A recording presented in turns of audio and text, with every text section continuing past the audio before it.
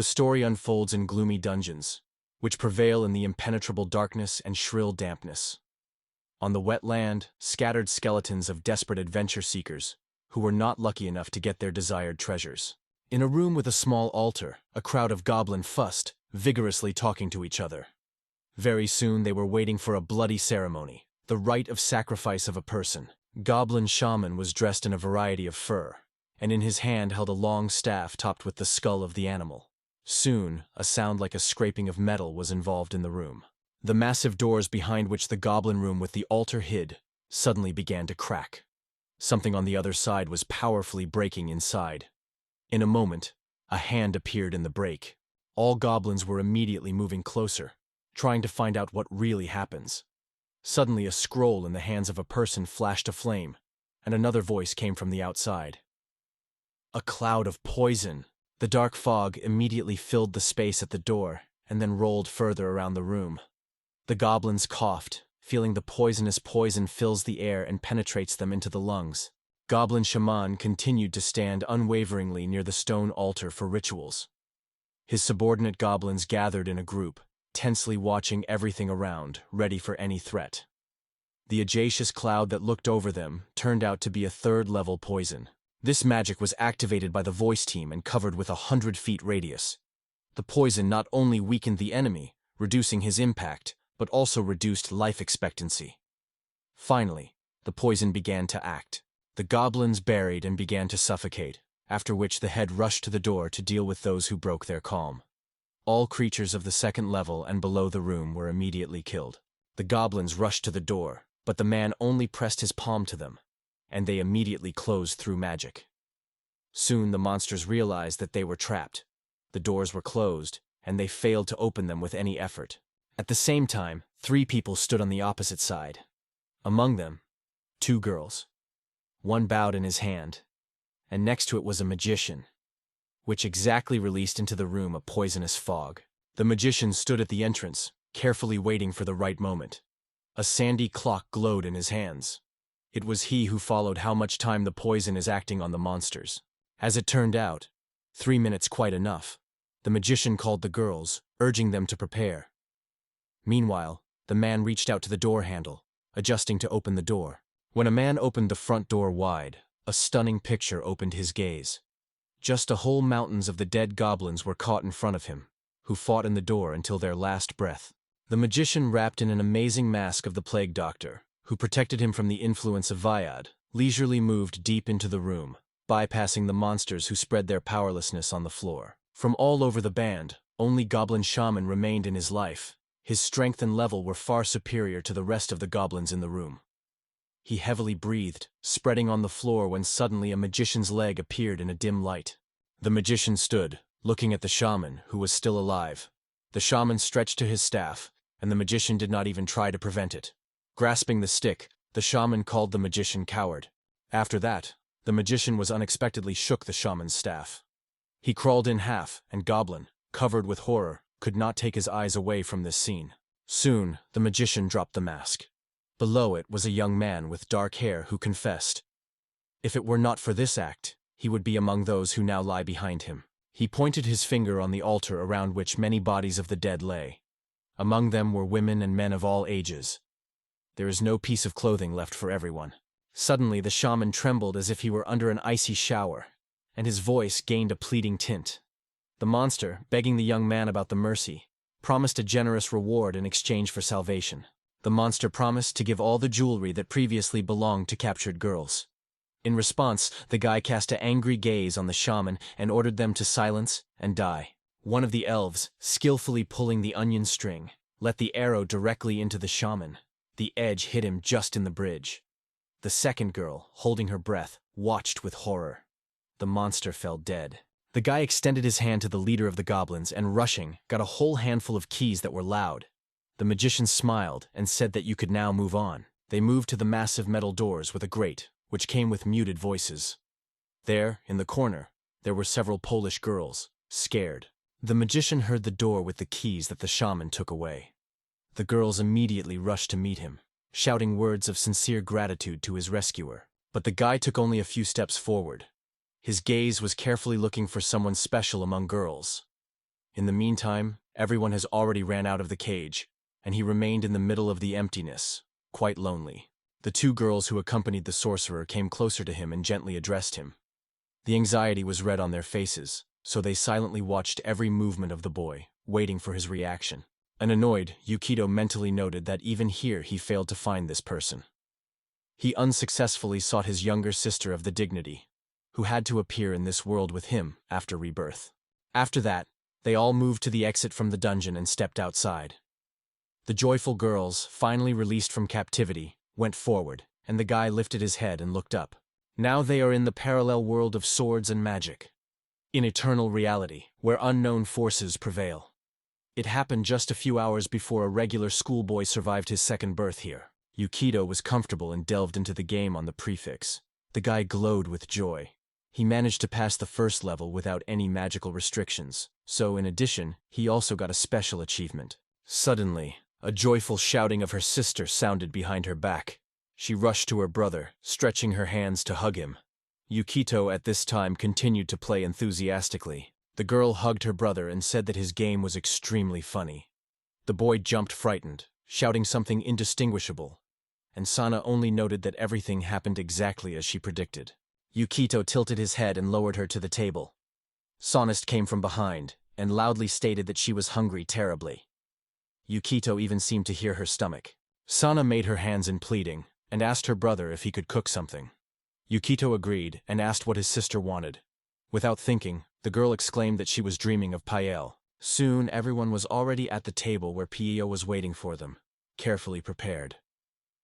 Sana wondered in Yukito if he really likes restrictions. The guy with a smile replied that such a task became much more complex and interesting. The girl also noted that any game became more exciting, and Yukito willingly agreed with it. She smiled and added, "Playing with her brother is always more interesting." He was called Kiri Harayukido, and he was just 16. The guy enjoyed a carefree life next to the charming younger sister. And here is the Sana. She was only 14, but Yukito immediately noticed.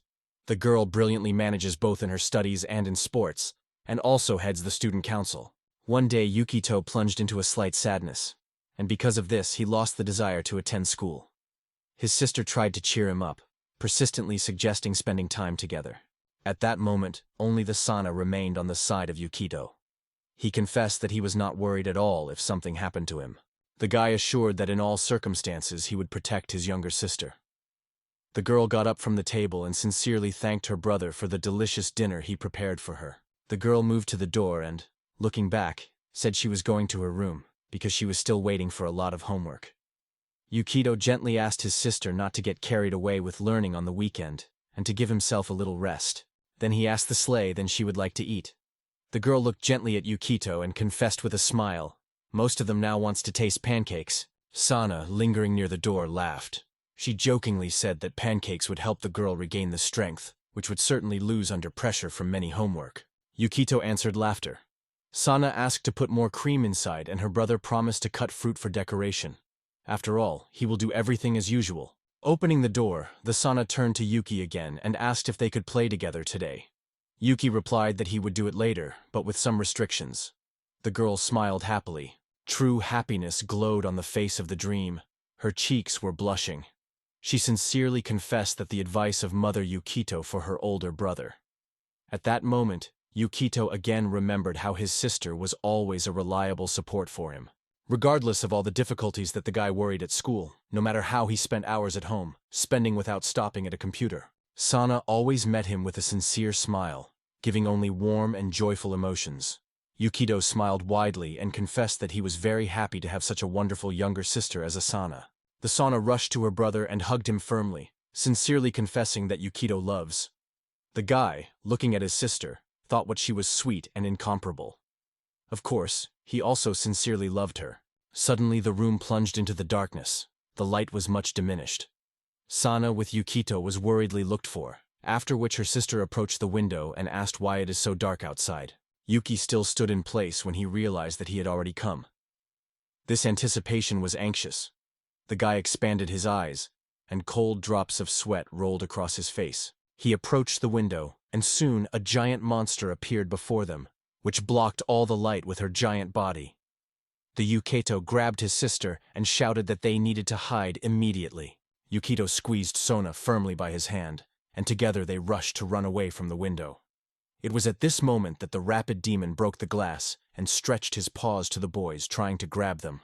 The glass fragments flew all over the room, until Yukito, stopping, covered his sister. The Sana clung to him even stronger, squeezing his palm. Tears creed on her face. Waging his hand, the demon rolled his back, shaking his clothes and leaving the bloodstream. The guy spread his mouth in a shrill cry, and then, squeezing his sister in arms, he was exhausted down. There was a solid darkness around, and absolutely nothing was visible. Yukito seemed to hang in the air, constantly falling down. He could not understand what was going on with him. While the guy hung in the air, an unfamiliar voice came to his ears. The stranger expressed his sincere condolences to the young man. Yukito lifted his head and carefully asked who was saying it. In response, bright flashes of light flashed before his eyes.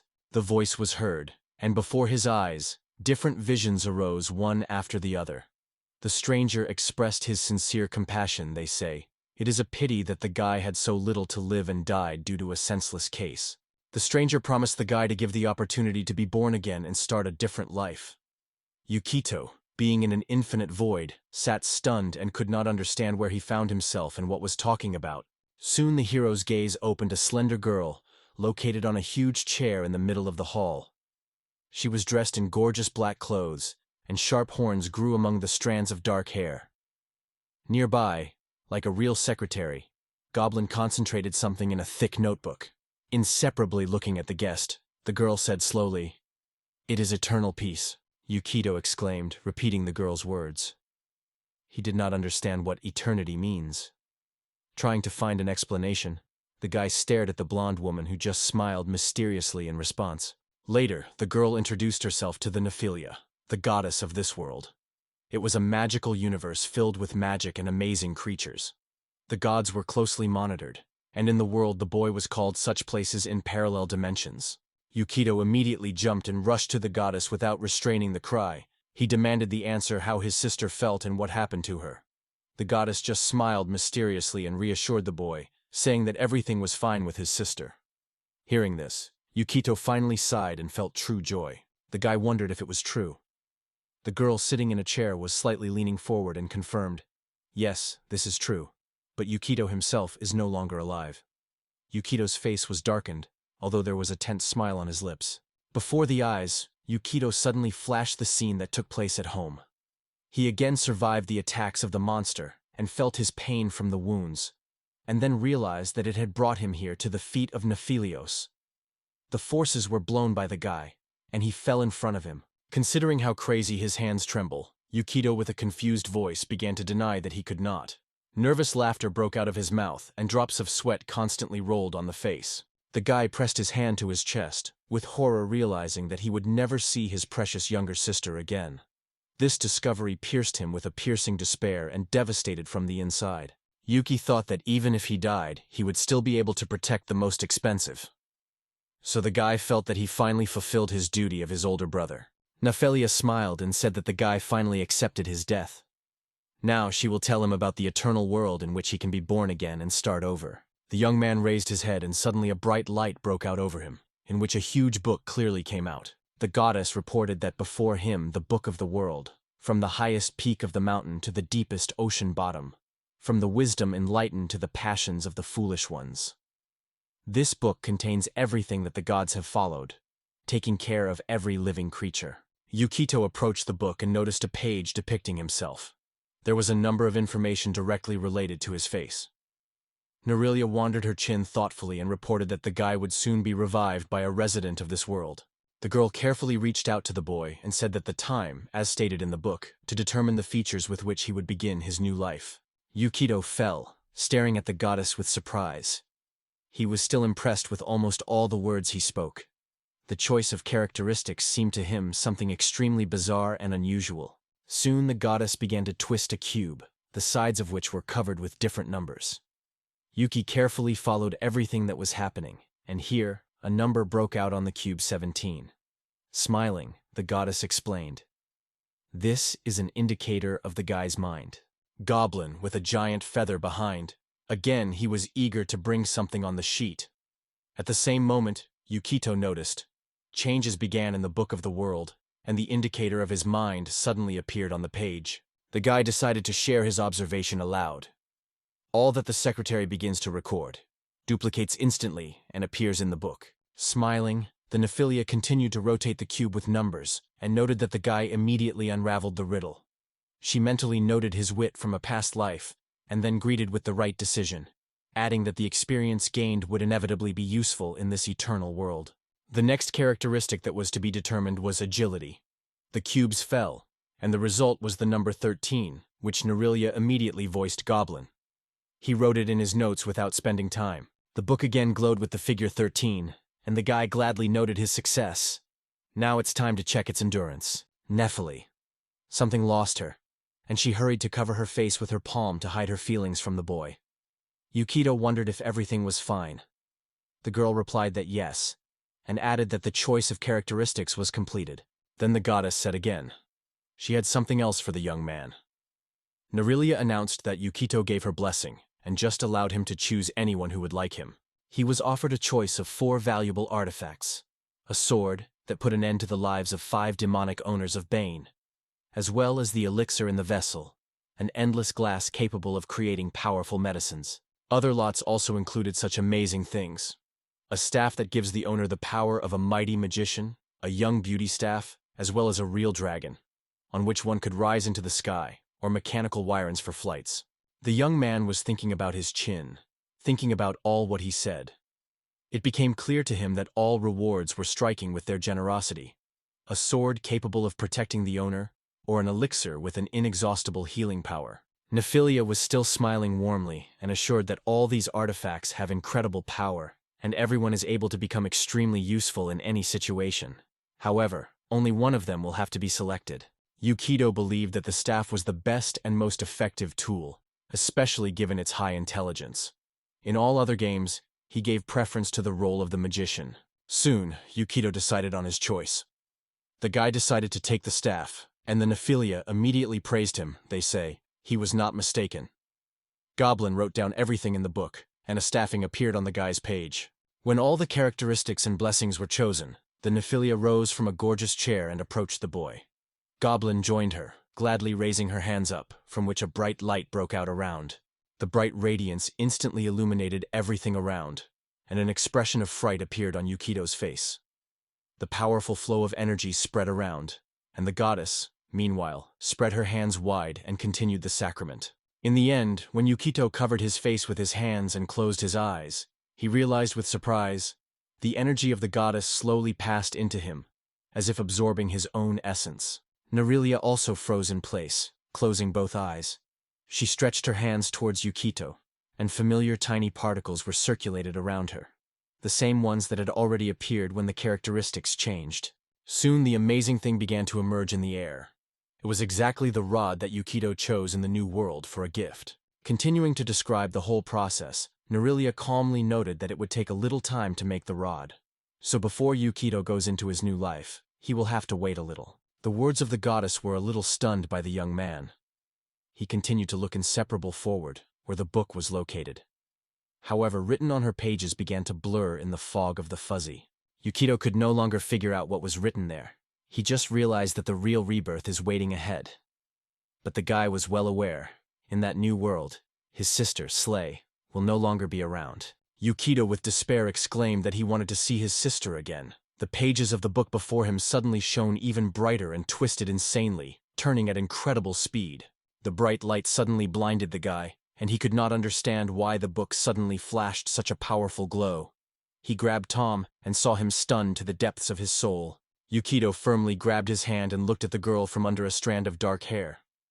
The goddess turned to the boy, finding his eyes with her eyes in a confusion to his unexpected and turbulent reaction.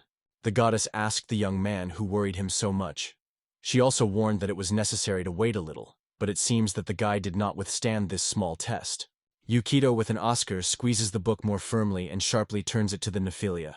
Turning to the goddess, he asks what it means, and demonstrates her the page he has just seen. The girl opened her eyes with surprise without looking at him. It was a page of Sleepy, and the guy was still crying, trying to find out why his sister was also in this world. The guy stopped his gaze again and again on the same page from the peace book, and in his eyes rage felt. Yukito assured that she was, no doubt he is absolutely sure. Starting to insist on explanations, Yukito said that the goddess assured him everything was fine with Sana. If she was here just like him, it could only mean one thing. The girl died. The young man remembered the words that Nephilia spoke to him. Then the girl explained that every inhabitant of this world is inscribed in the Book of the World, and their features are determined randomly for everyone. If the features of the sleigh have already been manifested here, it means that it also has been reborn in this world. The guy could not understand why Nerelia did not tell him about it from the beginning. Nephilia began to annoy and resolutely extended her hand forward. The goddess strictly warned that this book should not be read at all, so she immediately demanded that she be returned to the true owner. Continuing to act calm, Yukito angrily threw a figure in a cube, and then he sharply turned to the goddess of eternal rest, demanding that you immediately answer all his questions regarding the sleigh. The cube that fell fate formed under Yukito's feet a few deeper cracks. Goblin was confused, horrified by what he saw, and rushed. Nerelia released her hand again, and the book suddenly slipped out of Yukatan's palms. The young man exclaimed from surprise without waiting for such a tricky trick. Meanwhile, cracks under his feet were still spreading in different directions. The floor under Yukito's feet suddenly began to crumble, and he, having lost his balance, was on his knees. Meanwhile, the Nephilia, along with Goblin, frozen at the edge, watching the fragments of stones with a crack fly on all sides. Looking around, Yukito decided to come together with his thoughts, and suddenly noticed a book that was lightly fluttering in the wind. The young man immediately thought that this book stores all the tips that would help him find the dignity. Yukite immediately slipped down and rushed to the book, reaching out to her. Nephelius ordered the boy to stop, and not to strive to touch the sacred folio that belonged to the gods themselves. Yukito constantly flew into the abyss, squeezing a book of peace in both hands. The Nephilia only watched as the guy was slowly disappearing from her field of view, completely powerless to change something. Yuki turned to Flodan, realizing that he was not going to give up so much. For the sake of the safety of his sister, he was ready to challenge even the gods themselves to make sure that everything was fine. The guy chased his teeth and firmly decided that the revival of the laws of Nephilia is not for him. He will certainly survive and find Sana. Let him even have to pay for this highest price. A bright light suddenly broke out before Yukito. All his thoughts were focused on the Sana, to which he hurried and hurriedly asked to wait for him. The young man had no idea that a truly dangerous trial was waiting for him. The glow also went out before Yukito. The boy's face changed instantly. He was scared and horror because he did not understand what he had appeared before him. When the light went out, the guy gradually was able to see the outlines of the earth and realized with horror that the head was rushing just down. However, the thick branch of the trees came to his rescue. It softened the fall of Yukito, saving from severe injuries. Carefully descending from the tree, Yukito began to inspect the terrain. Only a thick forest and deserted hills spread around. Now the darkness prevailed outside. It looks like the evening has already been coming. The young man immediately recognized the place. This was the same eternal kingdom that Narlia told. The lawn-lavish trees here, although in his reality it was only an average park. Lifting his gaze, the guy noticed in heaven not only a month, or something like him, but also a few stars, which were approaching so that they could be seen quite close. Yukito realized that he really was in another world. So, there was only one conclusion. The young man really turned, and full of fear, lifted his eyes up. Realizing everything that happened to him, Yukito suddenly remembered the book he held in his hands. Expanding the peace book, the guy went to flutter the pages forward, until he again came across the image of his sister. Yukito understood without any doubt. Sana, along with his brother, also reborn in this world. She probably found herself here, because her features have already been determined. But where is it now? Thoroughly examining the page, Yukito suddenly noticed a thin mark that indicated the current location of the resident. The map shows that the girl is now in the capital, the town of Reinhardt. Surprisingly, the young man was effortlessly understood, because the book was adjusting and translating the text with a language familiar to him. Yukito considered this feature very convenient and useful. Subsequently, he again began to explore the book and decided to find the page where his own characteristics were contained. It turned out that she goes immediately after a page with Sana records. Opening his own page, the guy was surprised to find himself at the manual level. His characteristics were impressed with their quality, and the hero himself belonged to the class of magicians. However, there was one small but important detail. Moreover, with increasing level, the hero received various unique abilities. For example, Yukito recognized the poisons, had the art of interpretation and creation of light, and was still able to let the magic arrow and immerse the enemy into sleep. The guy stared at the page and suddenly noticed he had only 1 HP. The indignation was overwhelmed by Yukito, and he exploded with a cry, unable to believe he became so weak. Studying the information received, he noticed that a fall from a height of 6 feet should have caused him from 1 to 10 units of damage. Yukito mentioned the gaming bones. It seemed that sometimes the damage caused was also accidentally determined by bone throwing. Yukito realized what he was lucky. When he fell, he was saved by a lush branch of the tree. From now on, you need to be careful at every step. In addition, Yukito was glad that Sana was more durable and stronger than him. So, the boy got the profession of Manga, and his sister Sana received a priest class. It was important to find out what Yukito is capable of, so he had to carefully study his peculiarities and abilities. Yuki grabbed his head, noting that the book was written in detail and confusing.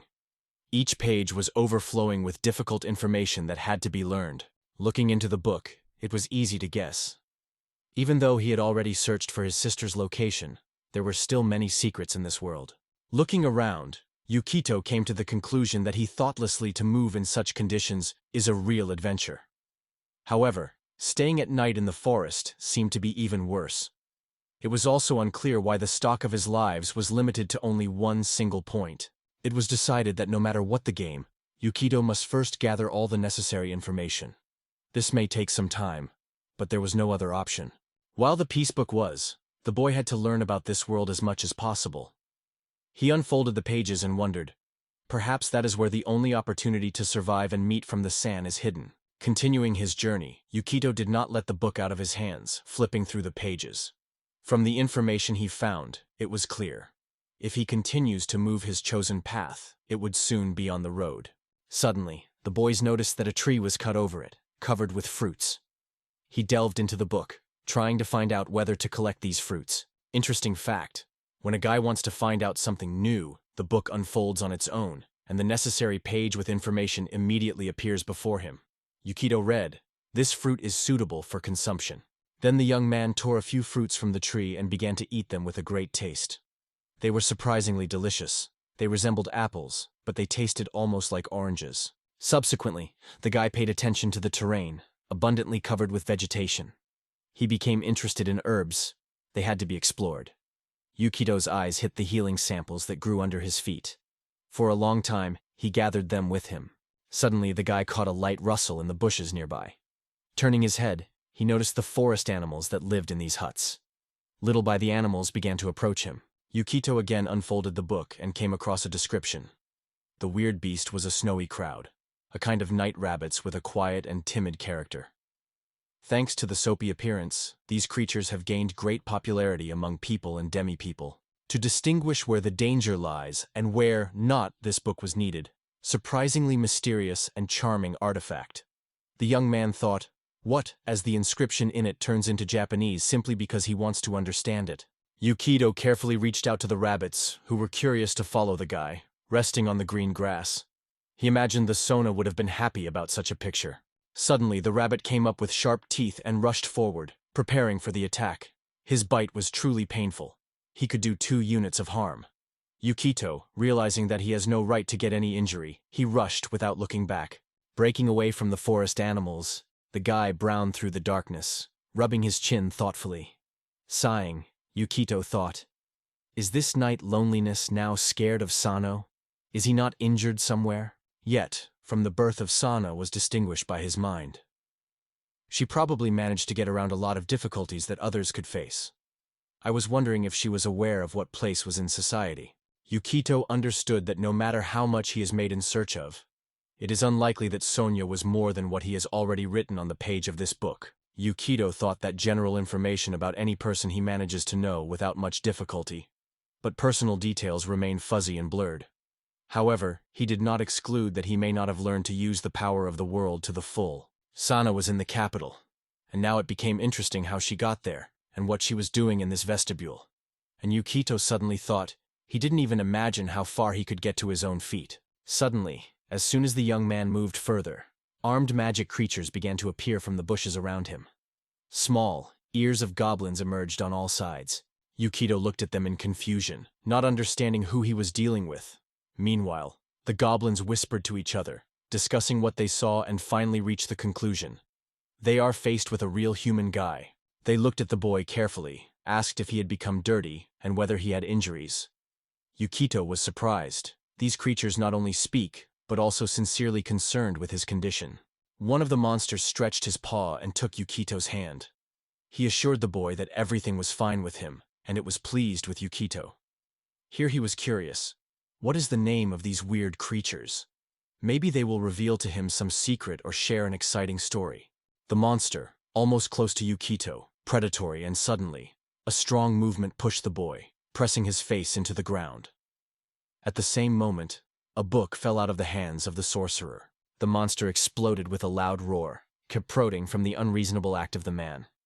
One of them even defiantly threw his leg through the Yukita, which he recently pushed.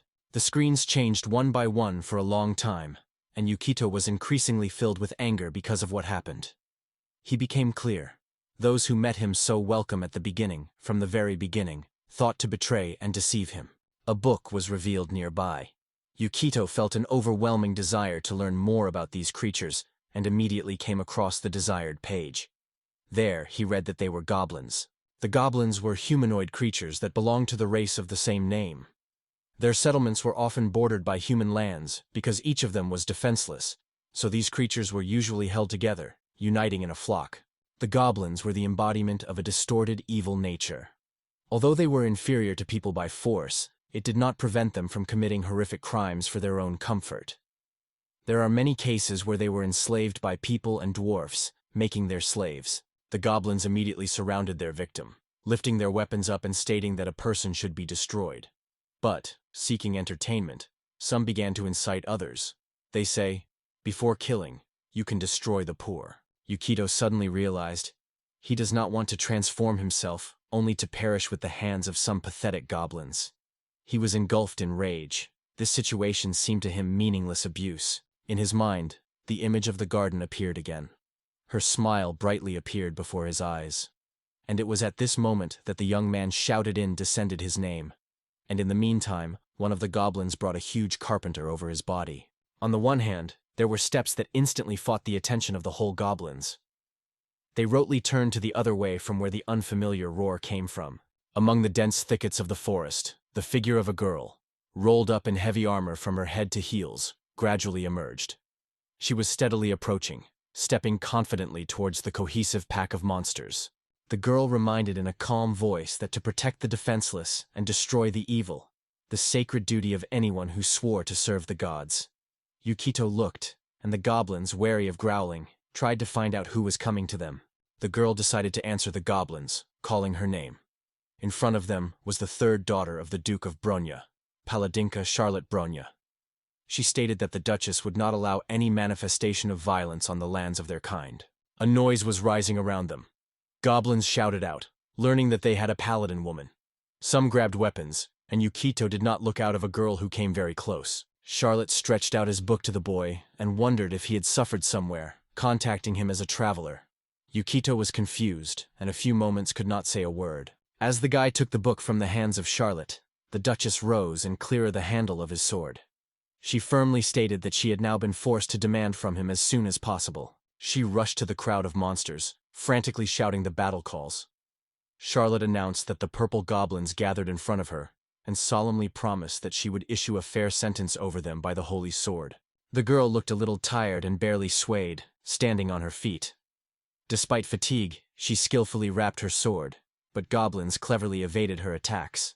Once in the center of the monster, Charlotte suddenly twisted in place, squeezing his sword firmly. Yukito watched it with surprise. He had no idea what she thought. Having overwhelmed over excessive and chaotic movements in full equipment, the girl quickly lost strength. Her sword slipped out of her hands and almost fell to the ground. Exhausted, she kneeled. eagerly grabbing the air. Goblin quietly watched everything that happened around. Charlotte lifted her head, and Yukito tried to see tears in her eyes. The girl apologized, confessing that the sword was too heavy for her. Her body trembled, and the guy, meanwhile, unfolded the book, intending to learn more about the Duchess. A few moments later, the book opened the desired page, and Yukito began to read carefully. Yugi looked at the strength indicator and noticed that the girl was equal to 7. However, at the same time, a debuff hung on it, which reduced this figure by 2 more units. Yukito noted that although his strength exceeds Paladin, the girl, despite his courageous appearance, is not able to hold the sword skillfully. The next moment, goblins with frantic rage rushed to the attack, jumping on the Paladin on all sides. Charlotte was desperately shouted, covering herself with her hands and trying to hold the invasion of enemies. The goblins, armed with their teeth, surrounded a defenseless girl and began to attack from all sides. Her armor rang from blows, and the sinister laughter of Goblin was even louder. They continued to beat tirelessly. Yukito reached forward and shouted with despair, demanding that they immediately stop this arbitrariness. Charlotte had a special skill, the sacred armor, which she inherited from the armor. This armor protected against many attacks, but because of its massiveness, it was truly useful only to those who were distinguished by the outstanding strength and skill in wearing heavy lat. She shouted that he now had a chance to escape, assuring Yukito that everything was fine with her. However, the guy shouted in response that he could not flee. He should act despite the words of Charlotte. Yukito stood a few steps from Charlotte, which was still constantly attacked. The guy was aware that he had neither weapons nor no means of protection, only one health strip.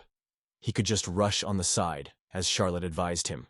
The guy spanned, imagining that as soon as he was being caught, he was cruelly beat, and in the end he could even die. Yukito squeezed his shirt on his chest with his hands, and each breath was increasingly difficult for him. Yukito recalled that his main goal was to find his sister, so he could not afford to take risks and had to take care of his own safety. As soon as this thought flashed in his head, he noticed that the book was already open on a page dedicated to it. All this only reinforced his desire to escape because he was well aware of his inability to be useful. It was at that moment that one of the goblins jumped on the guy. Yukito cleverly evaded the blow and rushed to flee. Suddenly the guy broke out with a wonderful light, forcing all the goblins to get away from the beating of Charlotte and alertly focus his views on him. Yukito knitted his teeth, gently squeezing them, and did not stop, knowing that if he really seeks to survive in this harsh world, another way out, except now, he has no escape. The goblins laughed in the entire forest, mockingly shouting that this man was a worthless one who threw the girl to his way. They fiercely shouted that he was incredibly stupid. One of the goblins returned to Charlotte and asked her friends, asking what they were going to do with her. All goblins were concerned about thinking, scratching their heads. One of the goblins leaned over the girl, pushed with saliva, and cheerfully stated that she would now become their slave. Others immediately agreed, adding that her armor was simply astounding. The girlfriend goblin was grabbed by the girl and stretched to her den. Charlotte shouted in despair, and soon the crowd enveloped a deaf roar of the hoof that was rapidly approaching. The horse raced rapidly towards the goblins, and on his back, firmly clutched into the kid, held Yukito and tried not to fall. Yukito trembled from head to head, but still managed to stop the horse right in front of Charlotte. Goblin hurriedly jumped sideways, and the guy reached out to the girl, calling her not to waste time. The girl was stunned by his act. She had no idea that the guy would be able to return for her, and even more so that she would get a horse somewhere. Yukito, with a trembling in his voice, confessed that he first dreamed only to escape, but later added that Charlotta did not want to die here, and even more so senseless. The goblin gang was bent and rushed. They were not going to forgive the attempt to select a slave from them, so they decided not only to deal with people, but also to destroy the horse. When Goblin hurt the horse, he rushed insanely, fell into the wild, and rushed to the abuser in anger. A powerful blow of a hoof, he dumped a creature to the ground and pressed it to the soil. The frantic rusting of the horse had a powerful effect on the goblins, tearing the eardrums. The panic molds threw knives down and thawed their ears with both hands, trying to escape from the painful sound. The horse, without stopping his combat rust, rapidly attacked the frightened goblins, rapidly jumping and attacking them. The goblins armed and rushed on the offensive. They shouted loudly that they needed to deal with this horse as soon as possible. However, the animal, torn forward and with a powerful blow of the hoof, scatters a crowd of enemies on all sides. Soon the whole flock of goblin was defeated. The monsters were exhausted on the ground, moaning quietly, and trying to get back from the battlefield, saving their own life. The horse looked at the goblins who were slowly on his feet. Noticing the anger of the animal, the band of the monster rushed in the side, and Yukito watched this scene without taking his eyes. Yukito took a book and unfolded a page on Charlotte. He was truly surprised. Where did this girl get such a worthless equipment? After all, she has neither strength nor special abilities. The girl was equipped with a sacred armor and had a big saber, though she did not imagine how to use it. When Yukito opened the equipment page, he saw it all with his own eyes. However, something was drawn to his attention. The girl had a battle horse. Usually, the battle horse listens only to the voice of his master, not responding to extraneous sounds. But this time he for some reason responded sharply in the name of Charlotte. After all, they managed to overcome the goblins. Departing a little further from the place where they came across Goblin, Yukito and Charlotte decided to break a small camp, igniting a campfire right in the forest thicket. Charlotte smiled, put her hand on her heart, and once again called her name and title. Then she approached the horse, gently hugged him, and sincerely thanked for the girl's rescue. The girl returned to Yukito and worshipped politely. She confessed that during the battle she inadvertently opened to him something obscene. But Yukito just smiled gently and reassured her. They say, nothing wrong happened. The guy added that he was also saved, just like Charlotte. He approached the military horse, reached out, stroked him carefully, and thanked him for the salvation. However, the horse retreated without trusting a stranger. Charlotte has stirred up, explaining that since then Rosalind was the foal, she was accustomed only to her, so she did not get along with anyone else. Yukito smiled and noted that they had a real strong friendship. Charlotte instantly supported his words, enthusiastically adding that she was her favorite horse. Yukito thought that all of it looks incredibly touching. The guy unfolded the book and compared the characteristics of the fighting horse and Charlotte. Charlotte had the first level, while the horse was the third. It turned out that the strength and endurance of the horse was 4 times higher than the indicators of his mistress, which surprised Yukito. While Charlotte poured hot tea, Yukito could not tear his thoughts away from the horse with 20 points. In addition, the animal has impressive agility and military power. The guy seemed to be inferior to the horse in everything, except for his charisma and mind. It was at this moment that Charlotte stretched him a cup of hot drink, silently inviting him to taste. The guy decided to make a response. His name is Yukito, Kirihara Yukito. As in the case of goblins, thanks to the skills of linguistics, he understands the interlocutors without difficulty. The girl leaned to the boy, looking carefully at him with his big, transparent eyes. Charlotte noted that his name is quite unusual, and with such proximity the boy's heart was crazy. The guy first found himself close to the girl's face, if you do not count the sleigh. Charlotte, meanwhile, drew attention to his unusual outfit and wondered where he arrived. The young man explained that he is a traveler who is constantly looking for new ways and travels the world. Then Charlotte noted that in these parts, it was restless. Despite the fact that the road is nearby, it is still dangerous here to wander alone. The girl said that is why they should rest a little before you go on. While her words were in the air, Yukito began to tremble with anxiety and wondered if he could find Sana in this confusing, full of surprises of the world. The guy squeezed a cup of hot tea in his palms and could not get rid of anxiety. If he had been attacked by some monster, he could die. Then he again plunged into a reading book, hoping to come across something that would help him survive. The young man realized that he was lacking in strength to fight. It would be almost impossible to find a sister in this state of affairs, so he decided to use his main advantage: knowledge of books and ingenuity. Opening a page with Charlotte information, the guy studied every detail carefully. He grabbed his head, thinking that he had no right to translate his worries into a girl, because she became a rescuer for him. The young man was still holding his head, barely audibly clenching his teeth from despair. He was well aware that he remained in the world completely lonely, and he just had no other ways. He soon broke out of the branch on which he sat and turned to Charlotte. The guy noted that the girl was a holy knight, so for this reason he wanted to ask her. Yukito dropped his knees in front of the Duchess and said the name of San. He appealed to Charlotte to help find his sister, who also found himself in this world. The girl looked at the boy in surprise. Yukito confessed that he had neither money nor equipment, no other things. The only thing he had was the book he held in his hands. The boys began to tell the story of how a terrible monster attacked them, which is why he and his sister were different. He also admitted that he was far from his home and now does not know how to go on. Raising his head, he shouted loudly that he was trying to find his sister as soon as possible. However, it is not possible for him. He lacks both strength and knowledge of these places. Continuing to lean to the ground before Charlotte, Yukito moaned and was pleased with the stole for help. Charlotte, watched all this, as if fossilized with surprise. The girl called the boy's name, and then assured that everything was perfectly understood. Charlotte got out of her place looking at him, and reported that she would inevitably help in his search. Yukito could not believe that Charlotte had so easily agreed. Having gained his gaze, he saw the girl already reaching out to him, at the same time confidently saying, "To help those who are in a difficult way, the holy duty of every knight." Yukito smiled, and hope broke out in his gaze. The young man reached out to the girl his hand, raising and sincerely thanked Cherwad, calling her his rescuer. Raising to his feet, Yukito said that according to his latest information, his sister is somewhere near the capital. However, he did not know the exact place of her stay. Charlotte leaned and quickly began to put everything to the bag. The girl reminded that they should rush, because the capital is far from here. In addition, she suggested that he first go to Orbeta City. Yukito had a very superficial idea of the location of cities, but he guessed that the girl, probably, had to catch something there, so he did not deny. The young man was convinced that he managed to persuade Charlotte to stand on his side. And the note in the book was in vain that this girl is characterized by kindness and unwavering sense of justice. However, her luck could be a source of serious problems.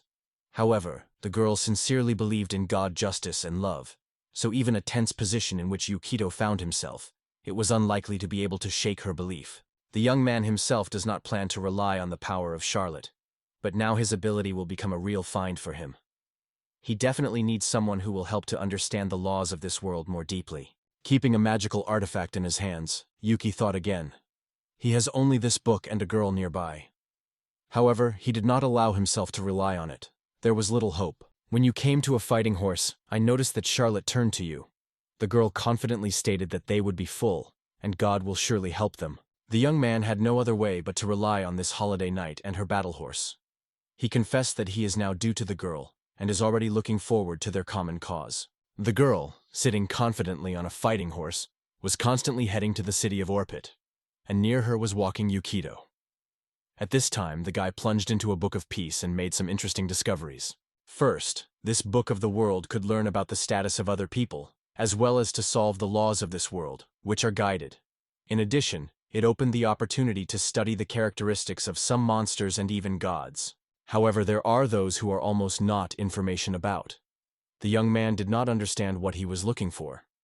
Perhaps the deeper he knows this world, the more new information he will be able to open and fit on the pages of his book. Another fascinating detail is that the boy's magic energy has changed depending on the power of the spell that he was going to apply. This first-level spell was only allowed to use 3 times a day. After each sleep, the character can restore the possibility of its use. Reading. Yukito suddenly heard the rustle in the bushes on the side of the trail. In a moment, a monster emerged. Yukito was genuinely surprised when he came across goblins again. He thought, if these creatures occur here repeatedly, perhaps this forest is their natural environment. Goblins rushed to Yukito and his companions, hoping to quickly deal with them. However, the fighting horse, defending his mistress, resolutely interferes with the attackers and scattered a small flock of the monster. Finally, Goblin was overwhelmed, and all others fell to the ground, covering their heads with their hands. Charlotte was sitting in a saddle with his head proudly raised, firmly squeezing her horse, confident and unbreakable. However, as it turned out, not all goblins have already left the huts. Yukito noticed from himself another opponent. Goblin just put an arrow on the bow of the bow and aimed at the boy. Yukito smiled cunningly, deciding that now the perfect moment has come to check the results of his research and give a decent repel to the attackers. The guy froze with his hand raised, evoking the ability of radiance. Even the battle stallion of Charlotte rushed. A bright wave of light was spreading around the young man. To put the spell, it was necessary to follow several important stages. Yukito has already learned from the Book of the World. In addition, he carefully studied the features of his own class. When applying the sorcery, the sorcerer should be fully concentrated. Every movement of the hand should be clear, and the words pronounced flawlessly. The slightest call when calling will cause magic, just won't work. The guy raised his hands and said the spell. ordering the freshly born blue glow to turn on the arrow and fly towards the enemy to pierce him. When Aikido reached out to Goblin and solemnly completed the spell, a magical seal broke out on the tips of his fingers, and suddenly a magical projectile flew out of her, which confidently struck the enemy. Charlotte, who has already jumped out of her battle horse, ran up to Aikido. She grabbed a young man firmly by her shoulder. He could not have it to sneak what was happening at all. The girl with a smile assured him, "He is really a magician." The magic arrow was the spell of the first level, which was activated by a verbal formula and a gesture. There was no protection against him, so the spell was free of charge. The young man cast his gaze on Goblin, fallen by his hand, and then turned to the book. He guessed that some actions can be experienced here. After the guy finally dealt with Goblin, his gaze immediately stopped at the prey that fell from a fallen enemy. Among all, a small bag with coins attracted the attention. Yuki was well aware that it is not necessary to give up such a proposal. It is better to take coins because later they can still be useful. The guy leaned and lifted his wallet from the ground. At the same moment, Charlotte was behind Yuki. The guy thought about his own actions for a moment, but quickly convinced himself that all of it, for the sake of the sleigh and its search. After passing the dark forest, Yukito and Charlotte came to the spacious lawn. Outside, it has started to shine, and all the beauty of this world has finally opened before them. Taking a few steps forward, the girl lifted her palm to his forehead, shaking her eyes from the bright sun, and with a solemnity declared, Yukito could already see a city that spread right in front of them. Yukito was amazed at what he saw. The guy enthusiastically looked at the walls of the fortress named Orbeta, and a smile blossomed on his mouth. Charlotte noted that it was, of course, not the capital, but Orblet is the largest city of this district. When they pulled up to the main gate of the city, Charlotte jumped from the horse, getting ready for the entrance. Yukito looked at the massive stone walls and two guards who were suspicious of the arriving carefully. Yukito always believed that the city, like its walls, is truly giant. Now, standing quite close, he could quite confirm it. At this point, he strictly looked at the formidable guard. When the boys approached, the guards immediately crossed the spears, blocking the way. One of them apologized and politely asked for a pass. Charlotte immediately frozen, scratching her pockets, and in a moment she got a small gold medallion. She demonstrated him as a guard, asking whether this thing would fit. Seeing the armor's coat of armor on the girl's medallion, both guards exclaimed. Recognizing him, they hurried to apologize for their impolite. The next moment, they bowed to the girl with respectful obedience and stated that they were ready to accompany the city guests to the station barracks. Yukito immediately realized, Charlotte is a person of a noble kind. The girl left the boy at the gate and soon returned, stretching him a few new things. Among them was a robe that perfectly fit Yukito in size, and now his outfit no longer fell into the eye. The girl asked the boy to dress and wait for her in the castle, after which she hurried somewhere. Meanwhile, the young man wondered, what does Charlotte do in this city right now? They did not come here by accident. As soon as the young man arranged his clothes, the gate in front of him with a slight familiar creaking, and before his gaze in all his grandeur, a big city. Crossing the threshold of the wall, the guy was among the bastard streets of Orbled. On the square near the fountain, people were honored. Everyone was concerned about their business. Yugi did not restrain the admiration when he saw it all. He immediately realized, before his eyes, a real city of fantasies that existed only in his favorite games before. While they were here, the guy sought to find out as much as possible, so he hurriedly stepped forward, looking around and with delight in absorbing every little thing. He seemed like a real miracle here. Shops that have never been met before. Many people and variety of races filled the streets. Particularly catching the eye, how much was different from the native planet. The young man decided that all this was thanked by the Sani, remembering his sister again. The smile arose on his face, and he began to unfold the book.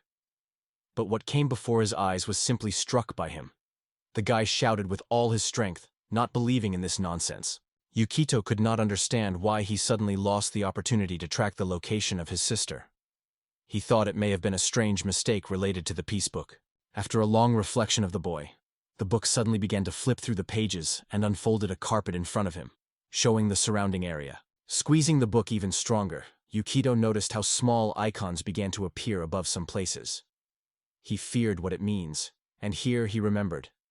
The card opens just when he thinks of a dignity. Subsequently, Yukito began to be more aware that this icon could have some attitude towards the location of his sister. However, there were several such designations, and these data seemed too vague. All this was angered by Yukito. Suddenly, he heard a female voice who asked him what happened. Noticing Charlotte, Yukito hurried his book in a hurry. At this point, the girl announced that she had already dressed.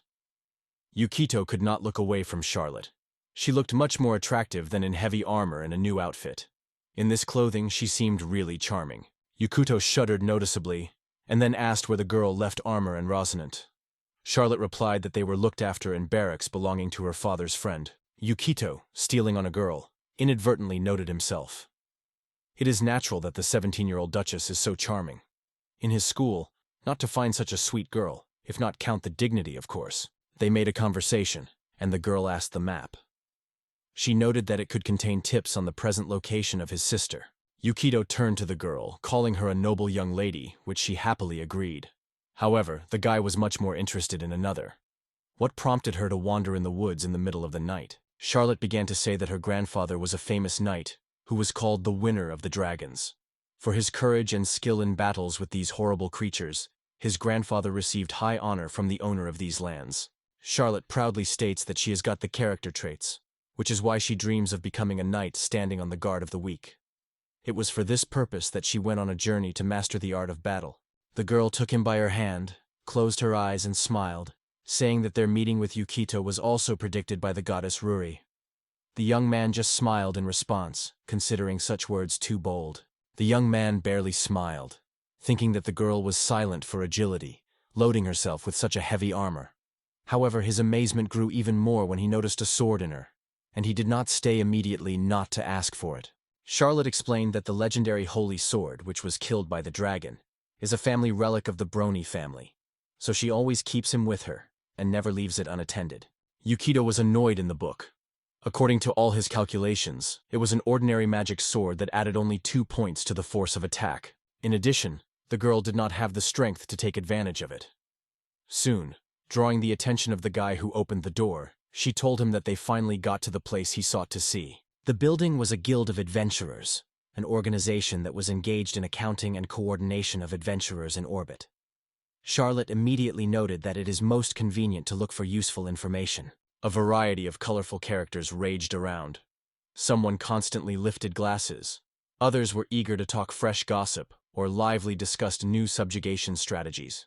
Yuki, flipping through the pages of the book, drew attention to the variety of races. He was wondering if there were elves or gnomes among them, so he began to look carefully around in search of familiar features. The young man decided that Guild is a really wonderful place where he could find out where his sister disappeared, as well as finding tips about the path back into his world. He believed that if he became known among adventurers, Santa would definitely pay attention to him. Soon they were approached by a girl who was standing for a stable registration. Smiling, she wondered what could help the boy, and, among other things, noted that Yukito looks very sweet. Yukito is a little embarrassed, trying to hide his feelings. When he came to the rack, he put his hands on her and stated that he was trying to become adventurers with the girl. Hearing these words, the girl opened her mouth in surprise. Without believing in her ears, she asked if this couple was trying to become an adventure seeker. From the hall, from the closest to the stand, there was a loud laughter. Elf and dwarf, having fun drinking drinks, shouted loudly that these boys were still completely young people with squeaks under their nose, and for them such an idea is something unattainable. Yukito's face tightened the shadow. He wondered why everyone was laughing around suddenly. The guy was confused, suspecting that he must have said something wrong. The girl behind the counter also smiled with others. However, Charlotte was not going to put up with such behavior of Guild. She strongly went to the abusers, grabbed the sword and, burning anger, demanded to repeat what she said. The gnome only continued to laugh, noting that he did not mind to discharge the atmosphere a little. He added that for the first time he sees someone in such an outfit in these parts. Continuing to make fun of, he threw that the girl reminded him of the one who was looking for a company for the night. Hearing this, Charlotte had already reached for her weapon, but even here everything was repeated almost the same as in the forest. As the girl got the sword, it became obvious he was too heavy for her. She immediately did not stay on her feet and fell on the floor with her sword. The gnome laughed even louder. He stopped over the girl who was still lying, and asked what she was doing here. He still said, "They say." she is unlikely to be able to use her weapon. Later, the gnome with a threatening look was stinging on the floor right in front of Charlotte's hands. She glanced down a harsh look and silently drunk her elch to the bottom. Turning Elu's mug, the gnome asked why the girl grabbed the sword. In response, Charlotte exclaimed that he had offended her. Yukito tried to quench the girl, thinking that she did not think too hurriedly to start a fight. A small man pulled her hand, praising that she was at least not lacking in courage. The gnome lifted the girl in his arms and, smiling widely, confessed that he just wanted to spend the evening with her. So he invited Charlotte to make him a company. Yuji To, dare to protect Charlotte, rushed forward and reached out, demanding to let go of the girl. However, it was at that moment that a plate with the flavors just flew to him just on his head. Yukito dropped back, but he was picked up in time by a high blonde. Without a second, she put a cold napkin to his forehead and asked anxiously if everything was fine with him. The woman said that when the snowman was drunk, he creates true horrors every time. She later stated that she was ready to fulfill all his desires and then suggested to be alone together. Yukito, confused, tried to escape from her arms. However, the girl did not allow him to slip. She pressed him even stronger to her breasts. Her class was quite ordinary. She served men in the guild. This clearly derived from her abilities when you believe in the book written. The next moment, Yukito slipped and began to fall back, shouting that everything was fine with him. The guy glowed on the floor, eventually escaping from the arms of a woman. All the adventurers who were in the guild at that time gathered in a close circle, and without holding back the ridicule, were laughing over two newcomers, emphasizing their helplessness. One of the crowd sharply ordered the boys to get out, saying that they were not happy here. Yukito thought he had not appeared here to make fun of him. He had to become an adventure seeker to find a dignity. He just didn't go to run. Yukito stood strongly, straightening his shoulders, and confidently addressed all those present in the building with a proposal to join his team. Somewhere in the far corner, a man in armor was carefully watched by him. As a question, Yukito immediately sounded a sharp answer. One of the men loudly exclaimed that there would be no fool who would want to join.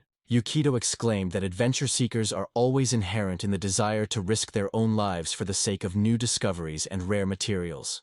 In the conversation, he also mentioned his sister. The same dwarf that kept Charlotte from the very beginning seems tired of listening to the young man. And suddenly, almost lightning, he grabbed the dagger, directing the blade directly to the guy. For a while, the man sat motionless, silently, with a face full of tension. Charlotte trembled with fear and was already ready to shout the name of a young man who froze in a moment from the blade of the knife. Then the angry court turned sharply and ordered the boy to shut up, but said it with a prominent politeness. He expressed the opinion of all adventurers. They say, none of them wants to deal with such as he. Yukito engulfed a crazy anxiety when he stood right in front of the blade. Suddenly it came to him how much he was wrong, too lightly imagining that everything would happen exactly as he wanted it. He had no other way out than to go, but Charlotte was still in danger, so Yukito had to act. Only magic and nothing else remained at his disposal. After mentioning it, the guy decided, at least try. He was not sure that his idea would be possible. Then he whispered a few words and turned his gnome with a light hand. While the gnome and his friend on the glass laughed loudly at the next table, Yukito quietly said the spell, the Hand of the Magician. The ghostly, almost invisible energy appeared in the air, giving it the opportunity to move objects unnoticed at a distance. Using the spell, Yukito decided to break the ile, standing on the table. He grabbed his vessel with his hand, and the elf sitting opposite the gnome had time to notice it. He only had time to shout from the surprise, as the next moment the mug with the drink spilled directly into the dwarf, pouring his beard and clothing with a fragrant liquid. A man angry to the border sharply grabbed his neighbor for his clothes and pulled on himself. The dwarf exploded, accusing the elf of pouring his drink. The elf was surprised that the mug himself had moved, but the second adventurer treated it extremely skeptical.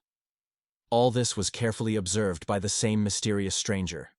Meanwhile, Yukito, skillfully distracting the drunkard, took Charlotte with him and went to the exit. Such an act made the impression of a stranger and made him smile.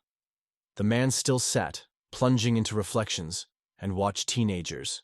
Leaving guild, Charlotte, along with Yukito, was rushing until they finally stopped. The young man had a great breath, and looking back, said that they had already overcome a considerable distance.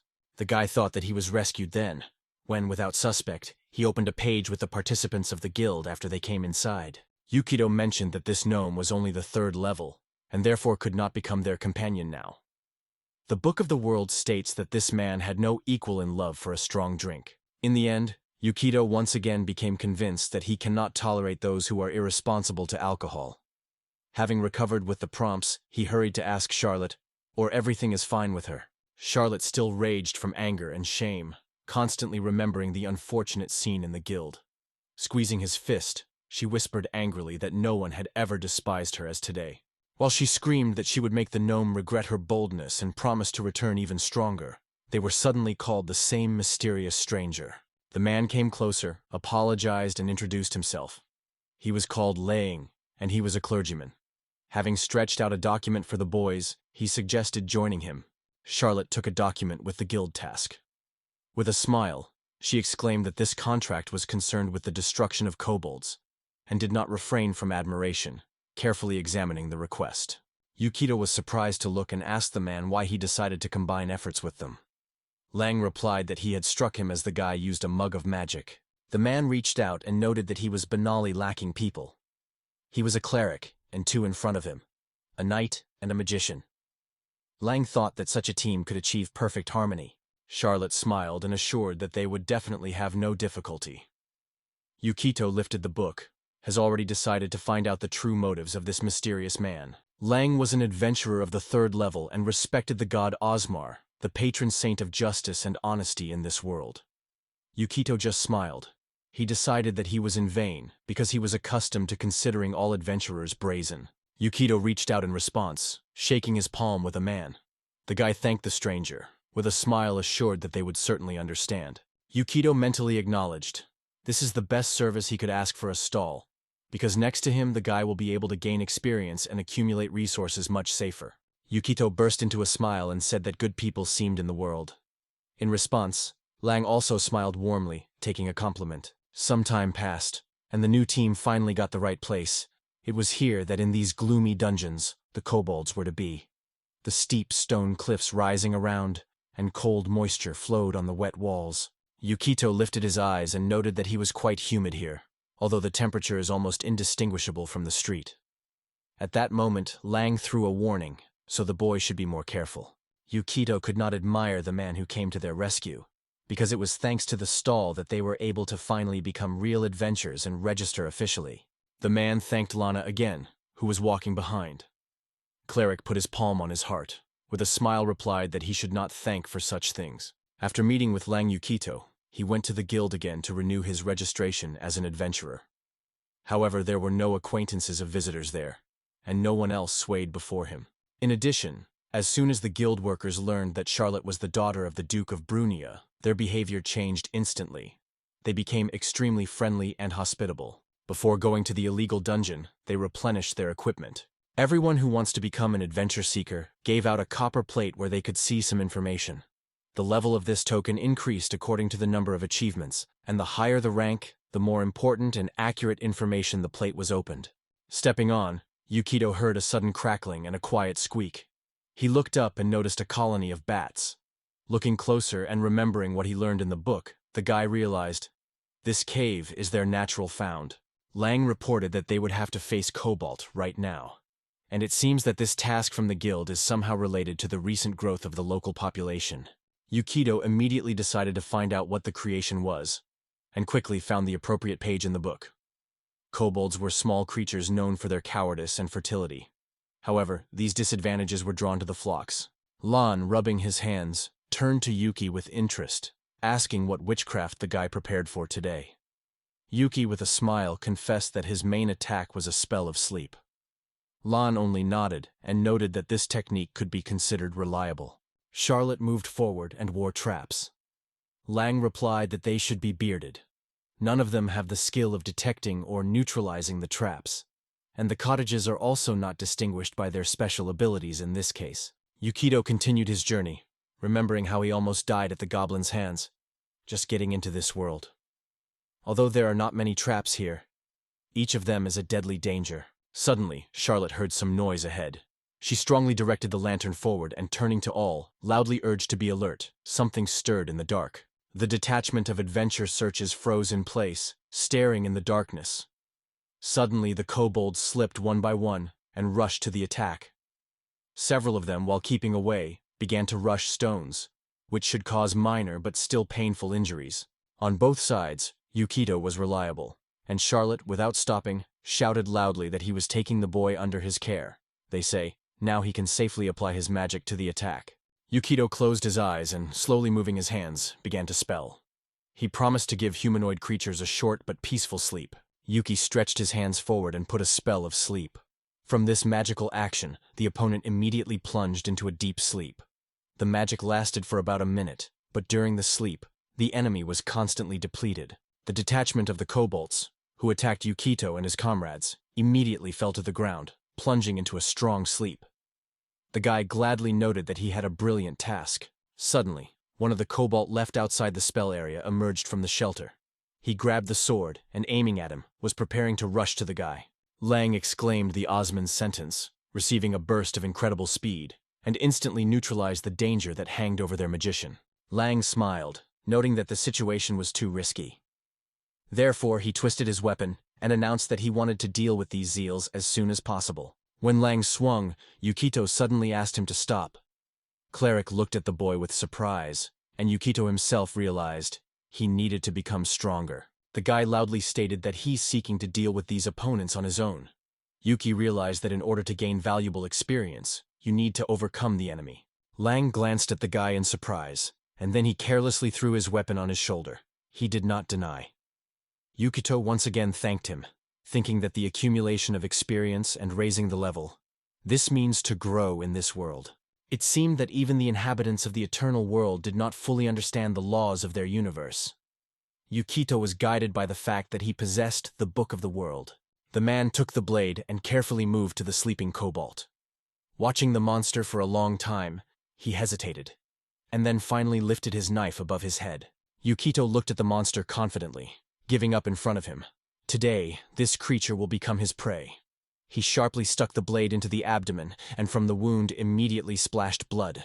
When the guy finished, he stood up, and without lifting his eyes, sharply ordered everyone to move on.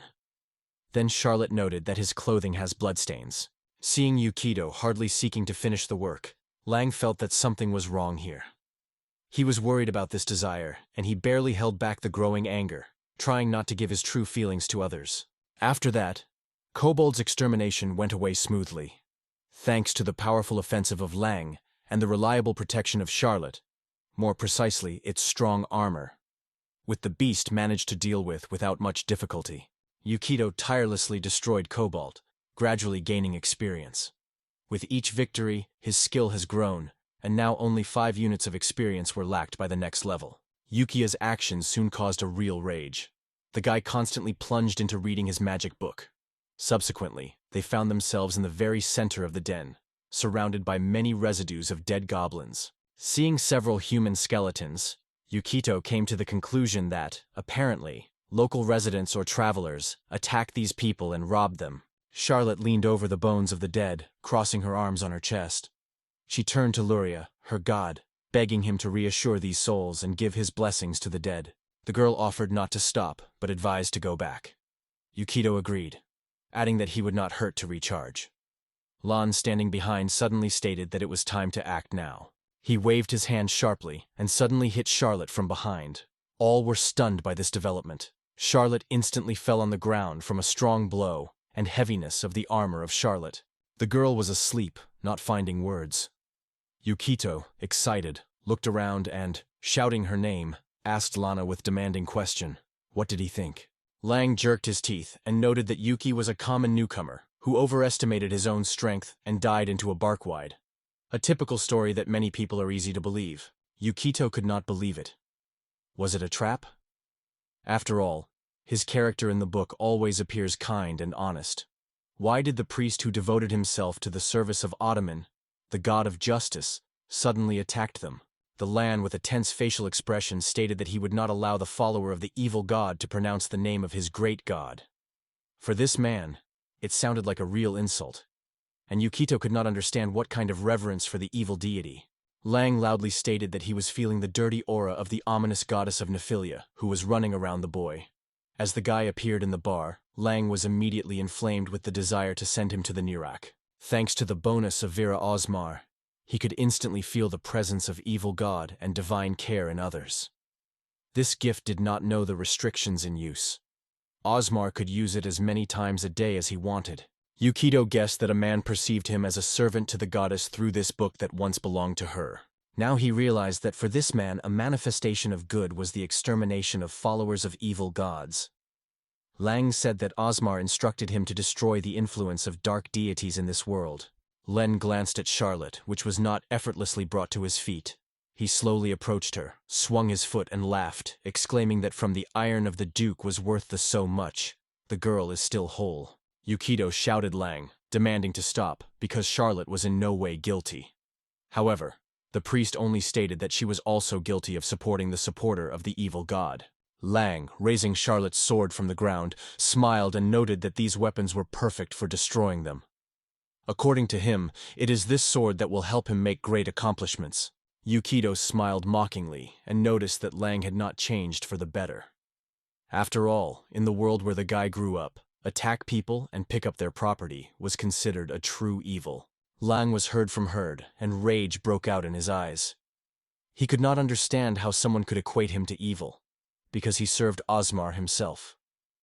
It was neither a crime nor unworthy for him to destroy the wrong ones and finally seize their weapons. After that, Ling ordered the boy not to move from his seat and instantly went on the offensive, but Yukito managed to evade skillfully. Lang promised that he would not give the opponent and blink his eye, and immediately went on the offensive. Yukito, with a desperate cry, tried to explain that he was not a follower of the Nephilia.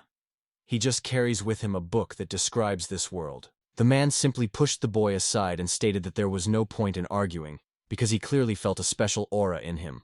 Yukito quickly unfolded the book, thinking that he had to act immediately. He decided that he should find out how to give a decent repel. As soon as Lung with a crosshammer rushed, the guy exclaimed the magical arrow spell and directed him just in Cleric. The explosion from the collision raised a powerful wave through which the surrounding rocks collapsed down. Yukito also flew back from the force of the blow, and lying disappeared completely from the field of view. Hiding behind a giant stone, Yukito watched the smoke gradually dissipated. He lifted the book, and in his eyes a confidence broke out. The guy seems to have finally found the solution of this puzzle. But the guy heard that someone's steps were getting closer to him. From this unexpected turn of the events, Yukito began to tremble. He soon captured the voice of Manga, who noted that the young man had another trump, except the ability to dive into sleep. But despite this, Lang still considered the guy a non-serious cry. Lang put his hand on a stone where Yukito sat and boldly stated that he managed to avoid the lightning he released. "Wagen!" he shouted loudly that everything would end now. At the very scope of the stroke in the dungeon, a shrill whistle came. Yukito exclaimed the name of his partner and immediately urged to act without delay. Long Day looked at what was happening without hiding his surprise. It was worth a moment to be distracted, as Yukito was immediately behind his back, squeezing a knife firmly in his hands. All confidence in his actions was read on his face. The edge of the eye Lang managed to notice how Yukito rapidly flashed past him. Cleric could not believe that the guy had such a developed agility that he allows him to perform such elusive fences. Yukito carefully examined the armor of a third-level warrior and noticed a vulnerable place in them. He immediately realized that it is necessary to strike there, because it is the weakest point of protection. After that, Yukito felt the blade into the gap at hand with Langa. Desperate cries immediately. From the wound, blood flowed into the armor, indisputably indicating a successful, unexpected blow. Lang did not stop screaming from pain until bleeding. His body slowly settled on the ground, and Cleric rushed rapidly to clamp his wound with his hands. Yukito stood side by side, still squeezing in his hand and watching this scene. Lang, still stunned by the blow, looked at the guy and asked how it was so easy to move. He added that such agility is only inherent in skilled theft. Breathing heavily, Yukito gathered with his forces and said that he possesses both magical and thief skills. So Lang had nothing left to think about what class he belongs to. Yuki immediately realized that he had achieved his. From the beginning, he aimed a magical projectile not in Lana, but in the flying mouse, which was hiding behind him. This way allowed the boy to raise his level when he defeated the monster. After that, he gained several precious points of experience, exactly what he lacked on the eve of the promotion.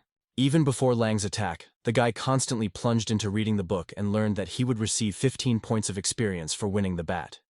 He was just lacking in 9. In the end, Everything happened as possible, given the circumstances. Later, Yukito came to the conclusion that he would be able to obtain multi-grade if he developed skills in different classes. The observation skill, exceptional for thieves, made it possible to recognize the vulnerable places of the enemy. It was this time that she became useful to the young man. Having carefully considered a weak place in the armor, Yukito instantly took advantage of another attraction of his class, the ability of insidious blow. Thanks to a skillful blow to the vulnerable point of the enemy, this ability the thief allowed several times more harm. Lang could not put up with what had happened. Curse the boy, he repeated again and again that Yukito was a servant of a sinister god. It was not easy for him to speak. Every word was given by effort, and after every phrase it began to dry a strong, painful cough. Then, turning his gaze on Yukito, he said quietly that he had made the mistake. Lan, pressing his hand with his hand, smiled and acknowledged that he had no forces for further struggle.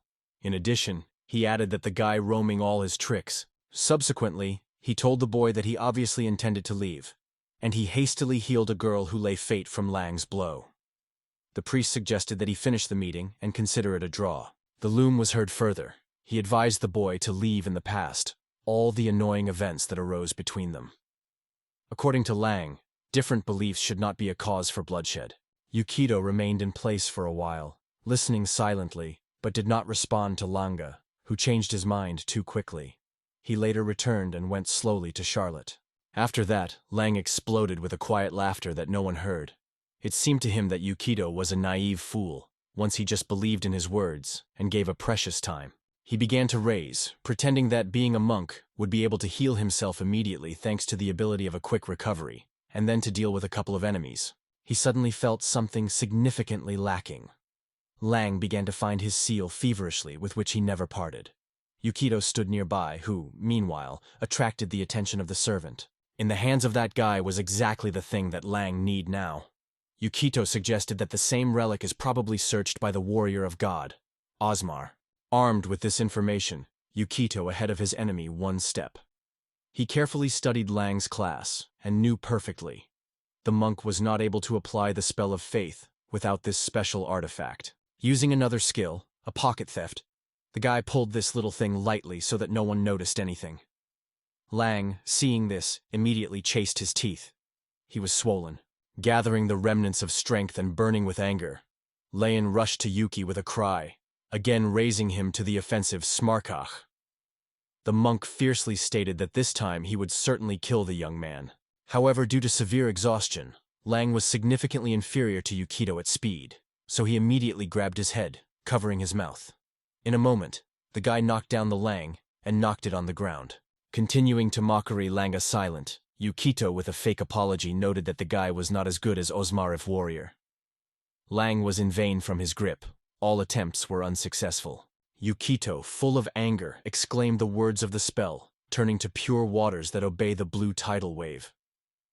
The anxiety flashed on Langa on his face. He immediately realized the intentions of the sorcerer.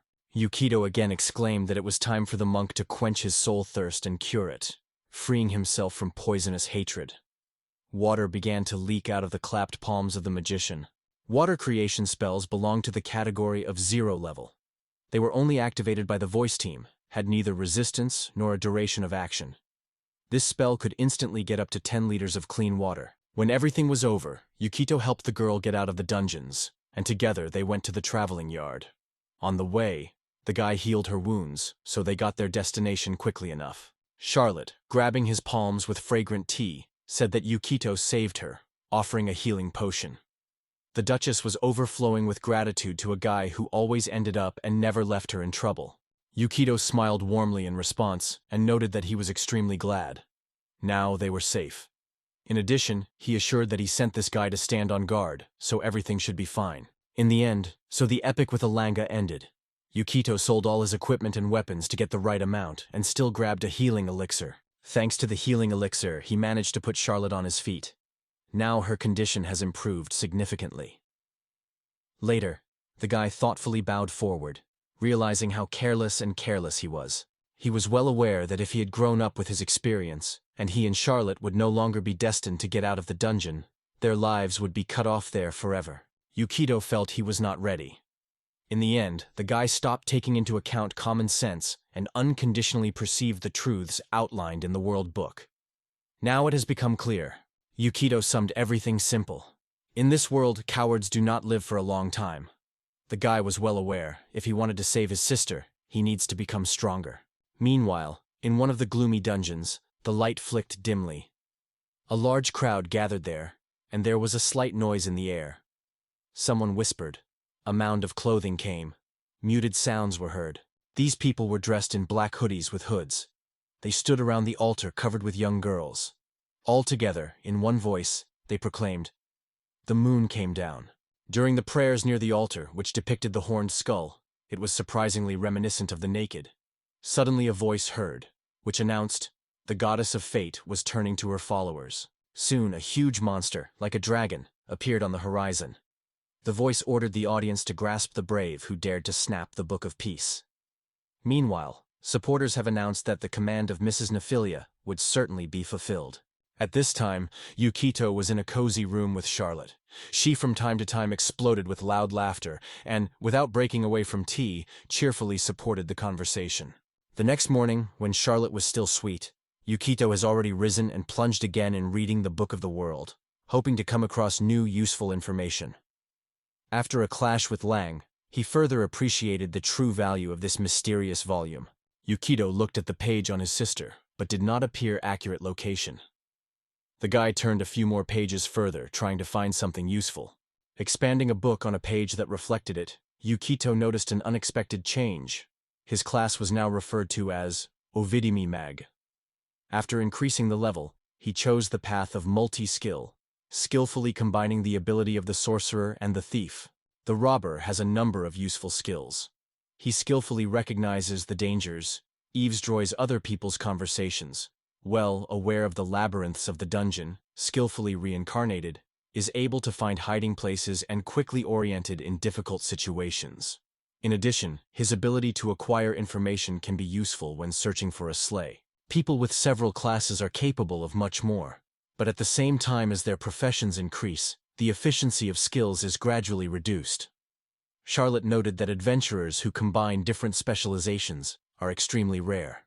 Walking through the pages of the Book of the World, the guy unexpectedly realized that the skill of the thief got him accidentally.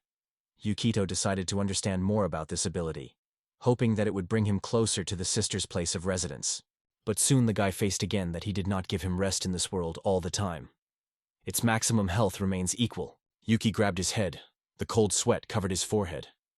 He could not understand why his condition was the worst in the world.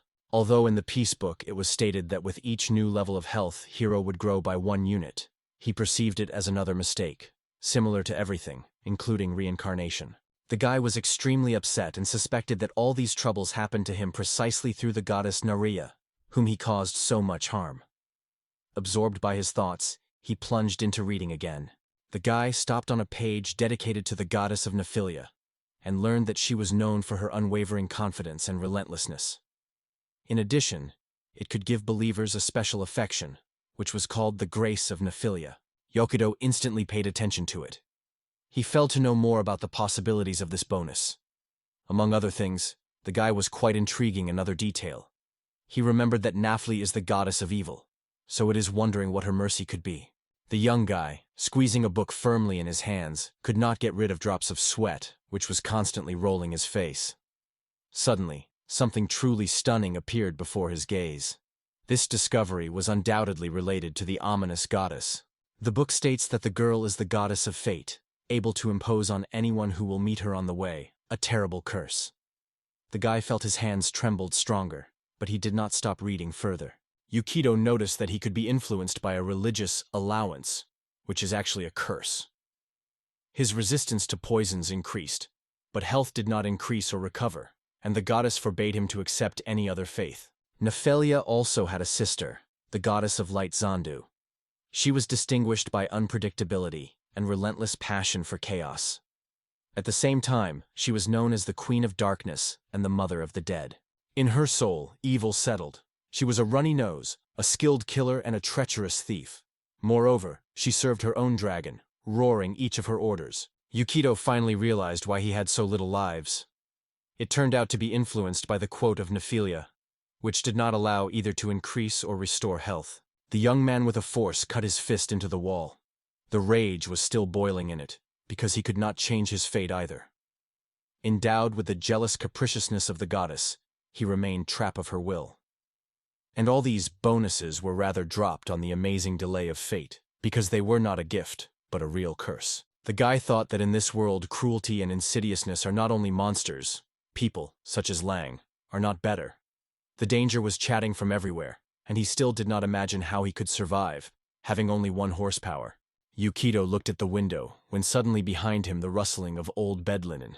He immediately turned, remembering that only a few minutes ago he crashed into the wall. The guy smiled and closed the book. He politely apologized that he inadvertently woke up the girl, and Charlotte noted in response that Yukito, as always, woke up earlier. Charlotte did not really joke when she assured that she never parted with her sword. She even sleeps with him. Waking up, the girl stretched, yawning, and greeted, asking him as he slept that night. The girl stretched up, looking out the window and noticing what good weather today. Yukito hid behind the book, ashamed that she was still in pajamas. As soon as the girl got up, Yukito became even more confused. He disrupted his mouth, but still restrained his desire to shout something in his whole voice. At this time, Charlotte, not paying attention to his embarrassment, suggested that the boy had breakfast in the guild. The girl smiled a little uncertainly and assured that today they should definitely work hard. She threw a strand of hair aside and looked at the boy just in the eye. At that moment, Yukito quickly hid under the blanket, literally wrapped in her head. Such a strange behavior was immediately alerted by Charlotte. She rapidly rose on the bed and asked what happened.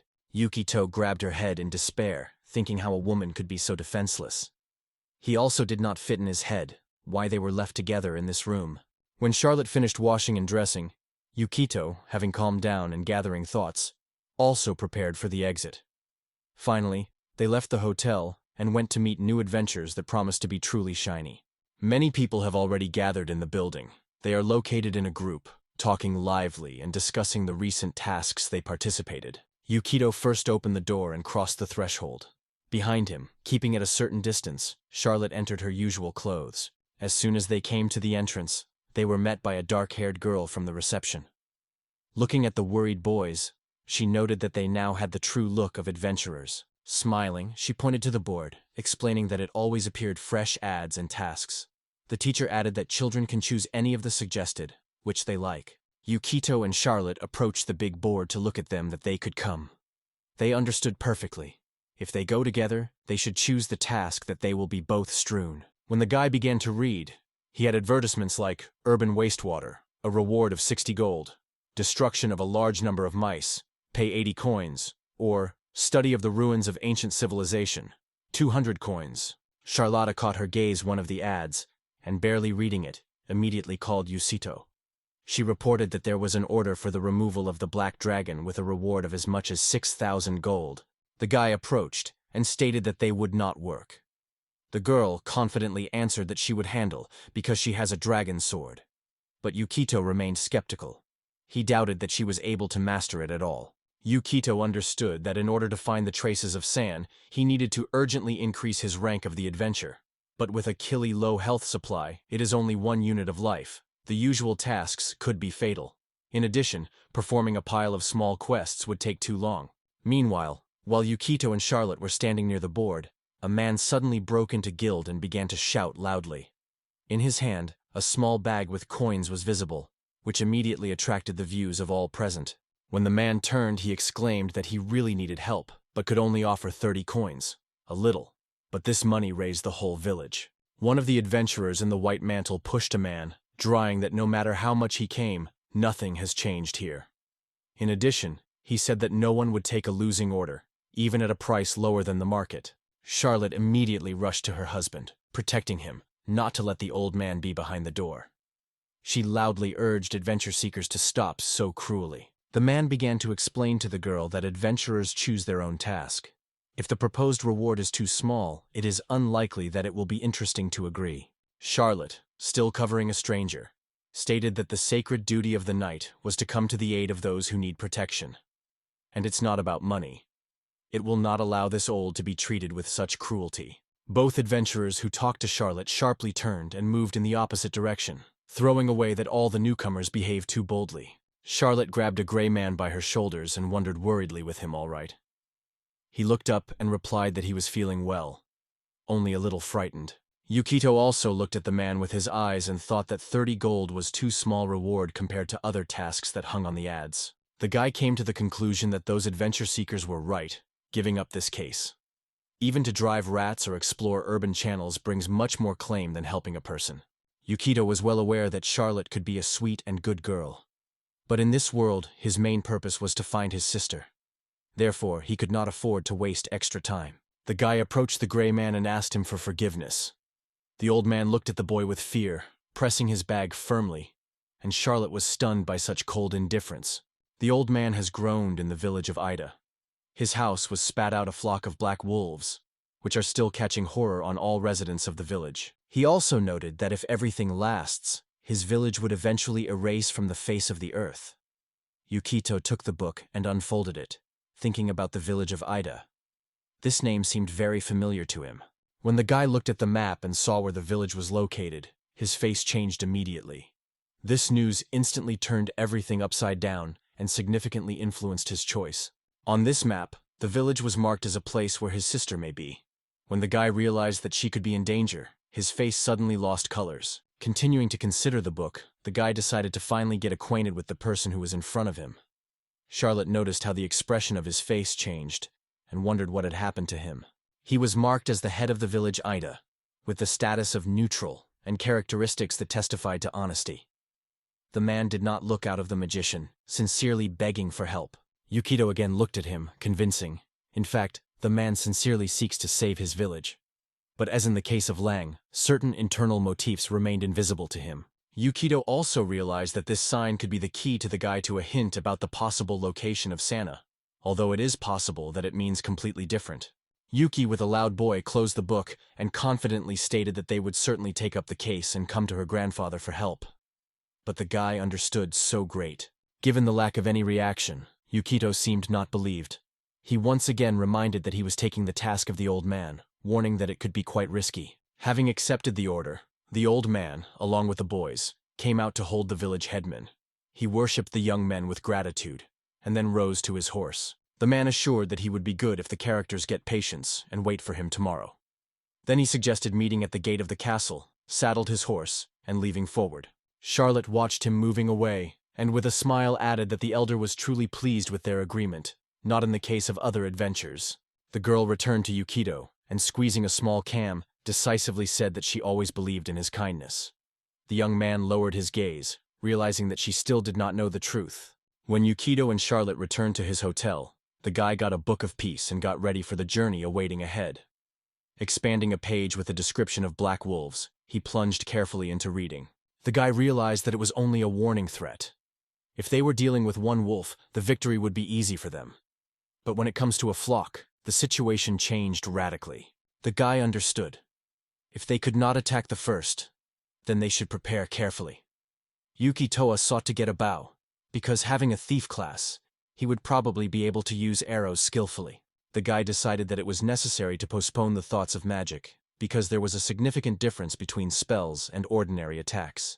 In addition, he was quite surprised that the bow cost only 15 gold, while the price of the armor set reached as much as 150. He still needed to buy Charlotte potions, stock up for himself, and in the meantime, the situation became more and more hopeless.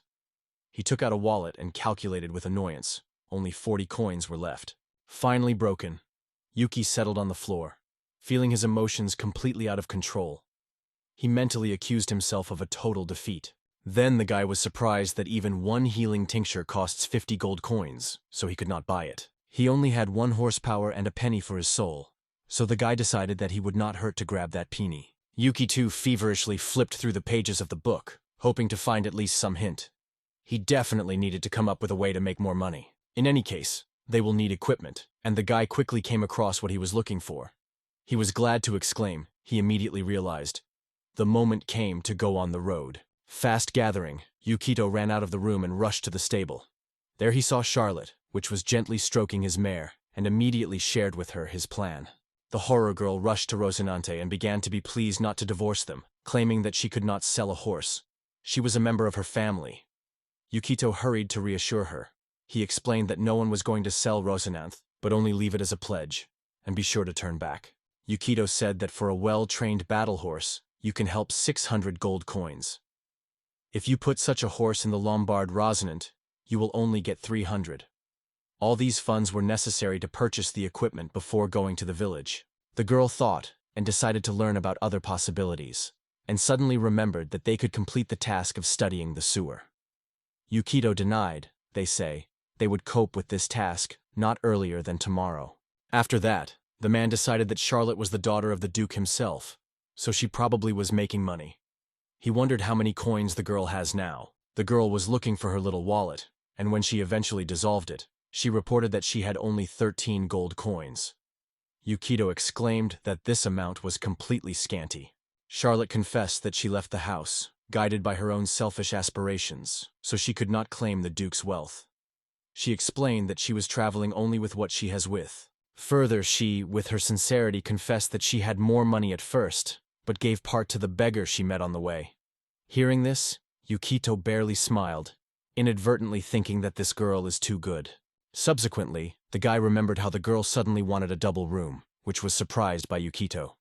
Her argument was simple, so they will save more gold. Charlotte began to worry more, and then suddenly suggested to take the task of a fighting horse, so they will receive a strong help in the battle with wolves. Yugi said that this time they could not take Rocinante. Charlotte opened her eyes in surprise and, filled with surprise, was demanding of the cause of such an unexpected refusal. Yukito explained that the battle horse has a great force, exceeding each of them. But now they will have to defend the village, not to show their power. At the same time, wolves will have an advantage in speed and quantity, which will make the battle particularly tense. So, even a fighting horse could not protect either the village or the boys during the attack. But Yukito had already come up with a strategy. He pointed to Charlotte and assured that he was now trusting the defense on the forefront. The girl asked in surprise if she understands everything right. Yukito replied that he invented a way to win this battle without even getting a single scratch. The guy noted that now it was only necessary to invent where to take the money to buy Rocinante. As she only realizes it, he will probably agree to allow him to lay this horse. Yukito grabbed the girl by her shoulders and shook her carefully, shouting that all this for the welfare of the village. However, the girl could not think of giving the horse into other people's hands. Yukito thought for a moment, and then shot his hands from Charlotte's shoulders and extended them to a fighting horse. Smiling, he said that from now on, Rocinante himself would tell the girl all she should know. The bright light suddenly flashed, and Charlotte rushed to look for shelter. Yukito did not stop, stubbornly directing his magic until the horse suddenly spoke, but his voice turned out to be male. Rocinante assured that everything would be fine with her, and now Charlotte had to trust Yukito the same way as she once trusted her. The girl still could not understand that she really hears the thoughts of her own horse. Yuki explained that this spell is called Talking with Animals. Thanks to him, a person is able to understand the language of animals and match them with ordinary words. Suddenly, Rocinante became a stroke and cried, madly shaking his hooves on the ground. Charlotte exclaimed, trying to understand what was happening to her. Rocinante came again and apologized. She assured that everything was fine. Just a moment she woke up. Charlotte also added that the mare carefully cares about her. Looking at Yukito, who stroked her gently, Rocinante noticed that the language of the horse sounded a little unnaturally, especially given the fact that a woman was in front of her. Rocinante reassured the girl. They say, it is not necessary to worry, she only caresses. However, the horse immediately added that Charlotte should go and surrender it as a pledge. After all, it was all her detachment. Charlotte was extremely surprised, trying to understand whether or not it is.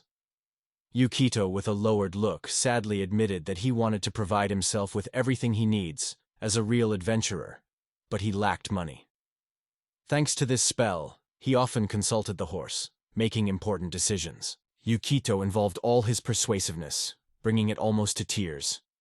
The guy looked away, saying that he did not want to do so, but we should also pay attention to the feelings of Rosie.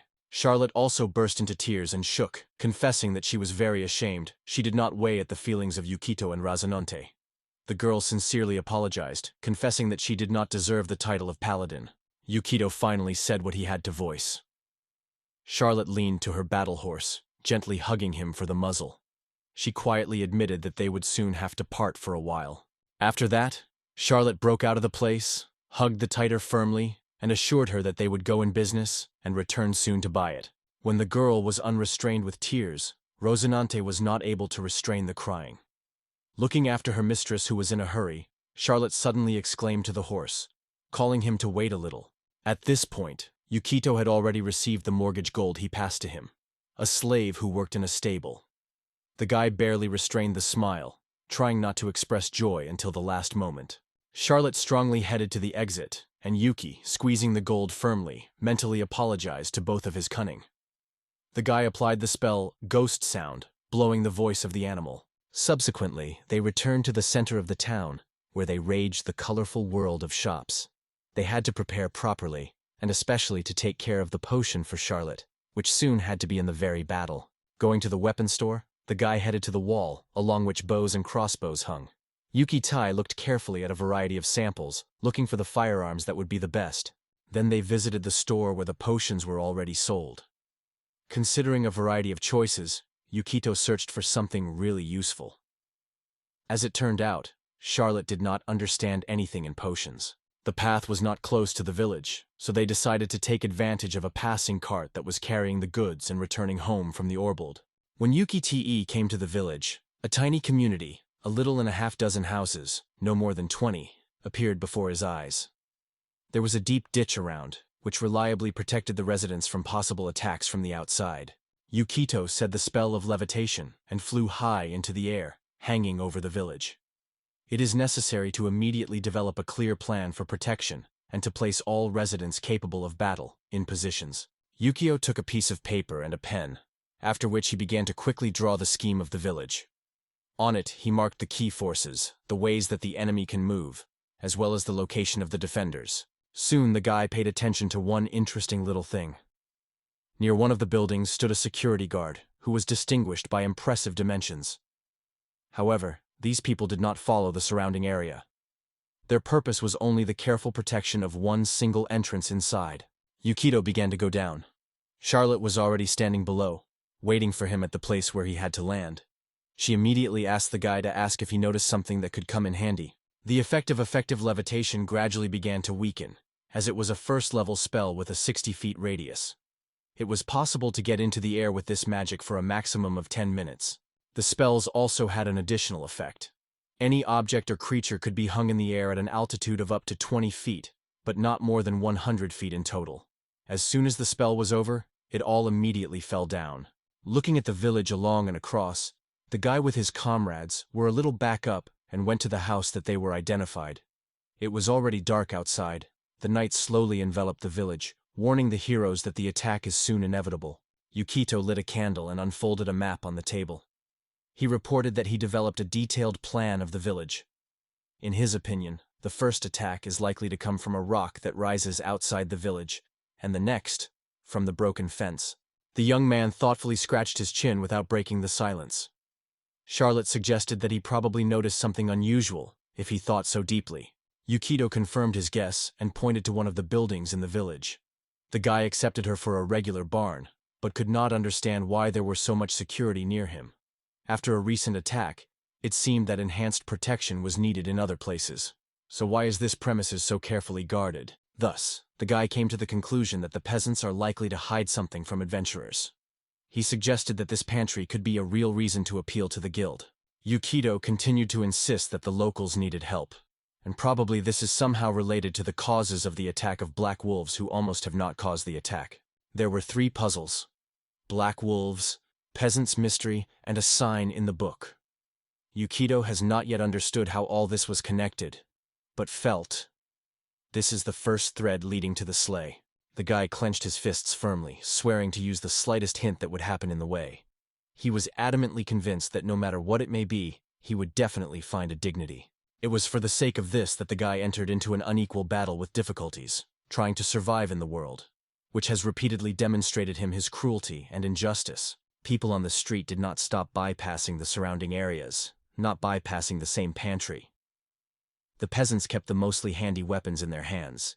In their hands there were pitchforks, shovels, and other economic stock.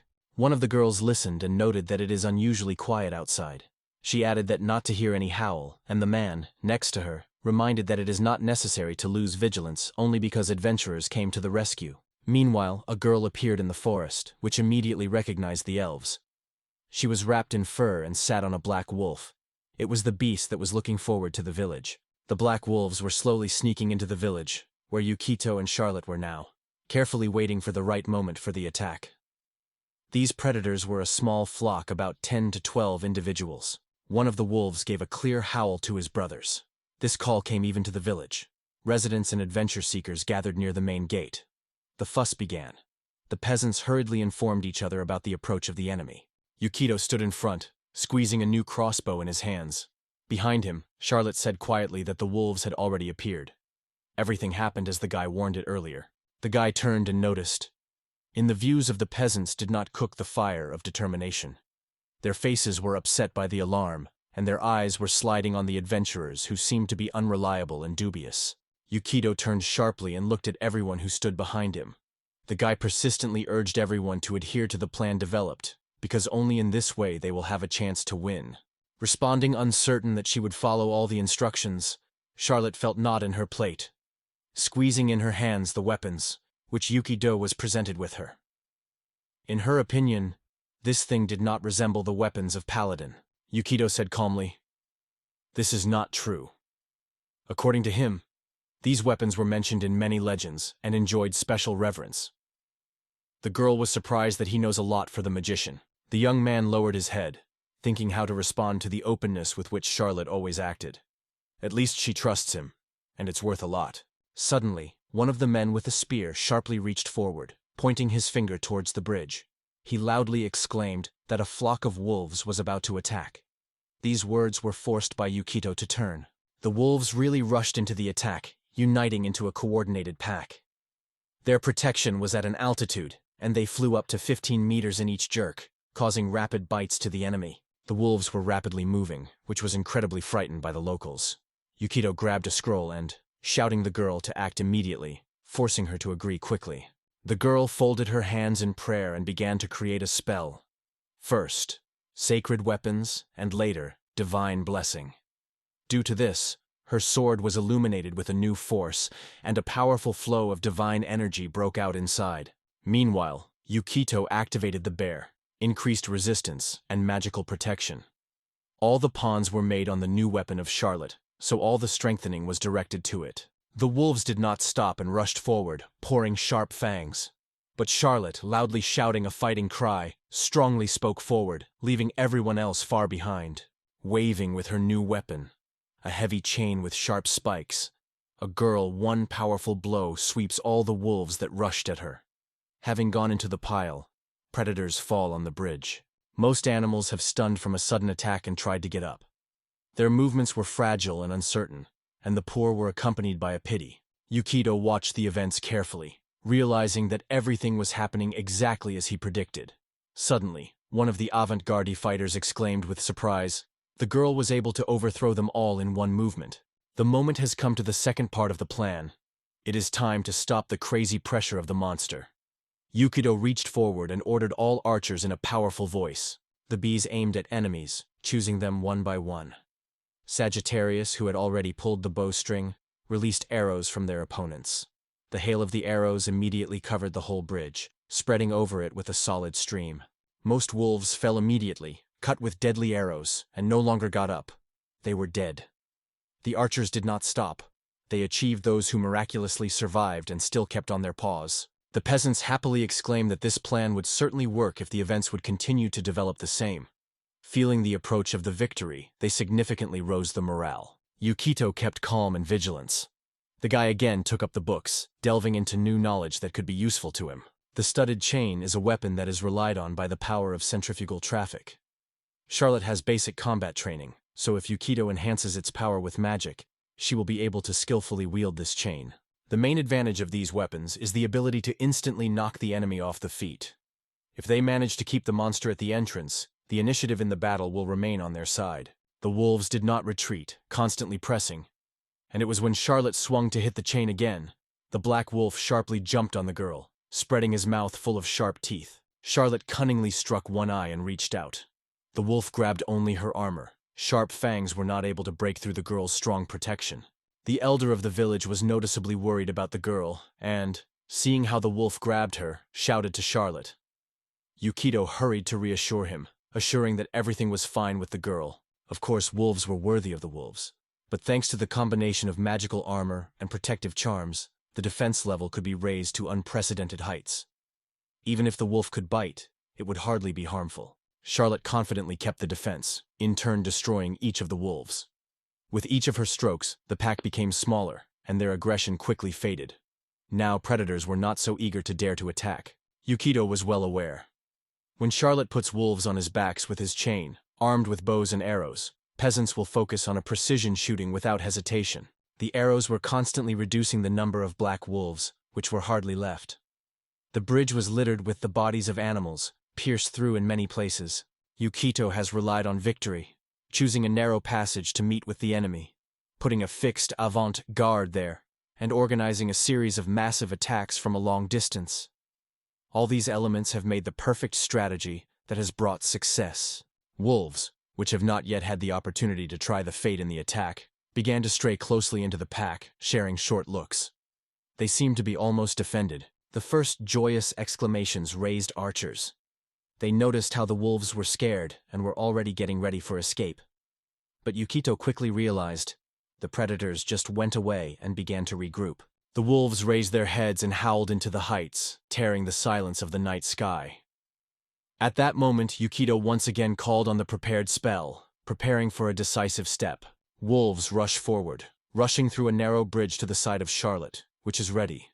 The chain in her hands again is about to break into the counterattack to stop the next pressure of predators. Yukito applied ghost sound, well understanding. Black wolves never hunt alone. They communicate with a bark, acting in a coordinated act during the attack. So, if he was able to simulate that specific signal to the attack, it could knock down the wolves from the panther and destroy their coordinated strategy. Another attack of wolves was stopped according to an already established scheme.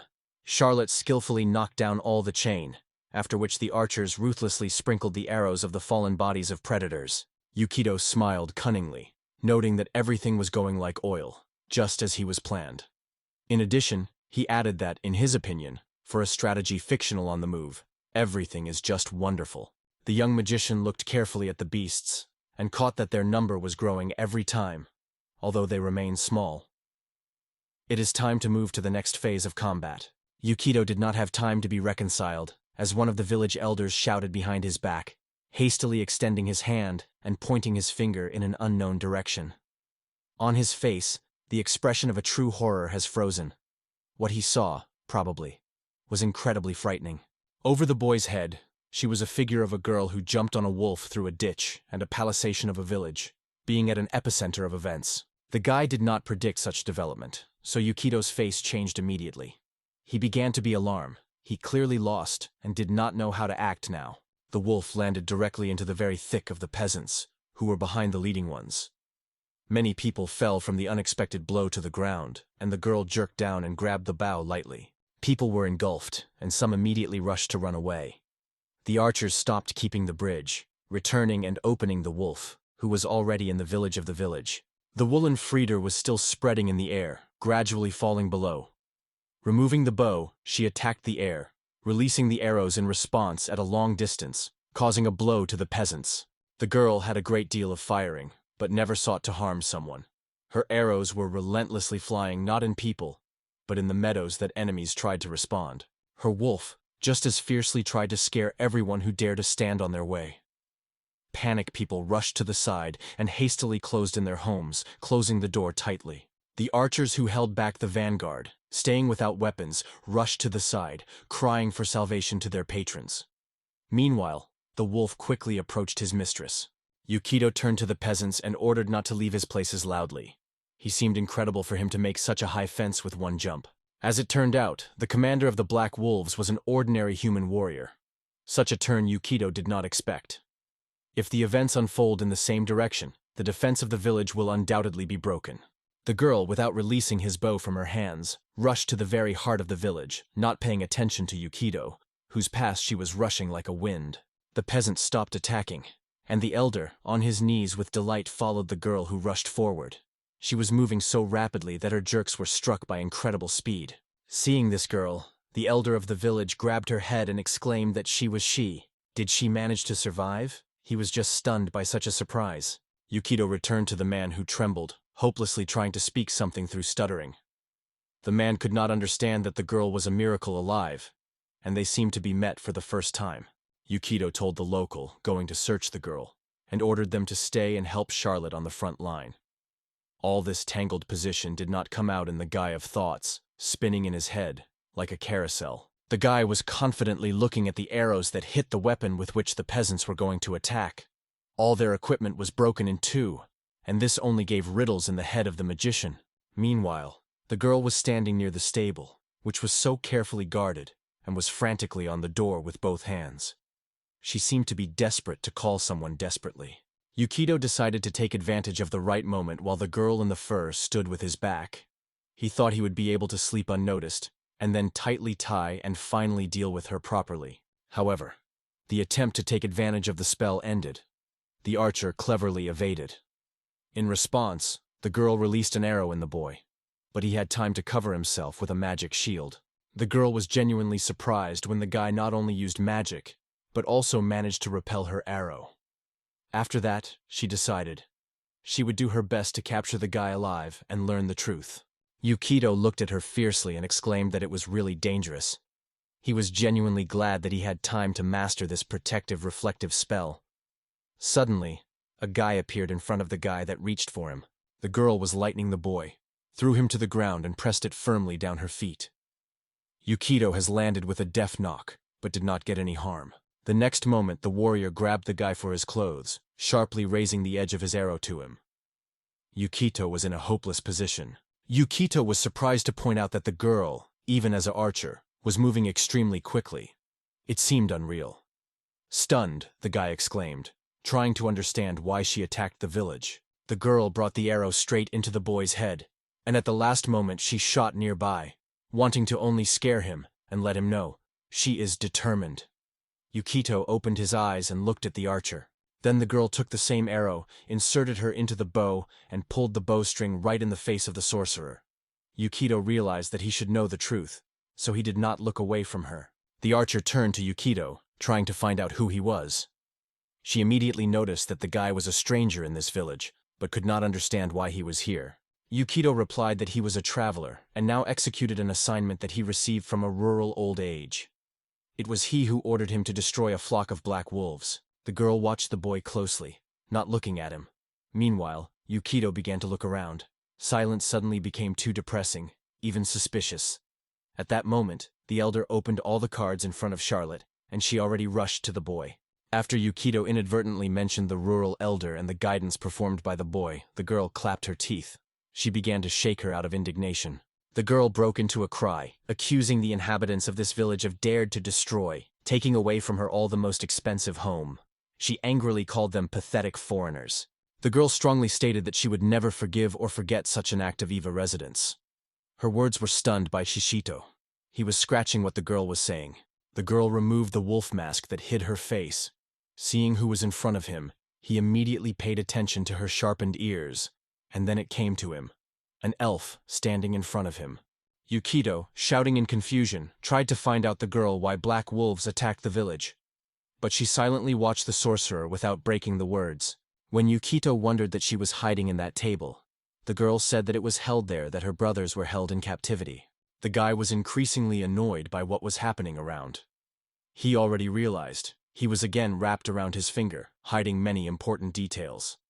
Seeing him, Charlotte threw herself in the first way, calling her name. The girl again pulled the bowstring and warned loudly. If Yukito dared to stand in her way, he will die right here and now. There was already a frightened Charlotte nearby. She did not take her eyes away from the busy scene. Yukito gradually approached the dreamy truth. The guy again addressed the elf to the question of the prisoners who were now in the stodol. The girl confirmed that everything is. She talked again with reluctance about the inhabitants of this village, and then she was indignant that they had captivated and stole the younger sister of Elf, Lumelia. For some time, Charlotte stood aside, watching the events. The girl was holding a bow aimed at a boy, and it was quite clear that he was in danger. So at some point, Charlotte decided to intervene and change the course of the situation. She reached for her charming sword, but Yukito immediately stopped the girl, raising her hand. Putting a book in front of him, he focused on the thoughts of the elf, and the pages themselves began to turn over, looking for the desired section. The girl was the second level and belonged to the class Follow. Her outlook was defined as neutrally good, and a special skill was the ability to make friends with animals. Yukito thought again. The suspicions of this strange destruction application were unfounded. It is good that they did not bring with them a rose, otherwise everything could turn even worse. If Racinanta came under the magic of the elf, everything could end with a real trouble. The battle horse would destroy the peasants much faster than the wolves. However, no less questions arise around the mysterious symbol that once appeared in the peacebook. Now it could be seen on the elves' page, and its meaning was still a mystery to many. It was the same symbol that was Sled. Perhaps it was he who suggested the girl's location, and this elf was somehow related to Sister Yukito. Yukito came to this village for only one purpose: to find his sister. Honestly, if it was not for the hope of going to come here, he would not even have taken up for this case. Absorbed by thoughts, the guy silently watched the girl, gradually aware of the true scale of what he saw. Suddenly, the elf, having cut off this silence, turned to him sharply, demanding to explain why he did not say a word. The face of the Elfia remained tense, and she still kept a bow with a stretched arrow without drawing her eyes. Yukito understood. It was the time he should stand with her and support. The boy had a choice, because he had already reached this village and found himself in the heart of the events. He could remain, to answer the initial request, and to help the local for a reward of 50 coins, or to choose an Elfean. Yukito believed that no matter how he decided, he would still be able to learn something about the dignity. However, now he had to stay on only one version. The girl looked around carefully. The residents of the village closely monitored the conversation between the traveler and the Elfski, holding their breath in anticipation. After a short silence, Yukito finally said quietly that he knew how it is losing his family. The elf looked at the magician without expecting such confessions. Yukito continued, sincerely proposing his help, and suggested to search the stable from the inside. The guy finally decided. He chose to stand on the side of the truth. The ELN was distrustful of this request, not quite understanding what the young man means. She noted that even if she believed in the village, there were still many residents who had already demonstrated their true intentions in the village. Yukito confesses to the girl that he actually travels, not just he searches for his missing younger sister. That is why he so sincerely seeks to join and help. The girl's surprise on the girl's face was increasing, and Yukito, meanwhile, continued to explain. Although their life circumstances were different, the guy could not indifferently go past the one who was in the same position as he. Only a moment passed as the elf felt an invisible connection with this traveler. She believed in his words, and gradually lowering the bow, quietly said that she understood his feelings. After that, the girl strongly extended her finger towards the boys, and stated that after all this, Yukito should remember, if he dares to deceive her, she will ruthlessly deprive his life. She swore to herself. Feeling a slight anxiety, Yukito hurried to assure the girl that it is not necessary to worry. After that, he introduced himself, calling his name, Yukito. In response, Charlotte also revealed her name to strangers. After that, they wondered the name of the ELN.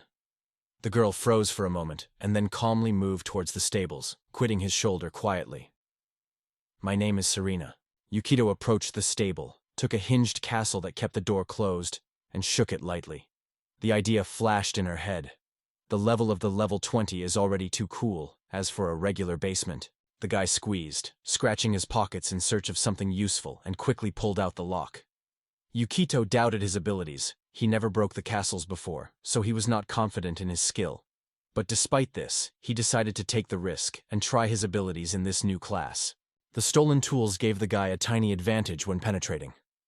With care, he began to introduce them into the castle gap, trying to wrap and fit each element to the mechanism. Faithing from the first attempt, the guy soon lowered his hands. He confessed that he would not cope, but promised to make another attempt. Serena watched all this with mixed feelings and heaviness in the heart. Serena did not want to waste time. She took a few steps forward and stated that she would open the castle on its own. Charlotte supported her friend and asked the boy to give up their way. The girls gathered in front of the massive doors of the stables and waved their feet synchronously, targeting them on a wooden base.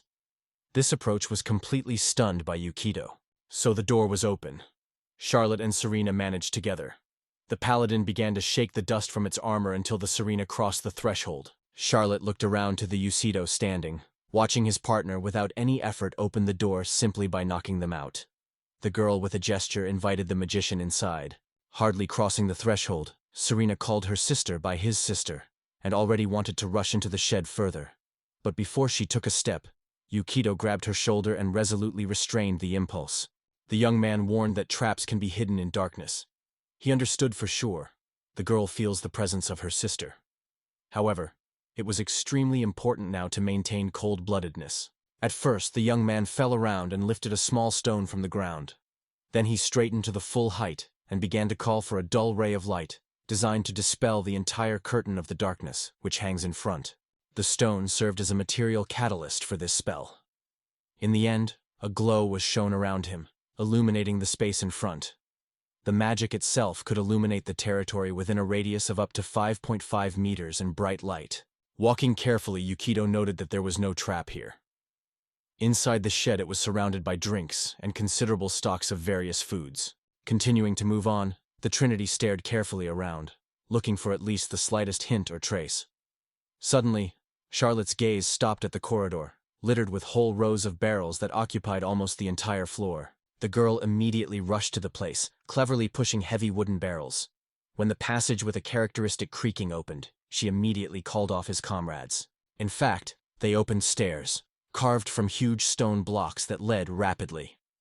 As soon as they stepped the first steps, everything that could somehow remind about food supplies disappeared from view. Very soon, they noticed an Elfian who hanged helplessly near the basement wall, with her hands firmly tied.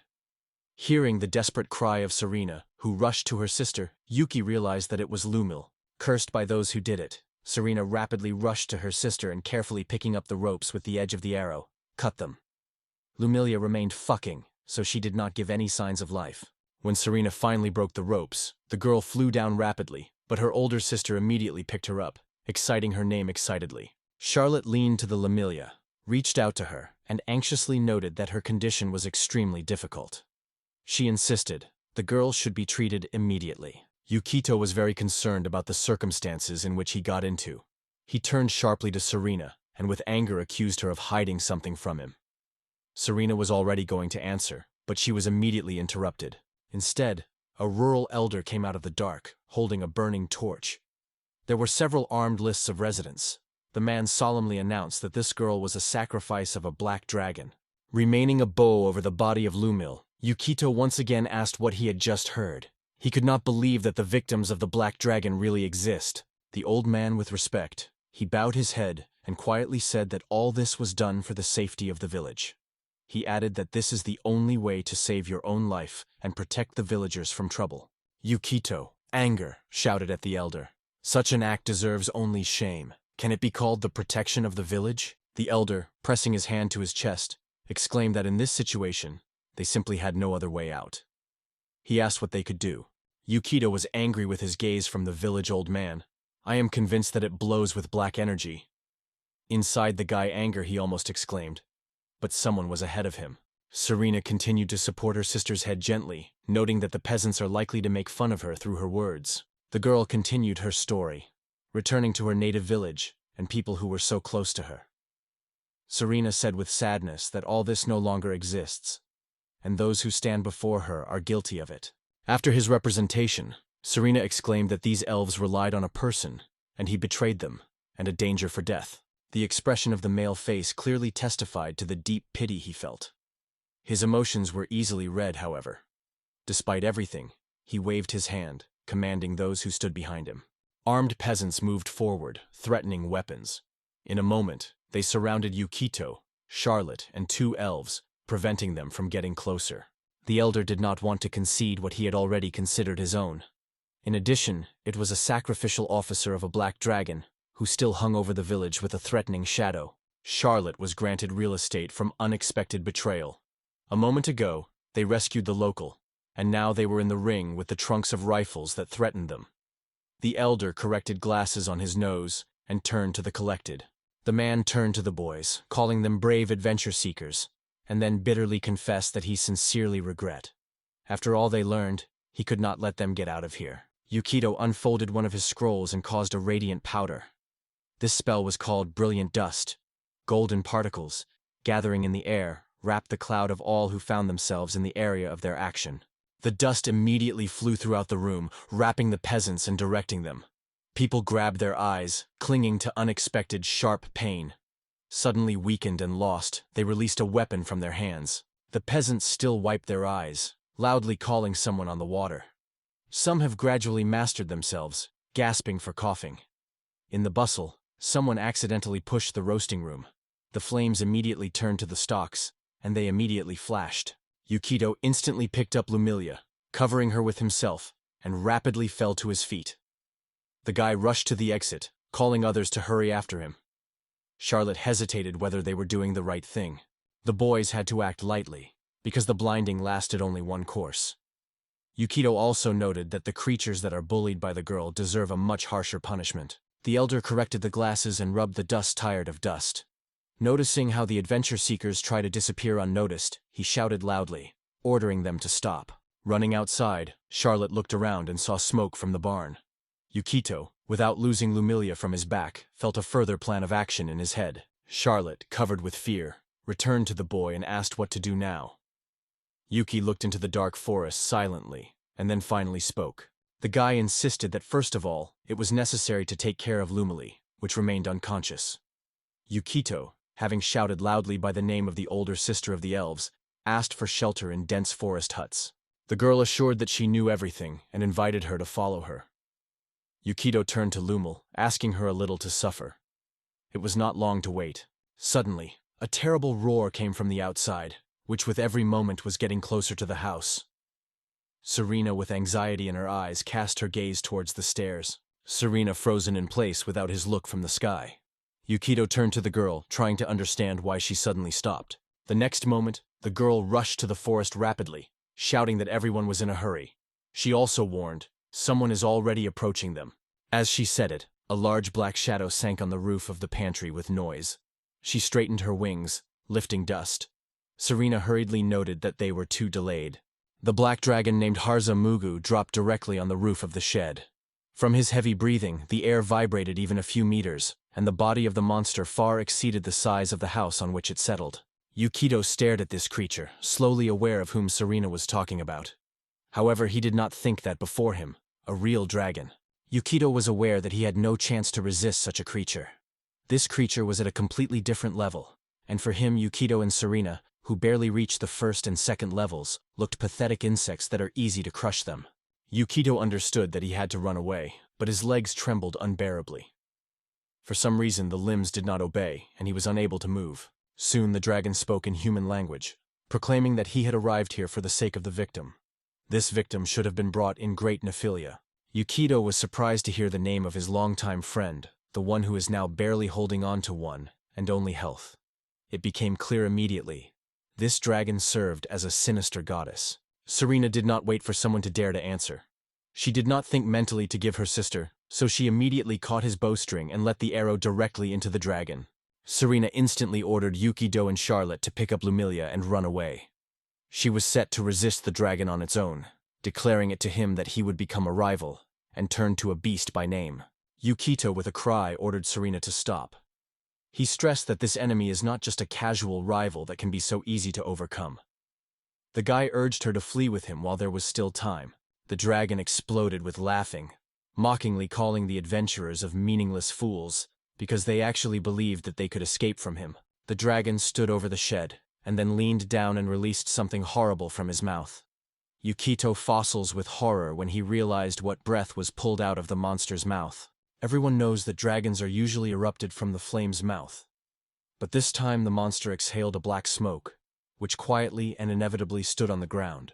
Yukito frozen on the spot, waiting for the next events. But Charlotte jumped instantly, grabbed a guy who was still carrying on his back Lumily, and forcefully threw them sideways. Charlotte immediately rushed to Yukito and was worried about it all right. Yukito answered in the affirmative, though with some indecision.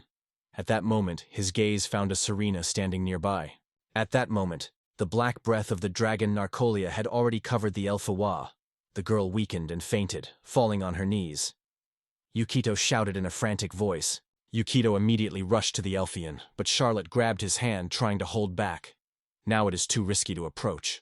But the guy exclaimed that the girl was still alive and needs salvation. Spreading further, this breath quickly reached the young man, and he immediately closed his face with his hands. The black mass released a disgusting stench and eaten the land that she got on. Yukito clearly twisted from disgust, deciding that this dragon was erupting acid. At the same moment, the wing of the monster climbed into the air and flew away from the stable. His huge wings were gravely powerful that the air trembled. In a moment he landed right in front of Yukito and Charlotte. A deafening roar came around, lifting a cloud of dust up. Yuki could not get rid of the depressing thought. Their level was too low, and at least closer to the monster they were not destined. If you do not flee now, everyone has an inevitable death. However, Serena still stayed there. The dragon hangs over the boys, looking carefully at them, and spoke, calling the weak and meager creatures collected before him. He wondered what purpose these desperates dare to stand before his grandeur. At this point, Charlotte spread her hands wide, trying to protect Yukito and Lumilia from an angry dragon. Meanwhile, the monster had already extended her paw to Serena, who was right under her claws. The monster immediately covered the girl with her claws, and Serena cut a shrill cry. Her name grabbed the mouth of Yukito, who rushed to the rescue and stopped, confused and angry with her own impotence. Charlotte realized that her starry time has come to demonstrate the power of her grandfather. She boldly rushed forward, proclaiming her title and full name to the terrible dragon, and then strongly promised she was destined to put an end to his life. The dragon was instantly looking at the girl, long calling her paladin. Yukito remained near Lumilia and loudly shook Charlotte, urging not to do so, because the young man considered any attack on himself a futile business. The girl instantly felt the effect of the breath of the black dragon. The poisonous acid he released easily eaten ordinary metal armor, depriving her strength. However, this did not stop the brave heroine. Charlotte broke away from the ground and, like a lightning, rushed to the head of the majestic black dragon. Her sword sparkled in the air when she sharply grabbed the weapon from the vagina. Taking advantage of the skills of her profession, which Paladin could only activate once a day, the girl reinforced her attack against enemies with a dark, spoiled essence in this world. However, for the dragon, this did not make any difficulty. He effortlessly hit the girl. Wagging a huge tail, the monstrous guard suddenly stopped the attack of Charlotte, throwing it a few meters ago. Charlotte fell to the ground. Its armor was loudly drowned. She found herself where she started running. Yukito stretched out her hands, calling her loudly. Yukito immediately mentioned why he was so stubborn for life in this world. The dragon was already hanging just over him, and the guy realized it was here that his journey can be smiled. Yukito hugged Lumilia and closed his eyes. The dragon spread widely, preparing to swallow both the sorcerer and the girl, who was also appointed to him. But suddenly he stopped, feeling the strange aura of the boy. What he felt was an alarming, sinister energy he recognized at once, the curse of the Nephilia. He turned to the boy, asking her origin. Hearing this name for the second time, the young man could not hide the surprise. He immediately remembered that it was this goddess who sent Yukito to this world. Yukito realized that he was his chance, and immediately stated that he was sent to this village himself to prepare a victim for her. According to him, this is what he does now. Yukito understood. He needed to win a little time, and fortunately, he had the advantage. The dragon retreated from her husband, watching everyone, feeling that something was wrong here. As soon as the dragon straightened the wings, a flock of black wolves emerged from the forest, which immediately rushed to the attack, trying to snatch Serena out of his paws. Yukito was surprised to see a flock, because he was convinced that together with the peasants and Charlotte, they had already dealt with all who could be nearby. And most importantly, they sought to save Serena, which got into the paws of the dragon. The wolves slowly took the prey in the ring, preparing for the attack on the sides. The dragon did not hesitate for a moment. He immediately answered the attack, dumping a caustic black acid poison. The wolves rushed forward, insanely ignoring the burning of Apara. Yukito instantly realized, here is their chance for salvation. While the dragon was fought admire, Serena and her request came out in his thoughts. promised to take care of his younger sister. Grabbing Lumilia and throwing her on his back, Yukito began to instantly flicker in his pockets in search of something important. And in a moment, he pulled out a tiny magic ball from there. Yukito threw a smoke bomb under himself, hoping not only to blind the dragon, but also to hide the direction of their escape. In the smoke clubs, the dragon saw a fuzzy figure and decided that before him, a person who was carrying the curse of the Nephilia. The monster has already dealt with all the wolves, so the peasants immediately approached him. The elder turned to the majestic Harza Muga, apologizing. The victim they intended to honor him was stolen by desperate adventure seekers. Harza Muga was overwhelmed by anger because people were unable to preserve a gift for the goddess of Nerilia. His gaze slid along the crowd, and his hand in which he kept Serena squeezed her paw. He threw an angry gaze on the peasants who immediately fell, begging for a mercy. The elder was in a hurry to assure that they could not escape far. All the inhabitants of the village had already dispersed. The elder pleaded to give a little time so they could return the victim and give it to the goddess, but the dragon did not suit it. He only coldly reminded that people never fulfilled the terms of their agreement. At this time, Yukito paved himself through the forest thicket, carrying on his hands a younger sister of Serena, and with her, also unconscious Charlotte. The guy used the floating disc spell. His actions lasted for several hours, and that was completely enough a hero. This magical ability allowed to transport a load of up to 200 kilograms. Yukito believed that they should be grateful to the wolves for giving them the opportunity to escape. He cursed a dragon fiercely, which appeared in the village, still pulled the girl's breathless body on his back, and was barely breathing in fatigue. But all the plans had to be postponed for later. Because now they were only fleed, the peasants could rush to a moment at any moment. But suddenly the guy looked around and noticed. The sky was burning over the village with purple light. This is the village that has recently covered the flames. He was burned by the dragon, accusing the residents of not making a victim, which violated the ancient agreement on the inviolability of their home. Subsequently, Yukito, Lumily, and Charlotte gathered by the campfire in the forest thicket. While Charlotte helped Lumilia change clothes, the guy turned away delicately so as not to interfere with them. Soon, she pulls bows on her chest and head, satisfied that everything turned out to be fine. After that, Charlotte returns to Yuki too, allows him to watch, and he gladly agrees. He is wondering if Charlotte's wounds are still hurting. The girl becomes ill, smiles uncertainly, and confesses. The pain is still felt, but she is much better. Fortunately, they had medicinal potions. Lumily looked at the girl and the boy silently, and then asked who they were. The girl called herself Charlotte, and added that she was Paladin. The guy also introduced himself. His name was Yukito, and he was a magician. The protagonist added that Serena asked them to save the girl. Lumilia grabbed her feet and asked excitedly whether her sister Serena was really talking about her sister. Charlotte carefully took Lumilia by her shoulders and asked her to no longer make sharp movements, because now she needs to rest. Yukito asked the girl if she wanted to eat now. He noted that there is little food here, but now it is better to reinforce to restore strength. Lumilia began to take outstretched food, and abandoned the guy with an uncertain look, but she never spoke to him by a word. After that, Yukito asked the girl to tell what happened between the elves and the inhabitants of their village. The girl fell silent for a moment, and then quietly reported that their village is slightly north of this place, high in the mountains. Everywhere around the village, gorgeous greenery enveloped, and the trees were always full of fruits. The crystal source quenched the thirst for the inhabitants and gave the land fertility. In such a wealth, they did not think whether they were nearby. Once upon a time, this place was great for life, and suddenly a black dragon attacked him with his ominous pack. Everything happened lightly. The dragon and his associates suddenly attacked the elves, grabbing them one by one.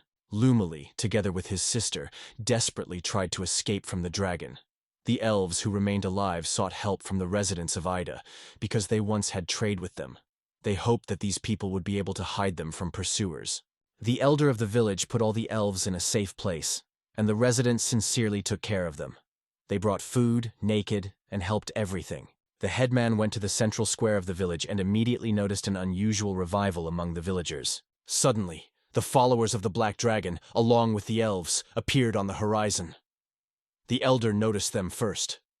The peasants immediately rushed to flee anyone, but only one man remained, as if dug. Suddenly, one of the supporters of the Black Dragon approached this frightened, trembling man. He noted that it seems to them the head of this village. Further, the man wondered if he would not be able to tell where the hidden elves who survived. A little time passed, and the peasants who were near the elves tried to reassure them, assuring that they would protect in the event of danger. The elves sincerely thanked the people for their support and care. However, the headman came into the house. His face was gloomy and harsh. Without spending time, he sharply ordered the residents to grab these elves immediately. They could not understand why they were caught by the elves who had just come to the rescue. The man replied that the Black Dragon from the mountains of the Black Fog demands an elven sacrifice. If the tribe refuses to give someone, an inevitable death awaits the village. Suddenly, the peasants rushed to grab all the elves who managed to survive, and followed by them the associates of the Black Dragon were breaking to the house to catch those who remained. The elves were grabbed. Their cries of pain and despair from betrayal were heard around. The Skill and her sister rushed to flee, but suddenly she was seized, and then she was held captive. She tried his best to escape to protect Lumily, which, choking with tears, did not look from her sister. The arms stretched, never had time to meet, so Lumil finished her story. Charlotte, stunned by Herd, instinctively closed her mouth with her hand, and Yukito, sitting hard, plunged into reflections on the true essence of events. The old age was neutral, friendly. A person with such a luck always seeks to support the one who needs help. But in this case, it was not something more than concern to protect the residents of the village of Ida. As in the case of Leng, the real character of a person is not always fully reflected in the World Book of Statuses. This can only serve as an additional help. At that moment, Lumelia looked around and asked where her younger sister Serena went. Yukito for a moment, and only later, Lumelia heard the news that stunned her to the depths of her soul. The village of Ida destroyed the Black Dragon, and Serena stole Harzamug. The young man apologizes to the Elfian, confessing that he could only escape. At first, Amelia is silent, and then finally says her sister is alive. At least it must be alive. Yukito says that the mysterious Temple of Evil carries out its rituals on the night of the daily month, when all the satellites converge together. Therefore, it is unlikely that the sacrifice will take place immediately. As far as he knows, he shines for 3 months in this world. He is wondering what the Moon of Disaster is, and adds that it should happen in 18 days. Lumelia jumps sharply from the place, decisively stating that she must help, but her legs suddenly crumble, and she suddenly falls to the ground. Yukito with Charlotte instantly rushes to the girl to support her. Charlotte turns to Yukito, offering him to go to the rescue of Sister Lumili, because Paladin will never leave such a terrible crime without punishment. The hero is only sure of one thing. To defeat Harzamaga they cannot. To be honest, he would prefer to pass such trials, but the look slides on Charlotte and Lumilia, and then stops on the book. Noticing a mysterious symbol next to the photo of Lumilius, he concludes that this guy is not like everyone else. It must be brought to the sleigh. There is nothing more important to him than finding the location of the sleigh. No past task is equal. He believes that the map has just appeared on the Dark Temple. The road will bring them to the sauna, but first they need to gain experience and learn more about this temple. They miraculously manage to escape from the paws of this dragon, but next time Fortune can turn away from them. And if this sign means that the dignity is held in captivity by the servants of the Temple of Evil. Seeing the girl wept, he begins to breathe hard. Panic covers him. Charlotte looks at him and asks Yukito if everything is fine with him. Suddenly, Lumelia breaks on her feet and announces that it is time to go. Charlotte tries to keep the girl so that she is in no hurry. Lumil is reduced by height and Verse admits that he does not want to lose anyone again. Yukito looks at her in surprise, suddenly realizing how sincere it is. The guy assures the girls that they will be able to overcome the Garza Mag. But first you should think about a detailed plan. Meanwhile, Charlotte turns to a boy named and gently embraces Lumelia.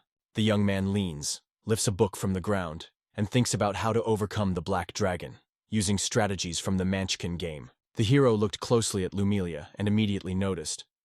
She is a ranger of only the first level, and his health is only 7 units. Rangers skillfully have a bow, can tame forest creatures, and use natural magic. Yukito guesses that Charlotte had to get an increase in the level when she won those black wolves. Therefore, he looks at the inscription in his book in the world. The text states that Charlotte has already gained more than 2,000 experience, but still remains on the first level. It surprised the young man and made him think, why is it happening? He turns to a girl named and wonders if she should increase her level. At this time, Charlotte, hugging Lumily, asks what level it is discussed. The guy tells the girl that it is a condition when a person is easier to master new skills and can more fully reveal his abilities. The girl responds in surprise to Yukito's words and asks whether he implies a state of inspiration or rise. She explains that the rite of ascension occurs in the church of the god you believe. She herself worshipped to the god of the holy forest. When you feel that the right moment has come, go to the temple for the rite of the ascension, dedicating a day to prayers.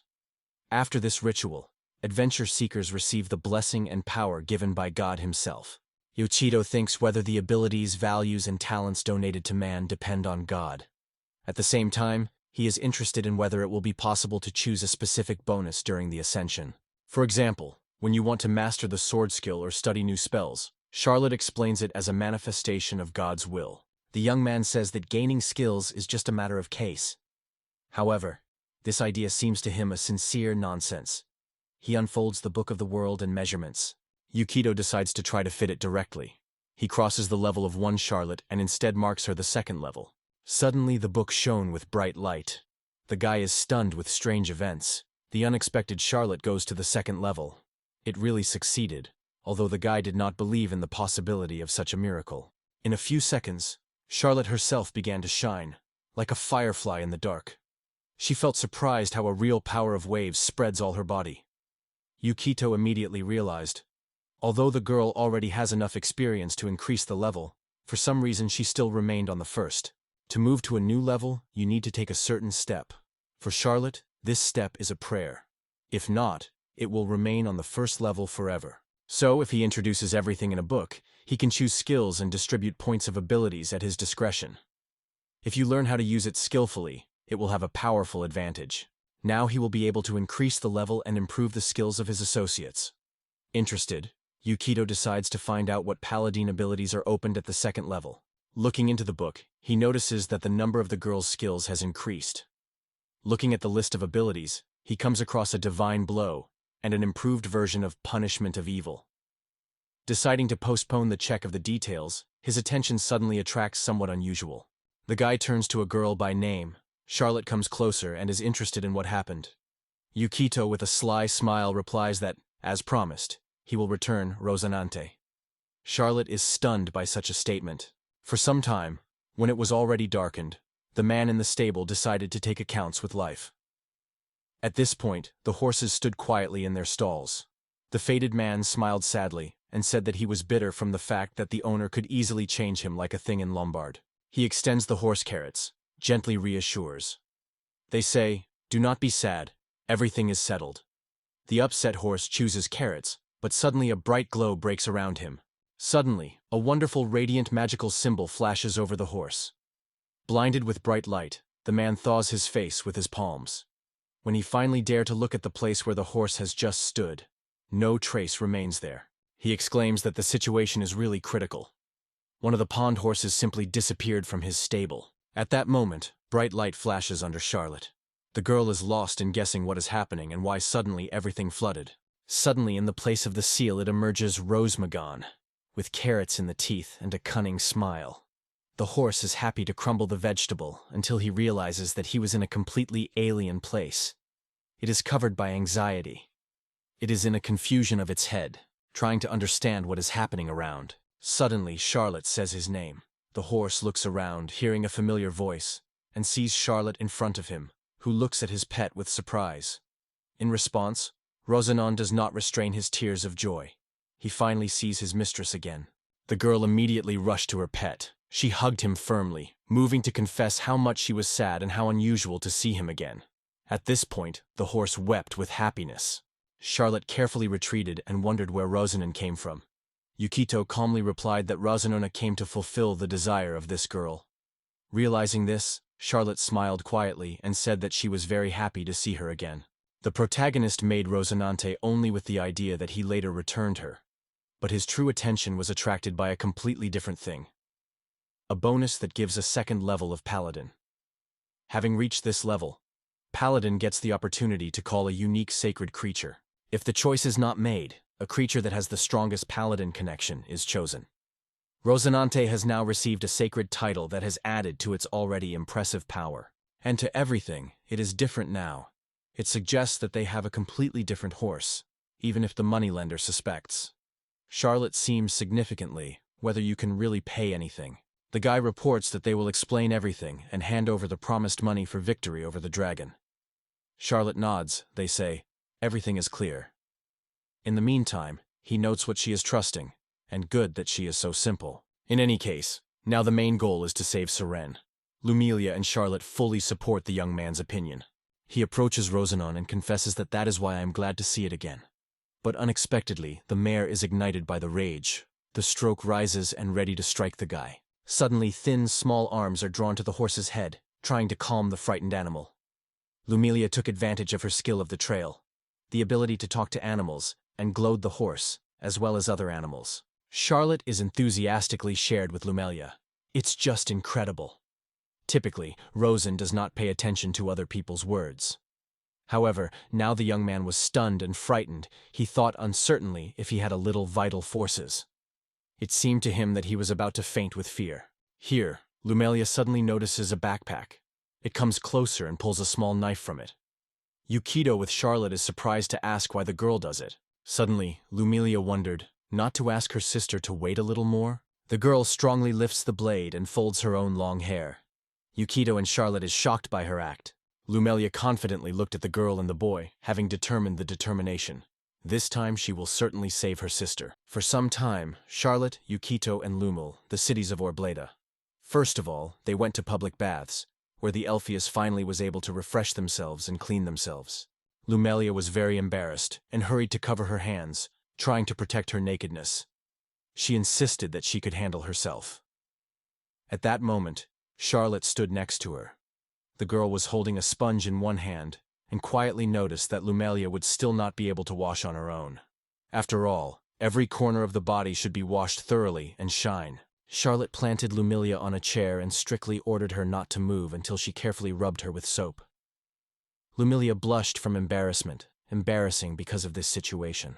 When Charlotte sprayed the Elfian, the girl immediately poured her with clean water from the bowl. Soon they were already in a hot bath, where a cheerful atmosphere prevailed, and everyone communicated lively and laughed carelessly. Charlotte felt that the water was hot enough and wondered in Lumil, or not too high. Lumili silently cast her gaze on her and, embarrassed, turned away. The girl began to say that when she lived in the village, her older sister constantly cut her hair because she grew surprisingly quickly. Lumilia took a strand of hair and explained that she should be tightened because she had previously cut it with a blade. Charlotte noted that a new girl's hairstyle, short hair, she is very good. Hearing this, the girl breathed a sigh of relief and relaxed in the bathroom. Lumilia felt embarrassment at that moment because of what he said. Charlotte looked at her hands. It seemed to her that she felt something, and now she had no doubt. It was not just an imagination. The girl hugged herself, thinking about how much she changed during her adventures. In her body appeared lightness, and the soul was filled with a new, unfamiliar strength. However, she realizes that she has not performed the rite of ascension. The girl rejoices. I am convinced that the goddess Luria gave her a blessing to support in the fight against evil. Charlotte's gaze immediately stopped at Lumil, who was sitting in silence, without even making sound. But a sudden girl broke silence and turned to her older sister Serena. Charlotte did not ask, but only silently hugged the girl, pressing firmly against herself. She gently promised that he would always be near Yuki. Lumili casts a glance at Charlotte, and her cheeks are immediately filled with a blush. Charlotte confidently says that Serena is sure to save. She swears in this honor of the paladin. Subsequently, the girls leave the public bath and head to their hotel room. They are dressed in stylish, casual clothes that emphasize their beauty. Yukido turns away and looks away, not knowing where to put his eyes. At this point, Charlotte decides to break the silence and asks the guy that he is concerned. Yukitai turned, exhaled, and casting his gaze on the book, said that they were faced with the same problem as before, traveling to the village of Ida. They had no money again. The young man explains that they spent all the scrolls and elixirs in Ida, so there is little equipment. In addition, they will have to give Charlotte armor to the workshop. The armor was seriously affected by the hellish breathing of the Black Dragon. The Temple of Evil is a place where they are advised to visit only those who have already reached at least the 6th level. Yukido explains that in order to survive during the fight with the inhabitants of the Temple of Evil, It is necessary to stock up on reliable equipment and magical artifacts for the whole three. By the way, they currently have 265 gold coins. Some orders in the guild are paid generously, but they need a high rank and great strength, and these qualities are still missing. Moreover, they have nothing to spend time on petty things. It is at this point that Lumelia dares to speak. The girl unexpectedly suggests earning a body because she heard that there is a similar work in human cities. Yukito literally fell out of the herd. He was surprised to ask the girl that she was meant. His cheeks were lit by the cheeks, and the guy who was passionate about suddenly rushed to hide his face with his palms. Dipping one hand forward, he several times asked the girl to stop. Lumelia stunned, followed by Yukito's actions. The young man sighed deeply and voiced, "Indeed, girls of light behavior get 6 silver in a day, more than ordinary workers earn. But this is just a trifle compared to what amounts can be earned when traveling." Charlotte did not stop at all as the young man says, "And why you need to call someone at all?" At that moment, Lumelia scolded and kept silent. Yukito noted that they both did not understand financial matters, so he asked for permission to explain everything in detail. To begin with, there are 3 types of currencies in rotation: gold, silver, and copper coins. The importance of each increase is determined as follows: copper first, then silver, and on the top, gold. 1 gold coin is equal to 10 silver, at the same time as 1 silver equivalent to 10 copper. In his world, the cost of 1 gold coin reached 10,000 yen. An experienced artisan could earn that amount per day. However, in everyday life, silver was most often calculated. 1 silver coin was equal to half a day paid. Copper is of the least value and is usually spent on bread and other everyday little things. Charlotte is amazed. She has no idea that she uses silver instead of copper. Yukito mocking her cursed princess. Charlotte's healing potions return only 1/6 of your health. They cost a few gold per bottle, about 500,000 yen, which is even more expensive than the elite French champagne. In addition, a scroll with a first-level spell costs as much as 250,000 yen. Acid protection potion that is needed to defend from the breathing of the black dragon is estimated at 300 gold. I would gladly acquire a few such elixirs, but prices for them are extremely biting. Magic objects will cost the hero even more expensive, because he has only 1 point of health. He seeks to obtain an amulet of protection against a magical swamp, and the magic arrow is not too powerful. Yet, her action will probably harm the enemy. If he does not find a way to defend himself, he shines inevitable death. However, the artifact costs 1,000 gold. Therefore, the heroes will not only have to accumulate this amount, but also get information about the sinister temple. They cannot just go blind without any idea of the planning or scale of the building. They have little time, only 18 days. About 3 days will go to collect information, 2 more will be prepared for the assault, and 2 days the road to the destination. They also need to find time to increase their skills. The girls watched the boy closely. Charlotte noted that there was almost no time to complete the task. The young man unfolds the book in the world, thinking, "The task is far from the city of Orbeta. They are looking for one that can be done as soon as possible." He chooses the task of King Goblins, for which the recommended level is 3. If they manage to fulfill this mission, the guy and Charlotte will rise to the 3rd level, and Lumil will receive the 2nd. He asks to entrust this case to him.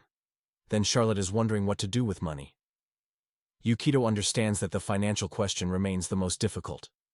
They need to raise a considerable amount as soon as possible. Suddenly, he is illuminated by a brilliant thought. If you sell this thing, you can raise a considerable amount. He assures the girls that everything is settled, because he has already come up with how to solve the situation and will certainly do it. Charlotte expressed his hope that it would no longer hurt Rosin. The guy also noted that he would no longer be able to put Rosinta again. He added that it is undoubtedly nothing to do with Rosinant. Lumelia looked carefully at them, and then the girl wondered why they were so trying for her. Charlotte from Yukiti tated a look at the girl, surprised by this question. Lumily squeezed the edge of her skirt and said that this trouble is only about elves. She has already drawn Yukido and Charlotte in her own worries than she would have, and did not want to attract them even harder. Yakukito leaned on his knee and assured Lumelia that she should not be overwhelmed by this, because they themselves had their reasons to hunt for Harzamug. Charlotte replied that Paladin would never forgive such a terrible crime, and Yukito added that they definitely needed the power of Lumilius to overcome the enemy. The girl was quite impressed with the boy's words. Then Charlotte settled next to her and said that they would certainly save her older sister, Serena. Yukito, becoming his knees, gently hugged the girl and firmly said that together they would overcome the Black Dragon. In his soul, he doubts. Does Serena really give himself? He cynically uses a trusting Lumilia and her thirst for revenge to find the way to the sleigh. The deaf night wrapped everything around. Charlotte and Lumily rest peacefully, hugging each other firmly. Meanwhile, Yukito throws a dark cloak on his shoulders, opens the door of the room and comes out. He goes to a stable, where a solid sleep rests with a unicorn. In a dream, he dreams of how Charlotte gently hugs him. The young man looked at the animal gloomily, after which he sighed, pulled out a small dagger and mentally asked for a unicorn named Rosinante. It passed for a while, and the guy walked the street that raged with life and was crowded with people. A lively atmosphere prevailed around, but Yukito suddenly turns into a close, hidden from prying eyes. When he reached the end of the narrow street, a massive door grew in front of him. Already reaching for the handle, he suddenly stops.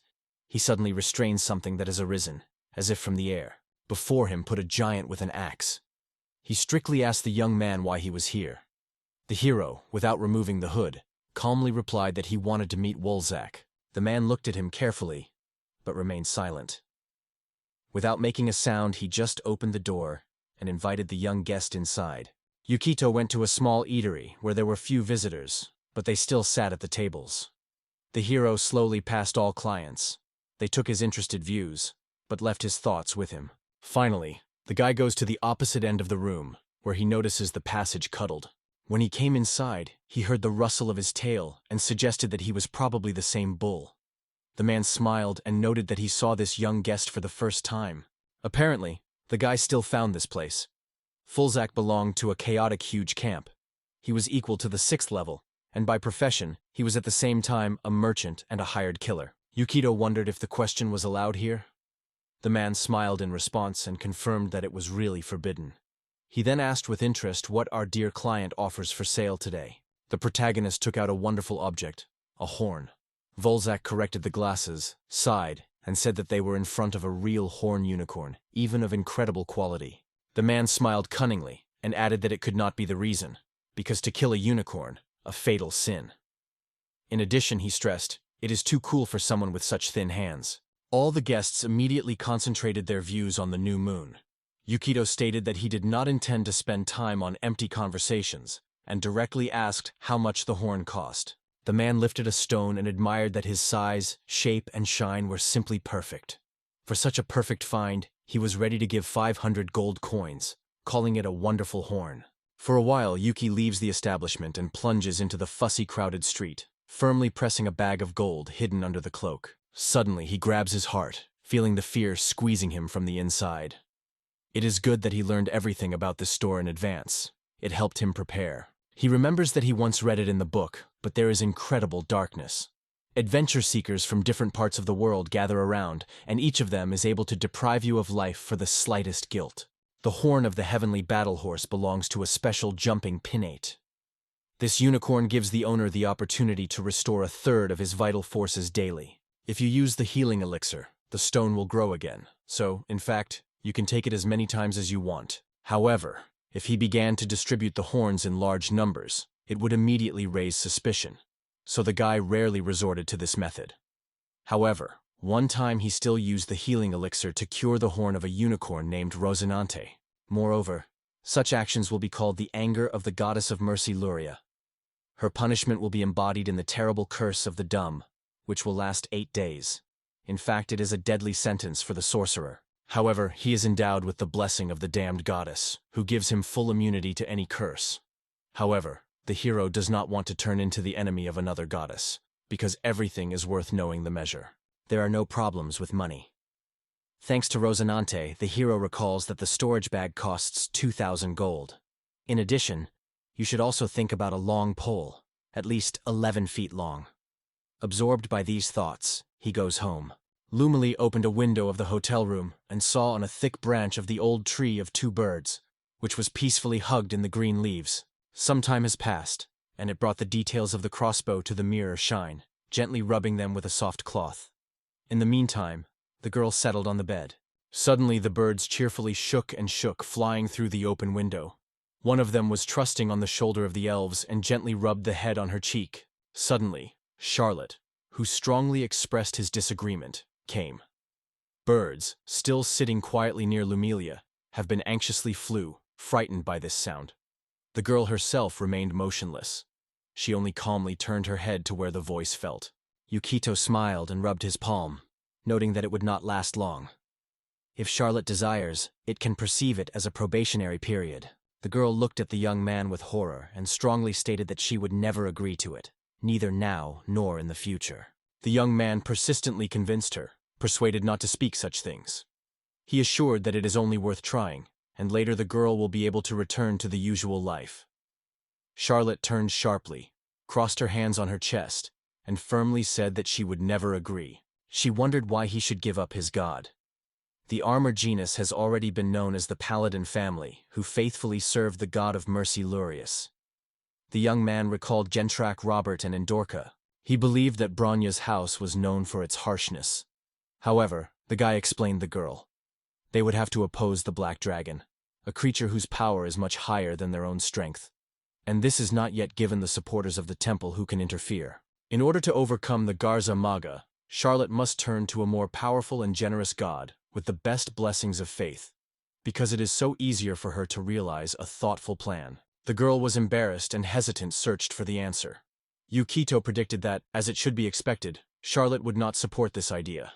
However, the divine prize for faith in Luria, to put it mildly, is absolutely not suitable. Luria is the god of mercy, which raises justice and balance in the world of eternity. His commitment is a reward for the righteous. He gives them his mercy. Even sinners bring relief, allowing you to leave this world quickly. The priests and clerics of the Pallid are honored by Luria, seeing the embodiment of justice and kindness. Yukito believes that this blessed ability has almost no benefit in battle. Healing hands are really comfortable healing small wounds, but when you have only 1 point of health, they have a lot. He would like to just wipe this inscription. In the World Book, it can only distribute characteristics and choose skills when increasing levels. However, it is simply impossible to change things such as race or age. Only Charlotte is able to dispose of her own destiny. At that moment, the girl stands aside, turning away, and her cheeks were thrown like a stubborn baby. Yukito notes that although Luria, the goddess of mercy, is really majestic, her bonus of faith will not help him too much. For their mission, these abilities will become little useful. The girl exploded with hysteria, shouting that she still stores a large sacred saber of the Brainius. In response, the guy only thought it was a regular longsword with a slight strengthening. It is a rather powerful weapon for initial levels, but Charlotte cannot use it because of its low force. The girl squeezes the sword firmly and states that he will destroy the Garzama as a pallet of the god of mercy, Lurius. She solemnly swears to never betray her faith in this deity. Yukito looked at the girl and thought that Charlotte was a real stubborn. If it came to it, you will have to appeal to her feelings. He bows to bow and sincerely asks Charlotte for help, because it is to support those who really need it. Charlotte confidently assures that everything will eventually get a job, because these difficulties are only temporary. Yukito applied his gift. Charlotte froze in place, struck by surprise. A clumshoptic look at the girl who stood in silence. The young man felt uncertain, but suddenly she exclaimed loudly that she would not agree. Yuki did not hope that she would renounce her beliefs so quickly. The girl turned to Lumel, asking if she shares her opinion. Yukito addressed Charlotte, saying that it was necessary to do it. The girl immediately covered her ears with her hands, trying not to hear his words. The guy repeated her name, but she turned away, ignoring him. The girl sank on the bed without removing her hands from her ears. Yukito decided that she remained stubborn with her refusal. This may not be surprising. They are not told every day to change your ideas about God. Lumilia sat carefully polishing her crossbow. The main character watched her carefully. Suddenly, the girl unexpectedly asked what god to worship her. Others did not hide their surprise. Meanwhile, the main character undertook to view the pages of the book. He believes that the girl would be more suitable for the forest god of the youth, but advises to choose a shad for a thief. It greatly enhances the skills of archery and opens the path to a unique class, creating excellent harmony of skills. Shada is the goddess of the thieves, the lord of all who hide in the shadows. It embodies chaotic neutrality. Her temples are rare, but almost every guild of the thieves brings in her honor secret altars. There are many robbers, bards, and adventurers among her followers. If it weren't for the swore rule of the goddess to change faith, the master would not hesitate to be his choice.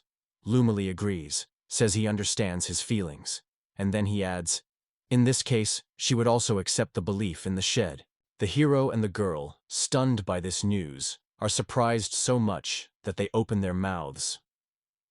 The young man asks whether Lumile is sure of his choice, because she was a follower of the forest deity. The girl supports his doubts, warning Lumilia hastily not to make such an important decision, and first think carefully. The birds sitting on the shoulders of Lumilia were scared by their wings and immediately flew. Lumile calmly answered that there was no need. After all, the god of forests did not help them elves. That is why she needs the strength right now to overcome the Garaz of the mag. The protagonist listens closely to Lumilia's words, and then throws a short, many-digit look at another girl. But only for a moment will think before calmly and surely answer that everything is fine.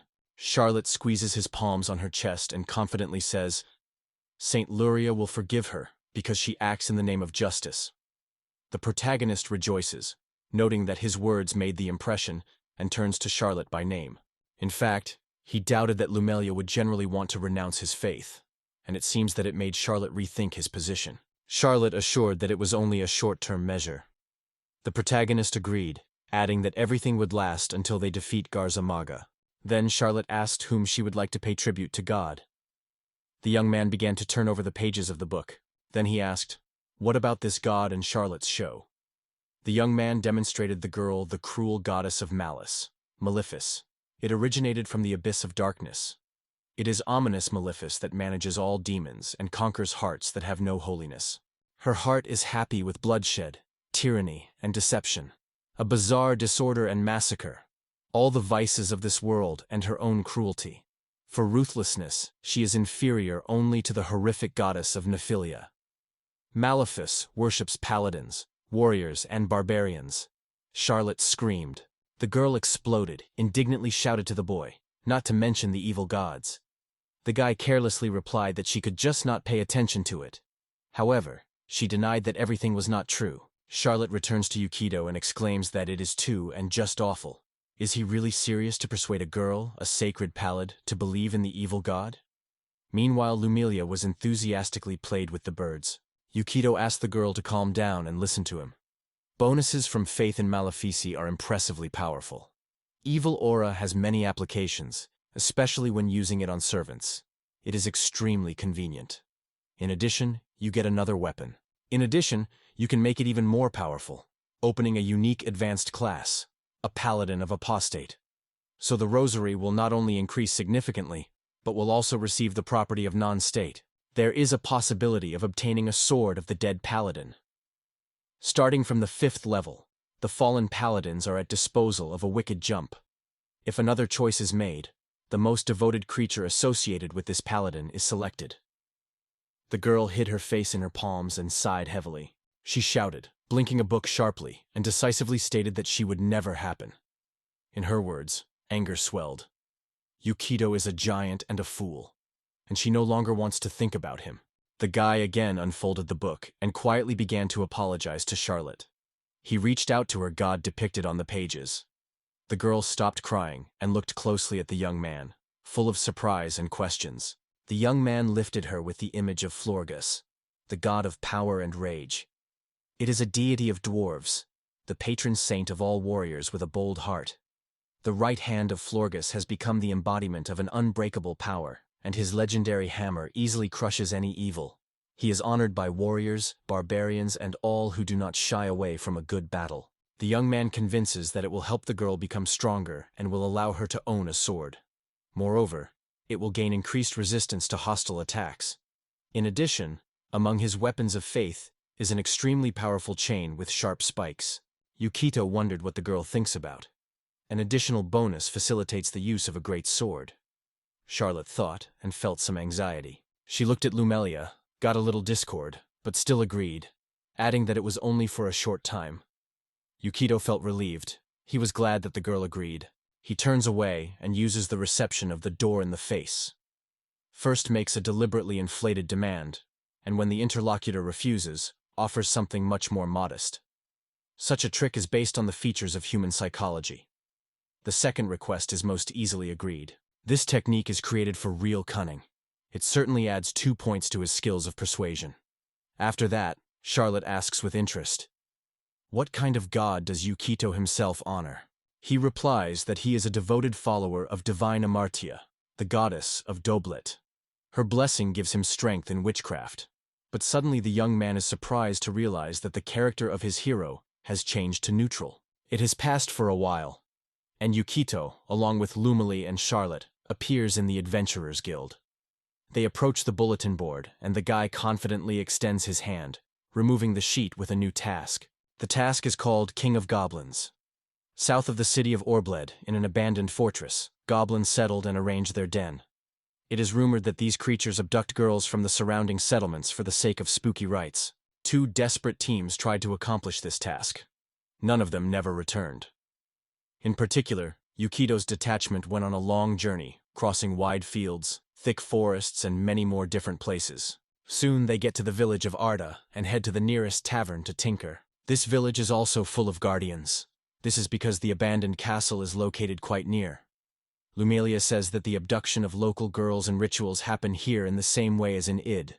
Yuki looks carefully at the book and agrees with the elf.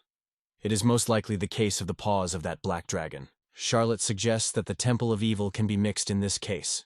Yosito agrees. Yes, it is likely. Every time he receives a new task, this sign appears on the map. If he is really associated with something with Garzamaga, the Sana may be there. Lumily looks carefully at Yukito, trying to find confirmation of his thoughts. Suddenly Charlotte is sharply raised from her place, snatches the sword, and states that he cannot allow this ritual. Like a paladin of St. Luria, it is not capable of such. The girl suddenly broke her story, and unexpectedly announced that from now on, she was Paladin Florgus, a deity of anger and blacksmithing. The girl sits uncertainly. Yukito says that as soon as he got into this world, he has experienced trouble with these creatures, and it was a great deal of all that he had helped him. Goblins, though monsters, but the mind in them, and the non-steel also has magic. Goblin is a humanoid creature from a race of the same name near human settlements. Due to their own weakness, these creatures rarely act on their own, preferring to keep a flock. In their nature, true evil is rooted. Although they are inferior to people by force, their cruel fun knows no limits. It often happened that they turned people and dwarves into their slaves. Now this young man is no longer the one who was ever. This time he will decisively go on the offensive. Yukito notes that it will not be easy to handle the whole group. Charlotte thinks, and then she is wondering what a plan of action. Lumelia raises his hand and is wondering if you should try fire. Charlotte exclaims stunningly, and Yukito agrees that this is a good opinion. However, he notes, in this way there are also shortcomings. Burn the wooden fortress is another task, but the stone, and not to take fire. You can try to cut the enemies with smoke, but then you will have to face at once, and such a clash preferred to avoid. In this case, Lumel is interested. What about water? The young man replies that no large river is leaking near the castle, and their magical power is not enough to flood the whole fortress. But if you poison their water source, you can destroy several dozen with one blow. But keep in mind, so they will be alert. Yukito proposes to first explore and find out what is happening inside the fortress. Charlotte is surprised to ask if they really intend to steal there. The young man thinks for a moment and confidently replies, "No, this will not be." It passed for a while, and the monsters were slowly wandering around the goblin's den. Suddenly a large bag falls with a roar, and from surprise they squeeze back. Goblins study inquirements what kind of bag a life brought. They gently poke her with a stick, trying to find out what is hidden inside. When they solve the bag, the power of a lot of coins, both silver and gold, and many more valuables, stands before their eyes. The goblins, seeing such wealth, cannot restrain saliva and rejoice without tearing the passionate looks from the bag. They are already drawn to the bag to pick it up and take it to their den. At that moment, the young man hid unnoticed on one of the underground trees, remaining outside the field of view of the goblins. For a while, the young man returns to his hotel. He takes a piece of paper, a ruler, and begins to draw something on it, focusingly removing straight lines. Charlotte is interested in the boy what he does. Ikido replies that creates a map.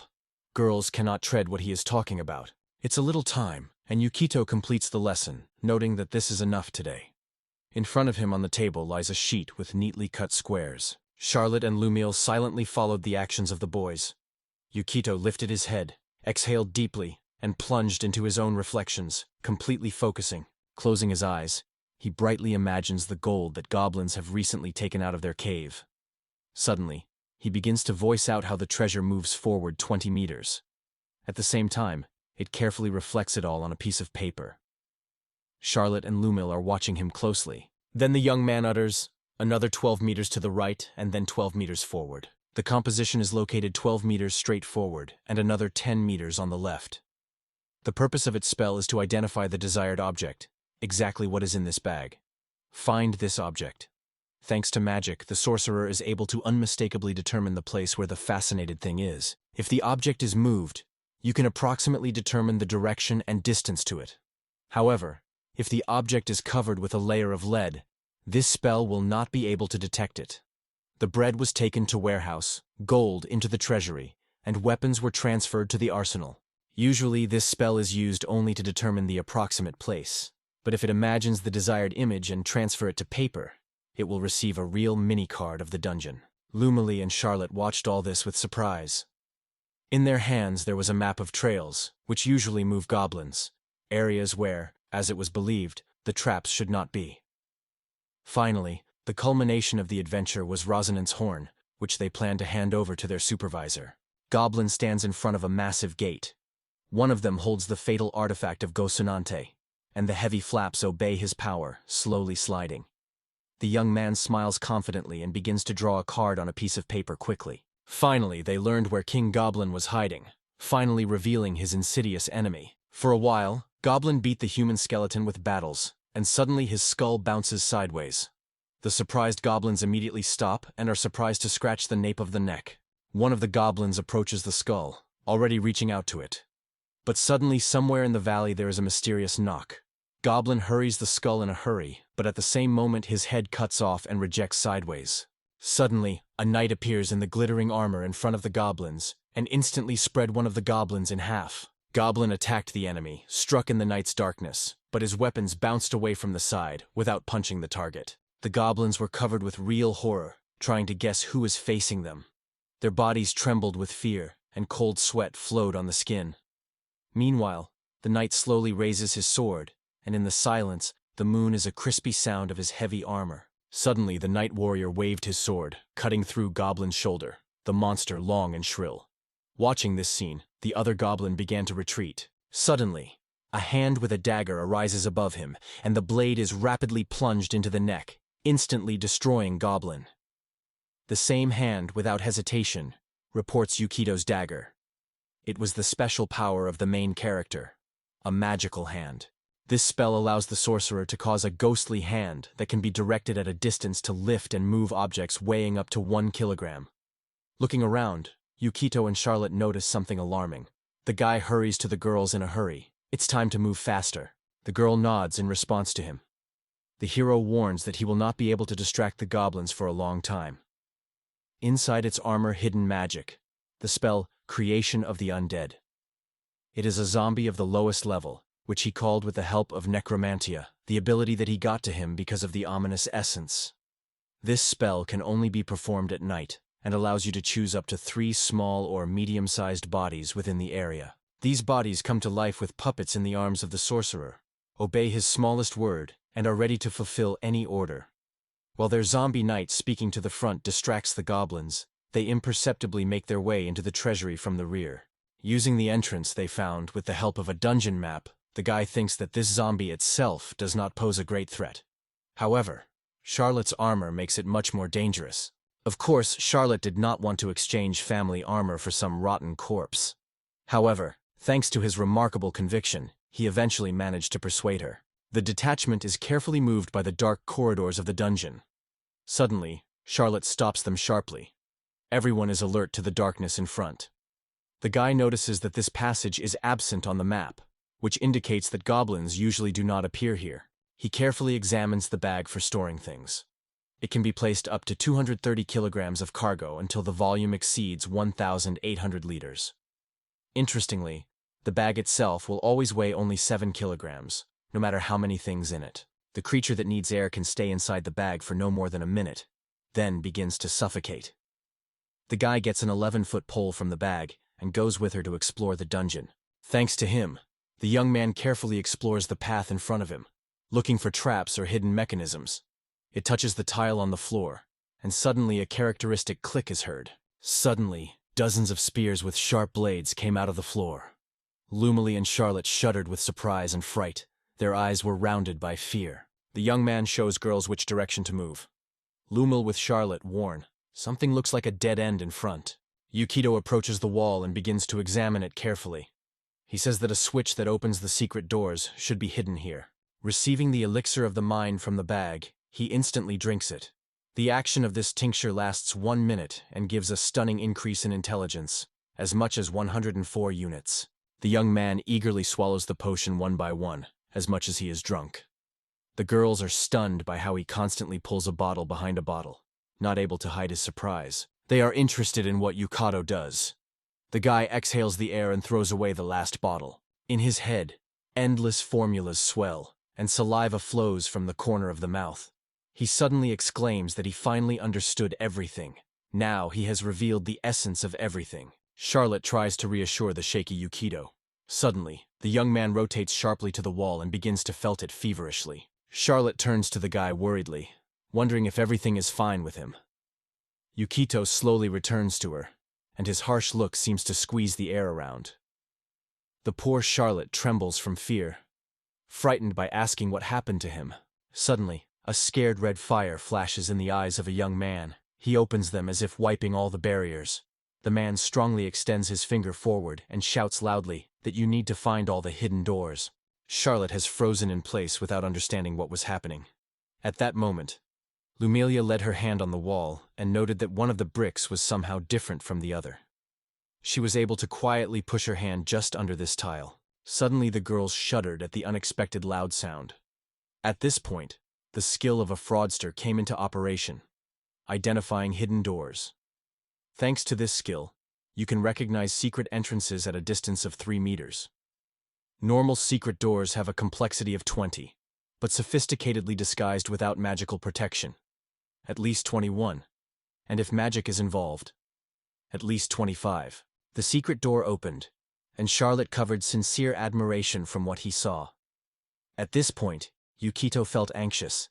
The action of the elixir of the mind was so strong that it seemed as if he looked into a completely different dimension. After Yukito recovered a little, he and Lumelia go to explore mysterious rooms. Hardly crossing the threshold, the hero burns a sharp, piercing smell. The room stood the piles of skeletons, and between them roared mice, lively by scattered grain. Charlotte noted that it was terrible. Lumelia carefully peered into the room, covering her nose and mouth to protect against the unbearable stench. The young man also instinctively covered his face, repeating her movement. Suddenly, one of the goblins emerged from the corridor. At that moment, it was already possible to guess that another one was hiding here. He was fierce, and, without holding back anger, shouted that people needed to be destroyed immediately. At that moment, Lumelia turned sharply. Her eyes were burning hatred. She lightly pulled the bowstring and let the arrow that rapidly stuck Goblin right in the head. At that moment, everyone was alert. Goblin's comrades rushed behind him, screaming loudly that the enemies to be destroyed. Yukito shouted loudly by Charlotte. The girl, without hesitation, fulfilled the order and grabbed the sword. Meanwhile, Yukito quickly equipped the crossbow. He suggests that because Charlotte joined Florgus, the god of anger and blacksmithing, she has lost access to her class skills and paladin abilities for some time. In particular, to receive impression of evil, the girl exclaimed, calling for the help of Saint. Larry, but confusing, called the name of the god Florgus. Meanwhile, Yukito was glad. It seems that it will finally have the opportunity to laugh at her long sword. In addition, thanks to lightweight equipment that do not hammer it and allow to fully open considerable agility, it received almost the same protection as at the best equipment. In heavy armor, its natural mobility simply disappeared. In addition, it is unfortunate that Rosalind had to spend 8 days in insane as a reckoning for betrayal of faith, although to bring her with him in such a risky business would not be too reasonable. It was at this moment that Lumelia constantly released one arrow from her bow. She hit the target every now and then. Yukito seemed as if Lumil were protected by the goddess of the thieves of the Shada. Its blessing was added by Lumili a critical chance of 6% when shooting with a bow. And of course, for the ranger this gift was created specifically for her. He was genuinely pity St. Lurie and Eunice, and the transition to the new faith, no doubt, went to the girls for the benefit. Lumilia with a tireless perseverance destroyed goblin behind goblin, and on the other side, Charlotte raged, skillfully wiring with a long sword. Yukito settled nearby and shot from the crossbow. He managed to neutralize one enemy. The guy lay in a niche, pressed against the ground.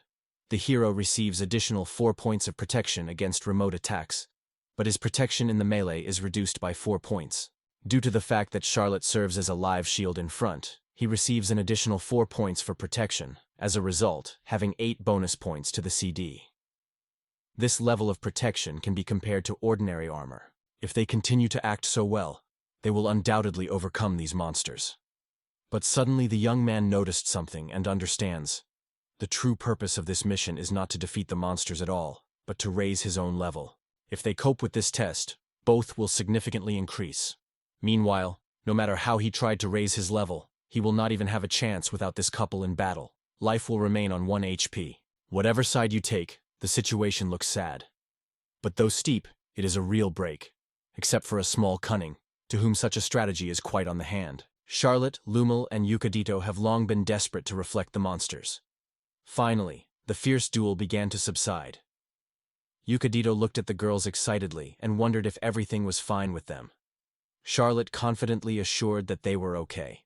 Yukito warns that goblins can be hidden in front of them, and advises his comrades not to delay and move on. He casts his gaze on the map and notes that the throne hall of King Goblin is directly ahead. At the same moment, King Goblin himself sits on his throne. A little time has passed, and Yukito, along with his team, again slowly steps the dark corridors of the dungeon. Suddenly Lumilia wary of listening to some distant sounds, and Charlotte clearly feels something unusual. The pillars in the tunnel began to crack, and a loud roar spread throughout the dungeon.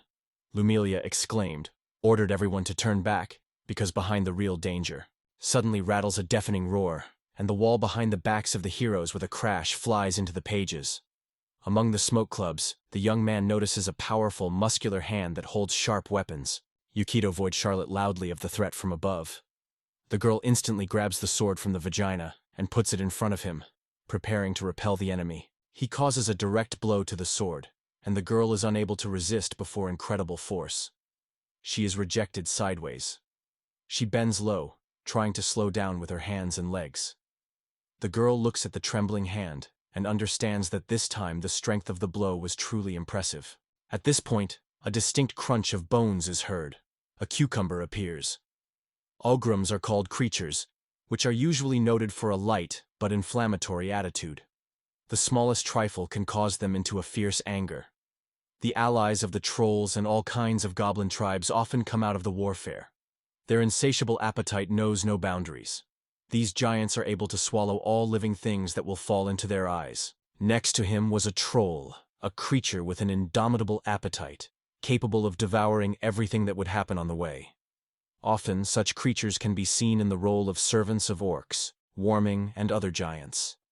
The peculiarity of the troll is the incredible ability to recover.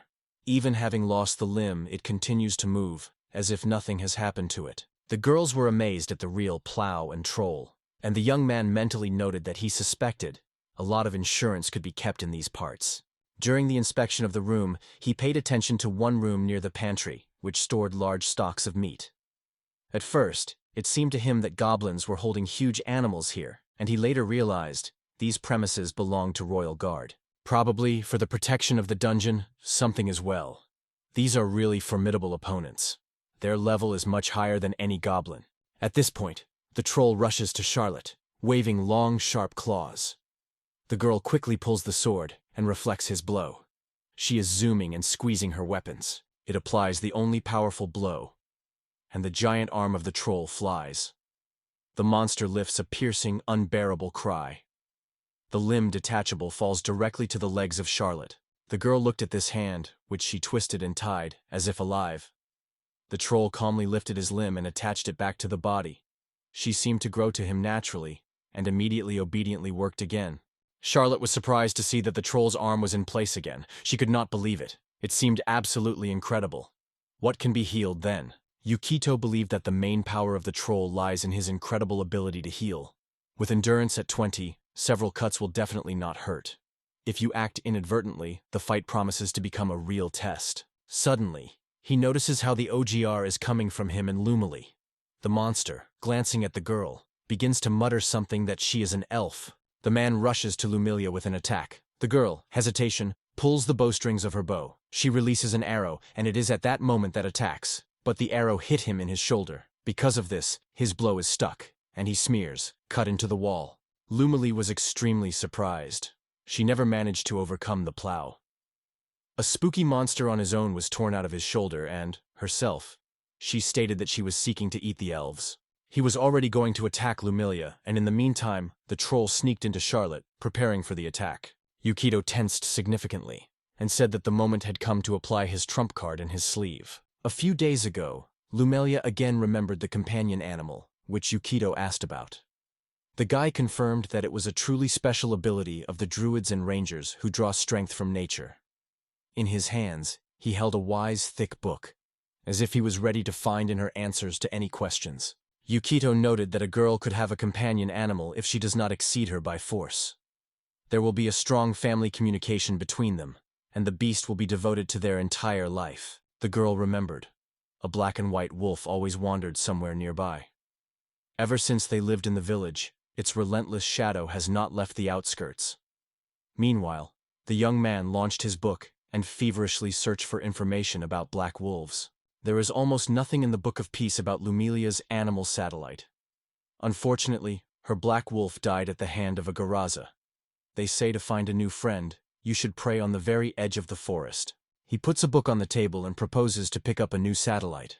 Regardless of class or level, it is best to choose the strongest animal. Girls carefully consider pages where many different creatures are collected. Among all he noticed, it would be the smartest to start with a black bear. Judging by the entire detachment, he was perhaps the most convenient target. Powerful paws allowed him to strike at once a few opponents. In addition, it has stood in the average height and a significant supply of health. He then proposes a widow. His attacks are not too strong, but the Boassa is able to grasp the enemy with deadly rings, reliably hampering movements. Especially this will be useful in battle against magicians. In addition to its considerable size, this ordinary widow feels great in the water and can swim. The wolf also deserves attention. Its rapid attacks not only harm, but also knock down the enemy from their feet as an additional action. This creature affects not only considerable dimensions, but also extraordinary speed. In addition to these, there are many other unique satellites. For example, a hawk will be indispensable for exploration. For digging tunnels and burrows, a badger is perfect, and a sinister rat should not be underestimated either.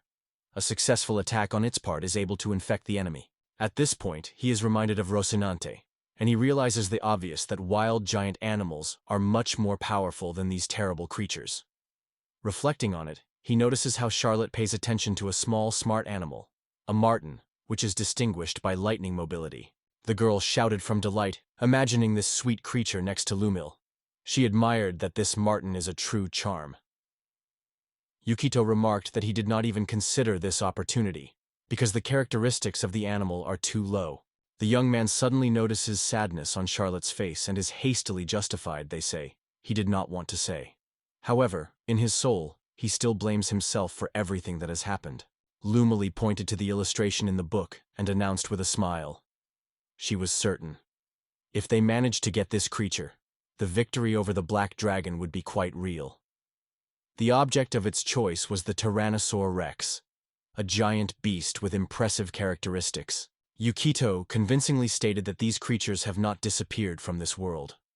Although he does not consider this animal simple in care, he still is very fond of seeing her with his own eyes. At the same time, he sincerely asks the girl for an apology, assuring that she understands her situation, but explains that they can only take him to himself when they reach at least 9th level. He sighs hard, confessing that he cannot decide. Suddenly, his gaze stops on a page with some creature. Its characteristics simply impress the imagination. However, there is one but. This creature is not able to step into the dungeon. He had already slammed the book, but suddenly squeezed, unfolded it, and thought, maybe it is worth stopping? Yes, it corresponded to the truth. But then they would win. The new moon, meanwhile, happily reports. He finally found what he was looking for. This animal is a real treasure for a baby. From this thought, the young man smiles broadly. Returning now, the boy, along with Charlotte and Lumilia, fought against the plow and troll. At that moment, the young man reaches his bag, and from there suddenly begins to break down thick black smoke. Ogre was already going to swallow the Elfian, and the troll, grabbing a huge block, aimed at Charlotte. They shouted crazy, saying someone else's death. It was then that Yukito felt the time to apply his extraordinary hidden advantage. The troll waves in his hand a giant stone. Yukito tries to protect himself with his hand and suddenly realizes how dangerous it is. In a moment, the monster threw the stone just in Lumilia, Yukito, and Charlotte. Girls managed to vaguely evade danger. Charlotte exclaimed that even the retreat does not give any advantage. What to do now? What actions remain in such a difficult situation? Looking back, the girl notices that Yukito is gone. She sounds excitedly by the guy, but suddenly an unfamiliar voice asks if everything is fine. Lumia and Charlotte lift their eyes and notice Yukito with surprise that almost on the wall.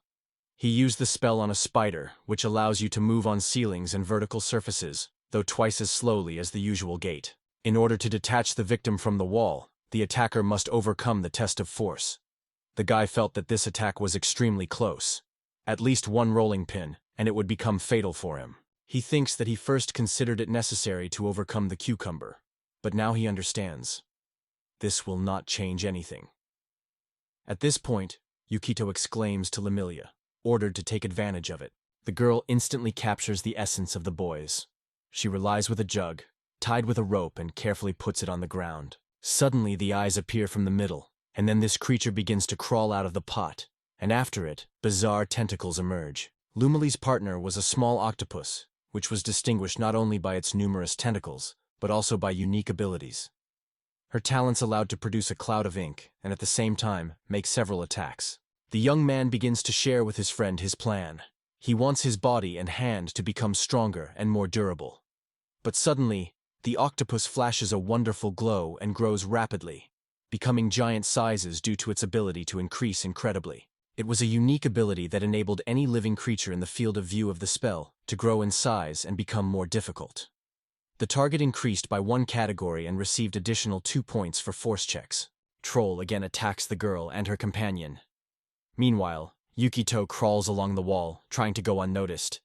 He turns to Lumilia, they say, leaves everything in her hands. The girl points to the troll and strictly orders him to fight, addressing him as Managarmo. In response, the octopus is crazy. Angry, he's suddenly swaying a dark ink from his tentacle, floating the unhappy troll. The troll struck horror, desperately terrifying the face, trying to get rid of pain. His knees were smoky, and he fell down, unable to move.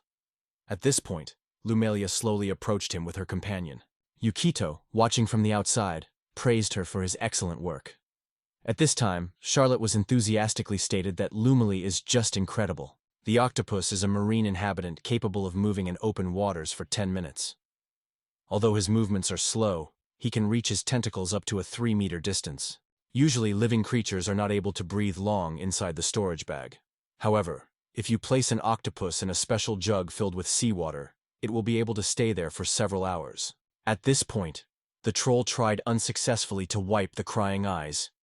He swung his giant bloody head from side to side, desperately looking for a benchmark. Under the influence of dazzling, his movements became sluggish and slow. The speed decreased in the light, the strokes became inaccurate, and the agility seemed to be left at all. To the attack, there were 4 points on the attack. At this point, the octopus tentacles, randomly swaying, rushed to the blinded troll. Meanwhile, the Ogre came closer and suddenly attacked the Elfawa, intending to eat it. At the same moment, Charlotte rapidly rushed to Lumil, saying loudly that he would not even allow Ogre to approach her. Stretching the sword, she became a shield in front of the girl, ready to repel any blow. The girl was completely serious. At that moment, an angry Ogre broke out in rage, having groaned that he had to eat the elf right now, and at the same time a man. It was frightened by Yukito to the edge, and Charlotte with Lumilia was frozen in alarming tension. Charlotte gracefully jumped, and a powerful stroke of the leg sent the plowing to flight.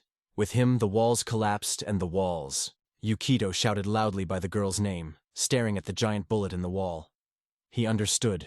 To decide to fight with an angry Om alone, too risky. However, with the ability to recover, the defeating the troll will not be difficult.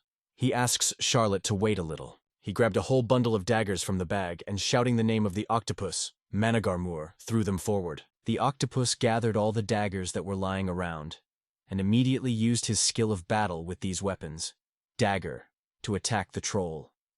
After braiding the enemy by the tentacles, he did not allow the troll to even move, and then caused him a devastating blow with a scaffold blade.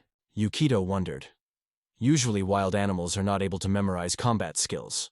However, there was one free place in the world book. As the guy filled this gap, the octopus was unexpectedly able to master the skill. He thought about teaching him to possess a sprinkled chain and create a monster with a radius of the attack 6 meters. However, the chain can be attacked mainly over a large area, but the knife is a weapon that is perfect for different situations and allows you to act much more flexible.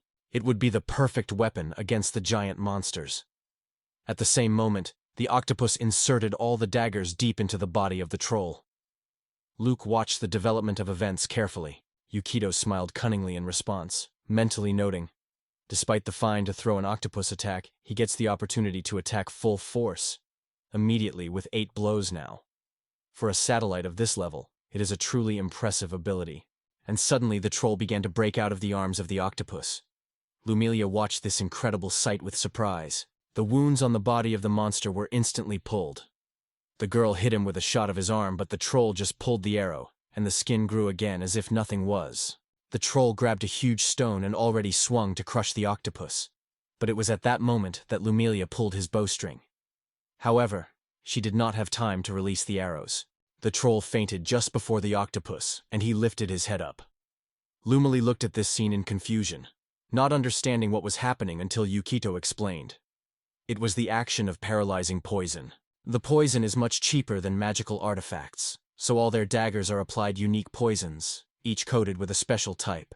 Although the octopus is not a special force of attack, to overcome all 8 skills in poison resistance will be quite difficult. Due to all the circumstances, poison daggers are the best option for attack. After that, the octopus decreased to the tiny size and floated to Lumilia. He began to cling to the water and gently rubbed on the girl's feet. Lumili watched him indifferently and emotionally. Yukito confessed that he would not be able to fight on land, so he advised the girl to turn him back to the pot. Lumilia sat down, cautiously slipped the vessel to the octopus, called it a Managarmur, and asked to return inside. The girl looked closely at him, and Manaharmas cast a asking look at her. Lumilia gently stroked the octopus on her head, enthusiastically noting what a wonderful and obedient boy. From her words, Octopus blushed from embarrassment, but at the same time glowed with happiness. He began to gently huddle the girl, showing his feelings and tenderness. At that moment, Yukito heard some sound behind the wall. The next moment, the wall with a roar crumbled. Yukito broke out, shouting the name of Charlotte. The girl warned Lumilia and Yukito, urging them to be more careful. There was no place left without injuries on her body. From a break in the wall suddenly emerged an angry ogress. Yukito and Lumili froze with horror, seeing the monster. The lace was rapidly incredible. In his inflamed look, the deadly hatred of all, people, elves, anyone who happens in the way. Yukito, Lumili, and Charlotte trembled with fear, seeing a terrifying giant that has grown into the wall. Charlotte shouted Lumili and Yukito to retreat immediately. Yukito addressed the girl with a question, whether she could give the advice of the avant-garde on its own. The cannibal chased his sharp fangs and rushed to Charlotte rapidly. The girl immediately occupied the battle, pulled forward the sword forward, but the powerful attack of the enemy was removing her from his place and pressed to the wall. She could not withstand the force of this blow. The girl fell, and Lumila with Yukito frozen with horror, not taking her gaze from her. Suddenly they came to what was happening, and they shouted the name of Charlotte. At that moment, the girl was already unconscious. Lumili rushed to her partner, but the Ogru suddenly attacked. The girl skillfully avoided the blow, performing a clever flip in the air. The monster did not joke. It really wanted to eat the elf.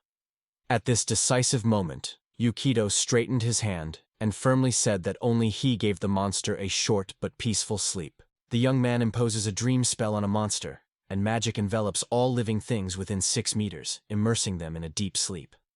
Those who have come under the effect of this charm become completely defenseless, and it is impossible to wake them in the usual way. The eyes of the plowman gradually became, and he began to plunge into the nap. Yukito turned to Lumilia, suggested that he take this opportunity to get to Charlotte. Lumilia immediately supported this idea. Suddenly, a powerful roar came from the side. Lumilia and Yuki, they turned instantly and saw the plow of Yukite's magic. They did not seem to work. The young man suddenly realized that his spell was not working. The resistance is too strong. Due to the fact that he combined his skills with the skills of a fraudster, his magic remained not high enough, so the magic was easily reflected. He had to deliver the potion he held in his hand as soon as possible. Suddenly, a label in the form of a target is clearly manifested on the forehead. This Lumilia activated her skill of Hunter Label. The Hunter Label is a first-level ranger's spell that allows you to mark the chosen creature with a special sign. While the spell is acting, the strokes of the labeled creature cause additional harm. In addition, the sorcerer receives an elevated 4 score when pursuing this creature. Luminius aims at the head of the monster and releases an arrow. However, the crackdown did not even feel the blow. He immediately pulled out the arrow from his forehead and smiled, sneaking. Lumilia with a beast, her ability did not work. Suddenly, the OGR with a terrible force swung, trying to hit the girl. At the same moment, Yukito exclaimed the girl's name and unfolded his cloak, showing numerous scrolls hidden under him. The young man got one of the scrolls and, helping his teeth, solved the knot on it. Expanding the parchment, he used the ability to slide. In a few seconds, a huge drop of mysterious fluid is formed above the monster. It falls, spilling on earth in grease on an area of 3 by 3 meters. All creatures that are in or enter this area must be tested to avoid danger. Those creatures that failed to resist falls. The whole area, covered with slippery grease, turns into a complex area, where the movement slows down twice. The drop is flying all the way, and everything around, along with Ogre itself, finds himself in a dirty mucus layer. The monster comes on fat and suddenly slides. Yukito runs up to Lumil, worried about all right with the elf. Lumili does not pay attention to the boy and, without a moment, exclaims the name of Charlotte. Yukito, meanwhile, gets a bottle with a girl designed for a girl. Suddenly, thanks to a lightning reaction, Lumil has time to repel Yukito and shatters away. At the same moment, the guy inadvertently releases a bottle of potion that was about to pass Charlotte. The young man looks glance and notices a huge deck in the wall, which is put on full power. It was a stick thrown by Ogre. He managed to withstand the unrestrained pressure. The characters are faced with the new threat they have to overcome. The bottle, which was released by Akito, rolled directly to the outstretched hand of Charlotte. Suddenly her fingers stirred, and the girl opened her eyes. At this point, the February OGR rushed to Lumilia and Yukito again. One look at this insurance was enough for the guy and the girl to get froze with tension. Suddenly, the OGR rushed directly to the Elfian, but she cleverly bounced back, avoiding attacks. The monster from the acceleration crashed into the wall, and fragments of stones flew from a strong blow. Yukito, pressing against the wall, carefully moved further, trying to evade stone rocks. The warming up for a moment, and it was at this moment that Lumili, sharply pushed away from the wall, immediately grabbed the bow and laid the arrow with lightning accuracy directly into the head of the giant. Suddenly, the monster decided to repel and waved her giant paw. Stone fragments at frantic speed flew straight into the girl more than once. Yukito exclaimed the girl's name and noticed how she was trying to get up, despite all the strokes received. It became clear that the situation was completely wrong. This ogre was incredibly powerful, much stronger than usual. At that moment, a huge stone lifted a huge stone. His face was a predatory smile. He said that he would taste the elf today, and will make fun of people. Charlotte watched closely at each other movement. She understood that the moment has come when Yukito and Lumilia should be defended. The girl clenched her sword firmly in her hand, but in a moment she threw it aside and quickly grabbed a bottle with a potion that was lying side by side. She understood that now the most important thing is to protect her comrades. Suddenly a loud explosion spread behind the plow. The monster turned sharply, puzzled, staring at where this roar came from. At that moment, an empty rattling bottle fell to the floor.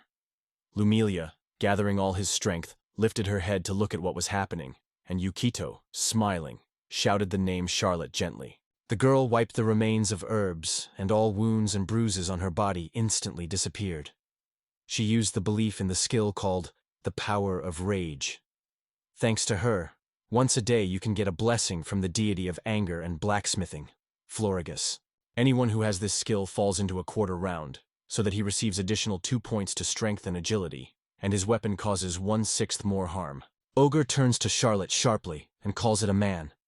Hardly tuned against the girl, he is rapidly moving forward with relentless force. Under his difficult steps, fragments of stones fly on all sides. Charlotte puts her hand to the breast, calling divine grace. Suddenly, everything around her flashes a bright glow. God's blessing gives user weapons additional 1 to 4 units of radiant harm. In addition, the sorcerer gets +2 to throw from fear and panic. The girl lifts the sword to the face, and then grabbing the arms with both hands, sharply waves weapons and rapidly rushes to the monster. The Ogre is worthy and also goes on the offensive, but Charlotte turned out to be more clever. She rushed forward and lowered the sword over her head with a scope, preparing to strike. She was so strong that she was able to see the plow in half with one blow. The wound scares burning fire, and the Ogre instantly finds himself in his flames. The monster howls the pain, screams that the heat is unbearable, and her rage is directed to Charlotte. She splits on the girl for the girl. Suddenly, 2 arrows were in the back of the plow. Looking around, the monster saw Yukito with a crossbill and Lumilia, which had already pulled his bow. Both were tense and closely monitored the plow of the plow. The burning monster moved to Charlotte, reaching out to her, and without standing his own condition, suddenly fell without movement, finally extinguished. The girl continues to shine with a smile, and then calmly hides the sword in the vagina and warns the plow, "Let him not underestimate the paladins." Some time passed, and the goblin representative hurried to the Hoblin King with alarming news. Their dungeons penetrated adventurers. The king roared, giving an immediate order to all goblins to arm themselves and ruthlessly destroy anyone who dares to enter their dungeon. Then King Goblin dropped on his throne and spoke. These worthless people came to steal the victims appointed by the great Lord Harza Mugu. Putting an ugly hand under his chin, he smiled cunningly. His face shined with sticky sweat. Other goblins laughed and licked their lips impatiently. They talked to each other that there is a guy, a woman, and another ELN among adventurers. Upon learning that among them are 2 girls, the dwarves glittered with their eyes and began to lick. King of Goblins smiled and said that the elves were the true pride of this world, and Mr. Garzamug was that thought. At this point, a small rat slipped past the throne of the king. Suddenly, something big and acute pierced him from above, and he shouted in pain. The goblins exploded with a roar, looking at this pathetic rat, and began to make fun of foolish adventurers. King Goblin, pleasing to the prey, threw. These adventurers remind him of rats driven into a trap. He ordered his subordinates to grab the girls and to kill and eat. The goblins were glad, looking madly on the girls, and already eagerly prepared to break the boy into pieces. In these moments, Lumil, Charlotte, and Yoshito were resting after a fierce battle. Lumilia carefully wiped her hands after firing from the bow, while Yoshito examined the body of the fallen plowman carefully. Charlotte sat next to the Elfski, and was quietly wondered if everything was fine. Lumilia only nodded that everything is well with her. Yukito stood next to the charred body of the plow. He was already sure that he had collected everything he needed. However, inside it was a sense of urgency. The time remained few. Suddenly, there was a mysterious noise in silence, which was immediately caught by Lumilia and Charlotte. Lumilia quickly snatched the arrow and said intensely that the enemies were already stepping. Charlotte, Lumilia, and Yukito stressed into the dark corridor, expecting the enemy's appearance. Lumilia had already pulled the bowstring. The arrow was alert. Charlotte put her hand on the sword's hand, ready to grab the blade at any moment. Yukito stood nearby, fully assembled and determined to fight. Suddenly, a whole flock of goblins appeared. They laughed and choked with saliva. Yukito decided that the Knights of the Dead had come, and it seems like goblins had already coped with him. Charlotte noted that now they only have to break through. The guy exclaimed the name of Charlotte loudly, calling her to battle. The girl raised her hand and struck powerfully in the direction of Goblin. She twisted in a rapid whirlwind, depicted enemies on all sides, destroying a whole invasion of opponents. It was a high-quality fishery chain weapon made to order by an experienced blacksmith. Thanks to it, you can attack the enemy from a further distance than usual.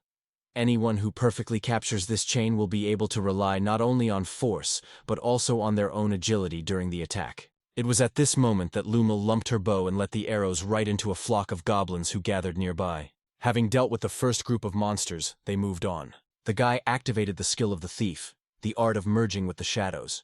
Anyone who has this ability is able to hide in dusk and become almost invisible to the enemy. Only a skilled observer will be able to notice such a trick, having been tested for vigilance. The young man and the girl hid behind the columns, cautiously looking out from them to see what was happening around. Their look fell on the giant gate. You notice that there is no guard nearby. Undoubtedly, they are ambushed. The king of goblins sits in the spacious hall, and behind it is another, smaller room. The bag of food he threw the goblins was initially brought to this room. Probably the food was checked for poison, so it is here that the stolen girls are kept. If Sleepy is here now, so it should be there. In the imagination, he sees the girl's face, irrigated with tears, and with solemn confidence steps to the room. Slowly approaching the door, he unfolds the scroll. Closing his eyes, focuses and applies the sense of evil. Suddenly, his look flashes, and he looks carefully at the distance. Thanks to this spell, a person feels the presence of lichen creatures, things or magic nearby, and accurately determines the place where the dark aura comes from. The guy realizes that he is able to see everything that is happening. If they enter the premises now, it will disturb the beehive hive. However, if it applies the spell a little more than the central point of the room, the hostages will remain intact. Plants have already sprouted on the roofs of rural houses. Yukito and his comrades decided to stay in the village art, had just gained enough experience to increase the level. The wicker basket with onions and potatoes suddenly fell to the ground. A young guy with a scarf on his neck opened his mouth with surprise. An elderly man with a cane stood next to him. He was also surprised on his face. A woman whose tears shone in the eyes. The girls ran up to them. The peasants rushed to their loved ones, who were captured by goblins, and could not restrain their tears of joy. Yukito stood next to Charlotte. Both of smiles watched the joyful faces of those who finally looked with loved ones. Lumilia was frozen near them. She was confused with her hands. She watched with surprise people who hugged happiness. The old and young people gathered in front of the boys, bowing their heads. They thanked the young men for saving their daughters, and confessing that they had no words to express all their gratitude. Charlotte with a smile came to people. Yukito stood away, and, indifferently watching Charlotte, plunged into his own reflections. On the back of Lumilia, a ligament of the arrows was visible. She looked silently into the crowd in front of her, carefully examining everyone. One of the crowd reached out to the boys his hand, on the palm of which a small bag lay. The man explained that this is a modest gift, a sign of gratitude for all the boys did. Charlotte, barely noticeably smiling, began to tell that they with their family have long reached the help to those who need it.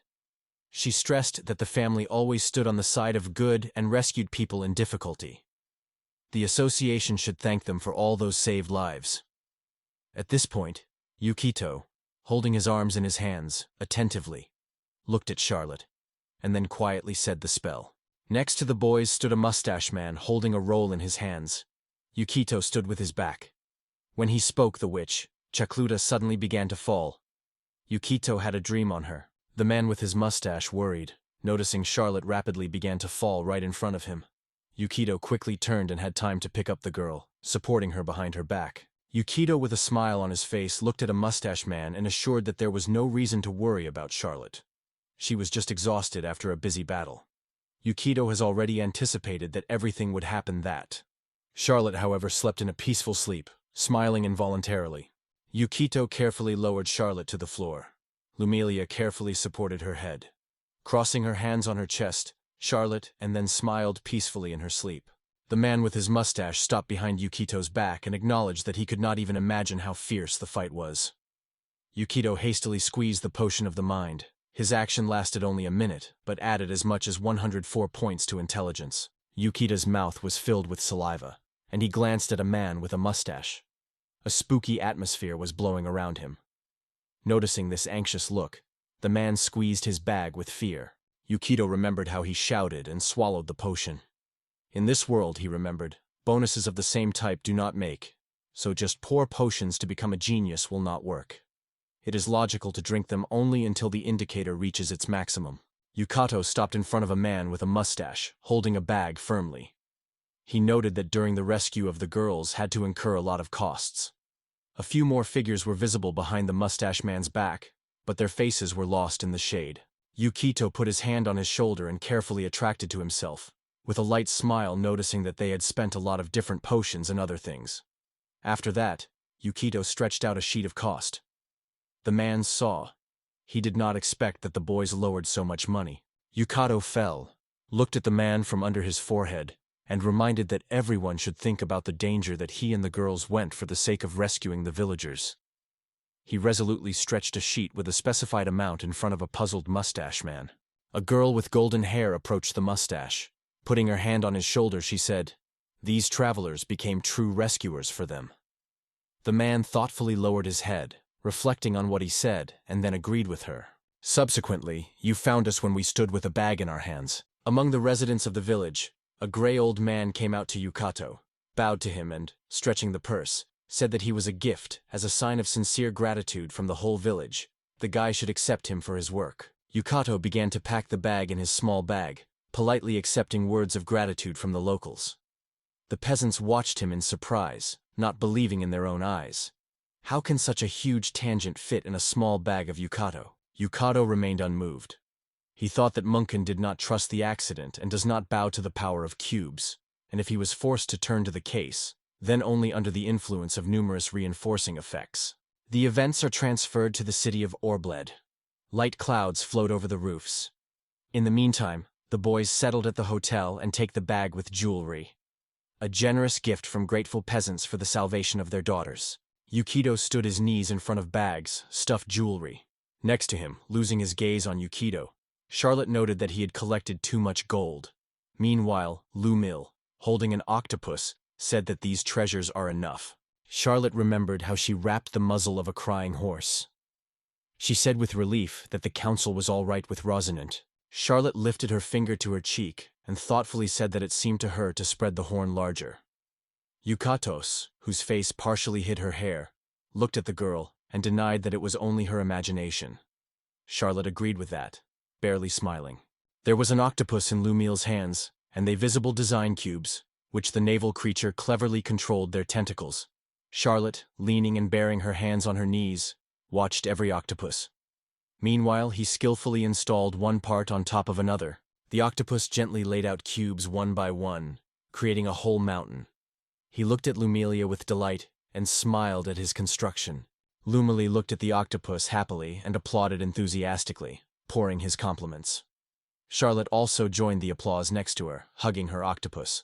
The same, embarrassed with such attention, turned away from the girls and shyly covered his tentacles near his mouth. Yukito settled at the wooden table, cautiously moving a book in front of him. In the meantime, the girls were comfortable on the floor nearby. Squeezing Tom in his hands, the guy thoughtfully looked on the cover. The moment came to master something new. Yukito unfolded the book and saw on the page his own image, along with a list of his abilities. He took the pen, carefully dipped it in ink. Yukito decided that the first thing should change his own level. After crossing the number 2, he carefully inscribed near the tree. Hardly Yukito put his last point as he was instantly enveloped by a bright glow. His hair was splashed on all sides, as if from a strong gust of wind. With one hand, he held the book firmly, and the other hung in the air, as if he were wounding in an unfinished gesture. 3 came on the scene of the crossed figure. It stretched on the line between the words, sorcerer and man. Yukito spent his hand in the air and thought, although he does not feel a special inflow of power, his level undoubtedly increased. Perhaps it was on this page that when you started to turn his book, everything went wrong. What kind of character trait to choose? Yukito unfolded a page that listed a variety of qualities. He learned that a trait is a unique gift or a special skill that gives a character of a peculiar value. Each such characteristic can only be chosen once. Yukito was seriously tuned. He reflected on the export of crossbows, vigilance, and other useful qualities. However, now his desire has changed. He wants something completely different. Various characteristics appeared before Yukito's eyes. He seemed to need a trait that would increase health. It adds vital forces. It may even be possible to bypass the curse, and then Yukito will be able to make this choice. Yukito sat, looking thoughtfully at the book. Memories of a recent attack and an incredible meeting with a dragon were commemorating in memory. This time, Yukado understood that he should carefully weigh what features to choose for himself, because there was a difficult task ahead: to defeat the Black Dragon. Yukado held a book in his hand and squeezed a written pen in another. Is there no time to raise the level? He had to choose only one feature, and since it was an extremely valuable skill, it was necessary to weigh carefully before making your choice. Yukado imagined himself in a sophisticated costume with a book in his hands. He suggested that he would most likely choose a wizard class. It may become a mysterious padded, an amazing combination of a magician and a cunning fraud. You could expand the book on a photo page and Charlotte's characteristics, and then go to a page with information about Lumelia and her photo. You looked at the girls, thinking what to do with them. The octopus suddenly appeared in their arms. Yukito imagined girls in various costumes. He thought that the class of Lumelia could be changed to druid, so that she would find a better common language with animals. He also considered the opportunity to increase Charlotte's attacking force, or replace her skills. Yukado strongly boiled the book, deciding that he would postpone the reflections for later, because in the lesson it is worth behaving more decently. Suddenly, Charlotte spread her mouth wide and shouted stuntedly. Charlotte grabbed her arms, turned her head in his head, and shouted desperately that she did not want to become a warrior like everyone in her family. The armor comes from the famous kind of paladins. The octopus with the company watched this spectacle without hiding their surprise. Charlotte closed her hands and pressed them to the face, on which droplets of sweat came together. She repeatedly repeated the word, warrior. In her imagination, Charlotte saw two men in military uniforms with weapons alert. They seemed terrible and dangerous to her. Yukito stopped in front of Charlotte, not having an idea that she was trying to convey. Paladins belong to those who reveal their potential over time. It would be best to simply increase the level and become stronger. But unfortunately, they no longer had time for quiet development. Charlotte held her hands woven, nervously cast her gaze on Yukito, and finally replied. She realizes that there is no time, but wars always seem to her such uncontrollably. Yukito lifted his thumb up and agreed with Charlotte. In fact, warriors do not seem as exciting as paladins, but have a lot of combat skills, so they are many benefits. Charlotte got up and looked at Yukito with excitement. He closed his eyes slowly and spoke. In his city, warriors are called Haifei, and they were given a respects no less than paladins. Charlotte focused on Yukito, listening carefully to his every word. Yukito had already lifted his finger, going to add something as suddenly their attention was captivated by a strange flicker. It is a mirror that lay peacefully on bags filled with jewelry, suddenly shone with a mysterious light. The boys were not a joke. They turned sharply to the bags full of jewelry. Meanwhile, a depressing silence suddenly hung around the mirror. The girls are surprised and horrified, staring in the mirror. Suddenly a strange beep was involved in the air. Yukito fell and drops of sweat came on his head. From the dark corner, where a bag with jewelry lay on the mirror, suddenly a strange noise came. The reflection in the mirror was called unclear, fragmentary words that were difficult to disassemble. Yukito froze in front of a bag of jewelry, listening in surprise to the voice heard from the mirror. Charlotte stood side by side, looking at her reflection. Her lips are barely open. Lumelia, holding the octopus on her hands, watched the boys, ready for any surprises. Charlotte appeared in front of Lumelia, in whose hands the octopus fought. With a western head, she voiced a mysterious phrase, which she just heard from the mirror. Its content slipped from understanding. Meanwhile, bizarre lines emerged on the surface of the mirror, and the reflection continued to whisper passages of incomprehensible words. The mirror lay on a bag stuffed with gold jewelry and coins. Yukito reasoned with anxiety. Would this mirror be a means of communicating between King Goblin and a sinister temple? Yukito reached forward and put a masking spell. Before that, an alarming thought flashed in his head. If his previous suspicions come true, then meeting with enemies will turn into a real catastrophe. They can do one that you will not correct. In a moment, the magic was drawn, and Yukito turned to one of the goblins. This spell changed not only appearance, but also clothing, allowing it to be transformed even into a creature. However, it was necessary to meet him at least once. Yukito turned to Goblin. It hung a cloak on it, and a chain shone on his chest. Finding himself on his head, he turned to his head in the mirror, reporting his presence. Charlotte stood behind his back, and next to her, Lumil. In her hands, the girl held a firmly octopus. Charlotte suddenly turned and glanced on dark clothes, neatly laid out on a covered bed. Suddenly, she slept for the idea, and without a moment, she rapidly grabbed her clothes. In a moment, the girl pulled a flap of the fabric that just ripped off the sheet in front of her. Wrapped in him, she pretended to be as if Yukado Goblin were now completely different. Yukado stood hard and waiting. He expected a stranger from the mirror with extreme caution. Charlotte stood opposite, holding a piece of fabric in front of him and staying extremely serious. Lumily was scared to the octopus, trying to hide behind him. The boys were so worried that their hearts were pounding loudly in their breasts. The man's face appeared in the mirror. The gloomy aura wrapped the room like a dense curtain. The stranger, looking from the mirror world, turned to Goblin, which was transformed by Yukado. He was interested in how to prepare for the ritual for the Garrus of Mugs. Yukado, still in the likeness of Goblin, stood his knees in front of the mirror. The stranger did not stop repeating that there was very little time before the rite of the moon. Behind the back, Yukado Charlotte was holding a piece of fabric, and behind him, hiding the best of Lamilia. Yukito, reincarnated to Goblin, interrupted silence and replied that he had not yet completed the preparation for the ritual. The man in the mirror shouted his teeth from anger and thought about something. Tense Yukito looked closely at a stranger in a mirror with a harsh face. A few minutes passed in silence. And now the stranger finally violated the silence, emphasizing how significant the rite of the Moon of Disaster is, during which Ms. Nafli chooses her mediator.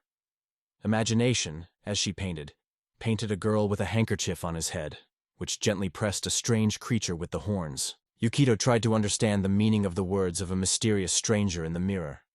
Being in the likeness of Goblin, he threw his eye on a pile of gold, on which it was a mirror.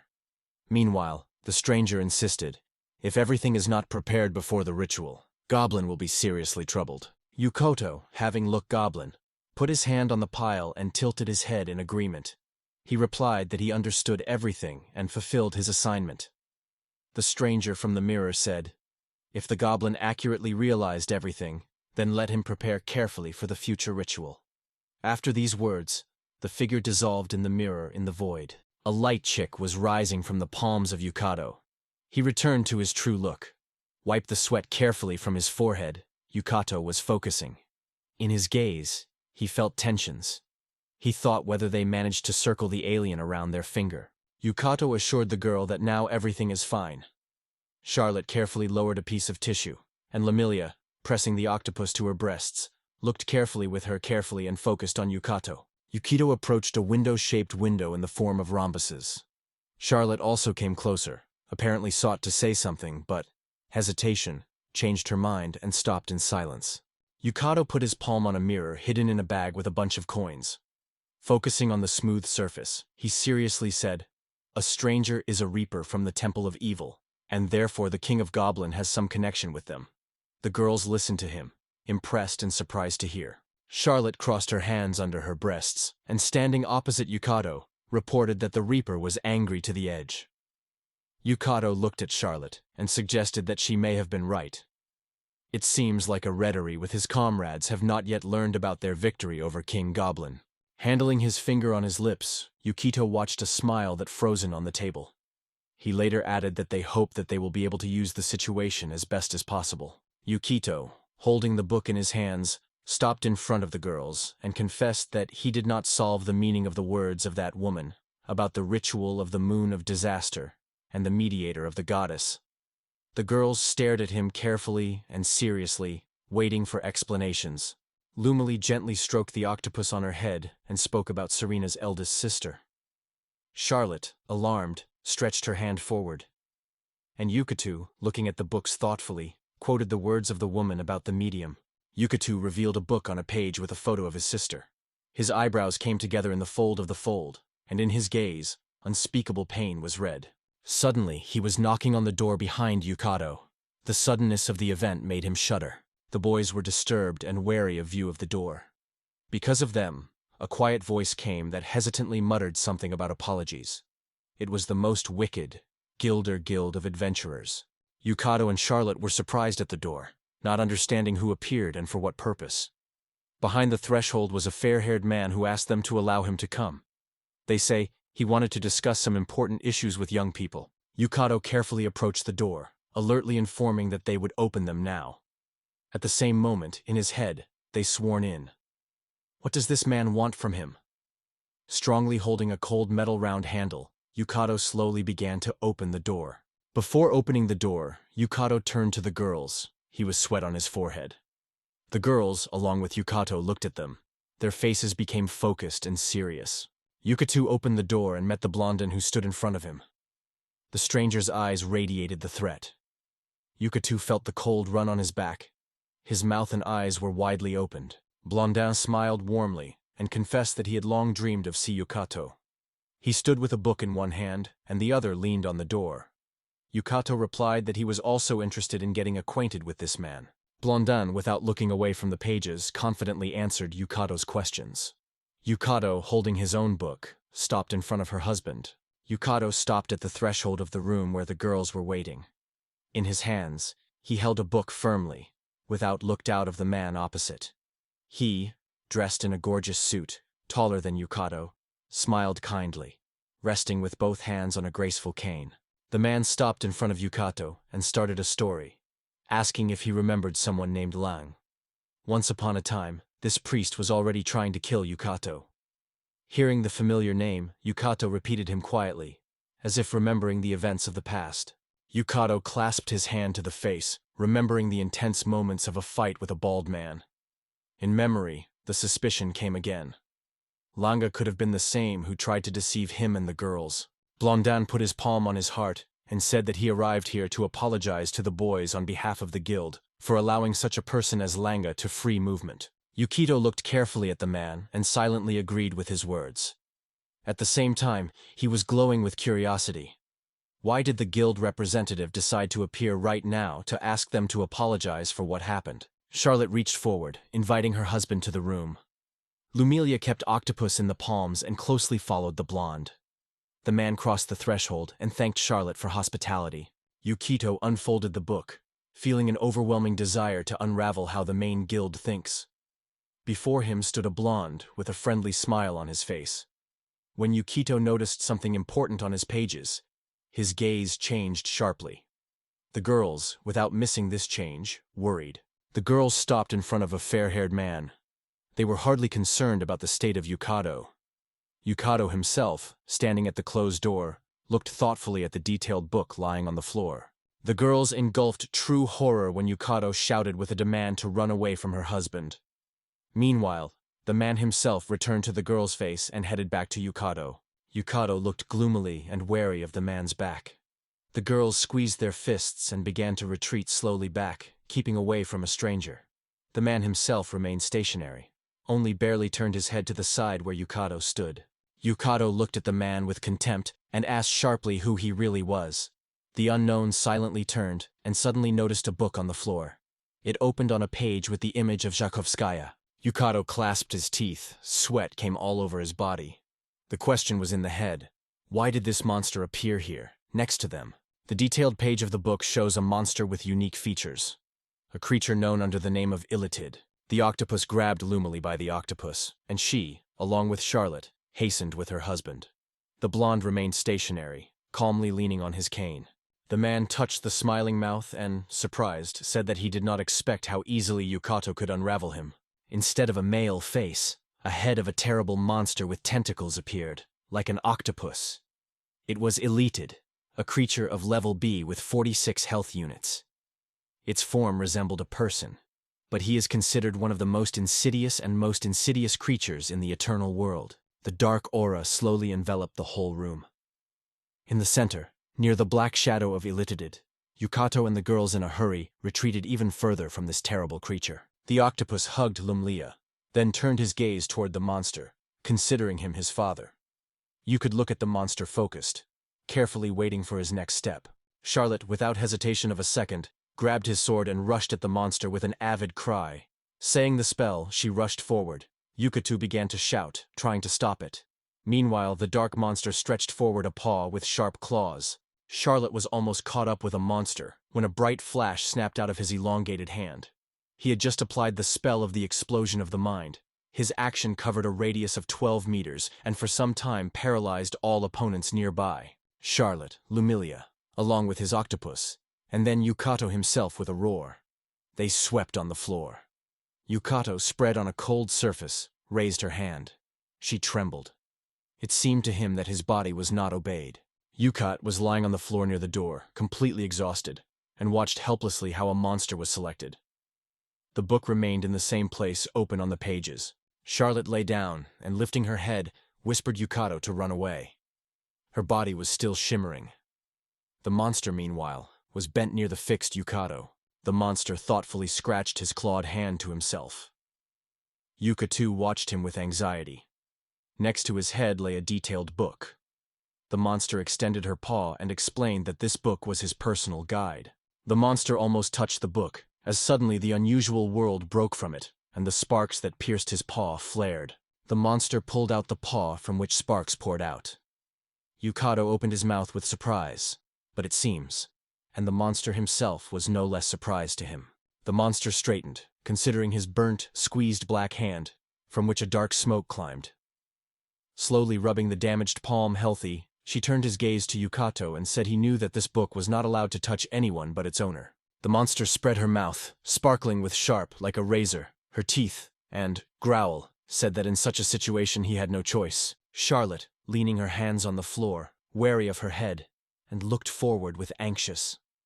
Lamilia lay on her back, frozen with horror in anticipation of the following events.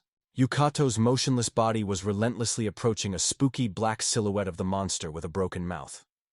Nearby lay a detailed notebook. The tentacles of the creature slowly stretched to the face of Yukato, and in his pupils reflected the horrible face of the monster. As if sitting on the floor with a book in his hands, opposite him, as well as resting on the floor, Illitid is located. The table stood between them. The window was covered with a dense curtain. The gust of the wind escaped into the room through the open window, lifting the long curtains, which were screened between Yukato and Illitid. They met with a look, and the space between them trembling gently.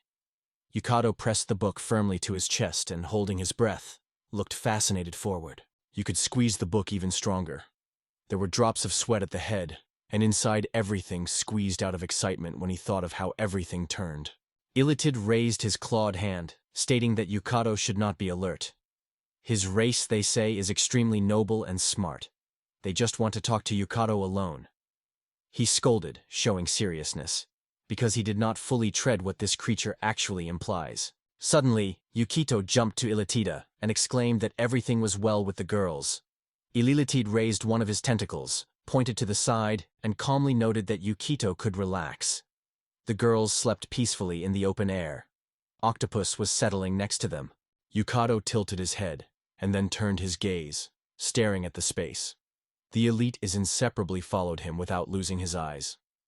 Among them hung a tense silence. After a long silence, Ilfin finally violated silence.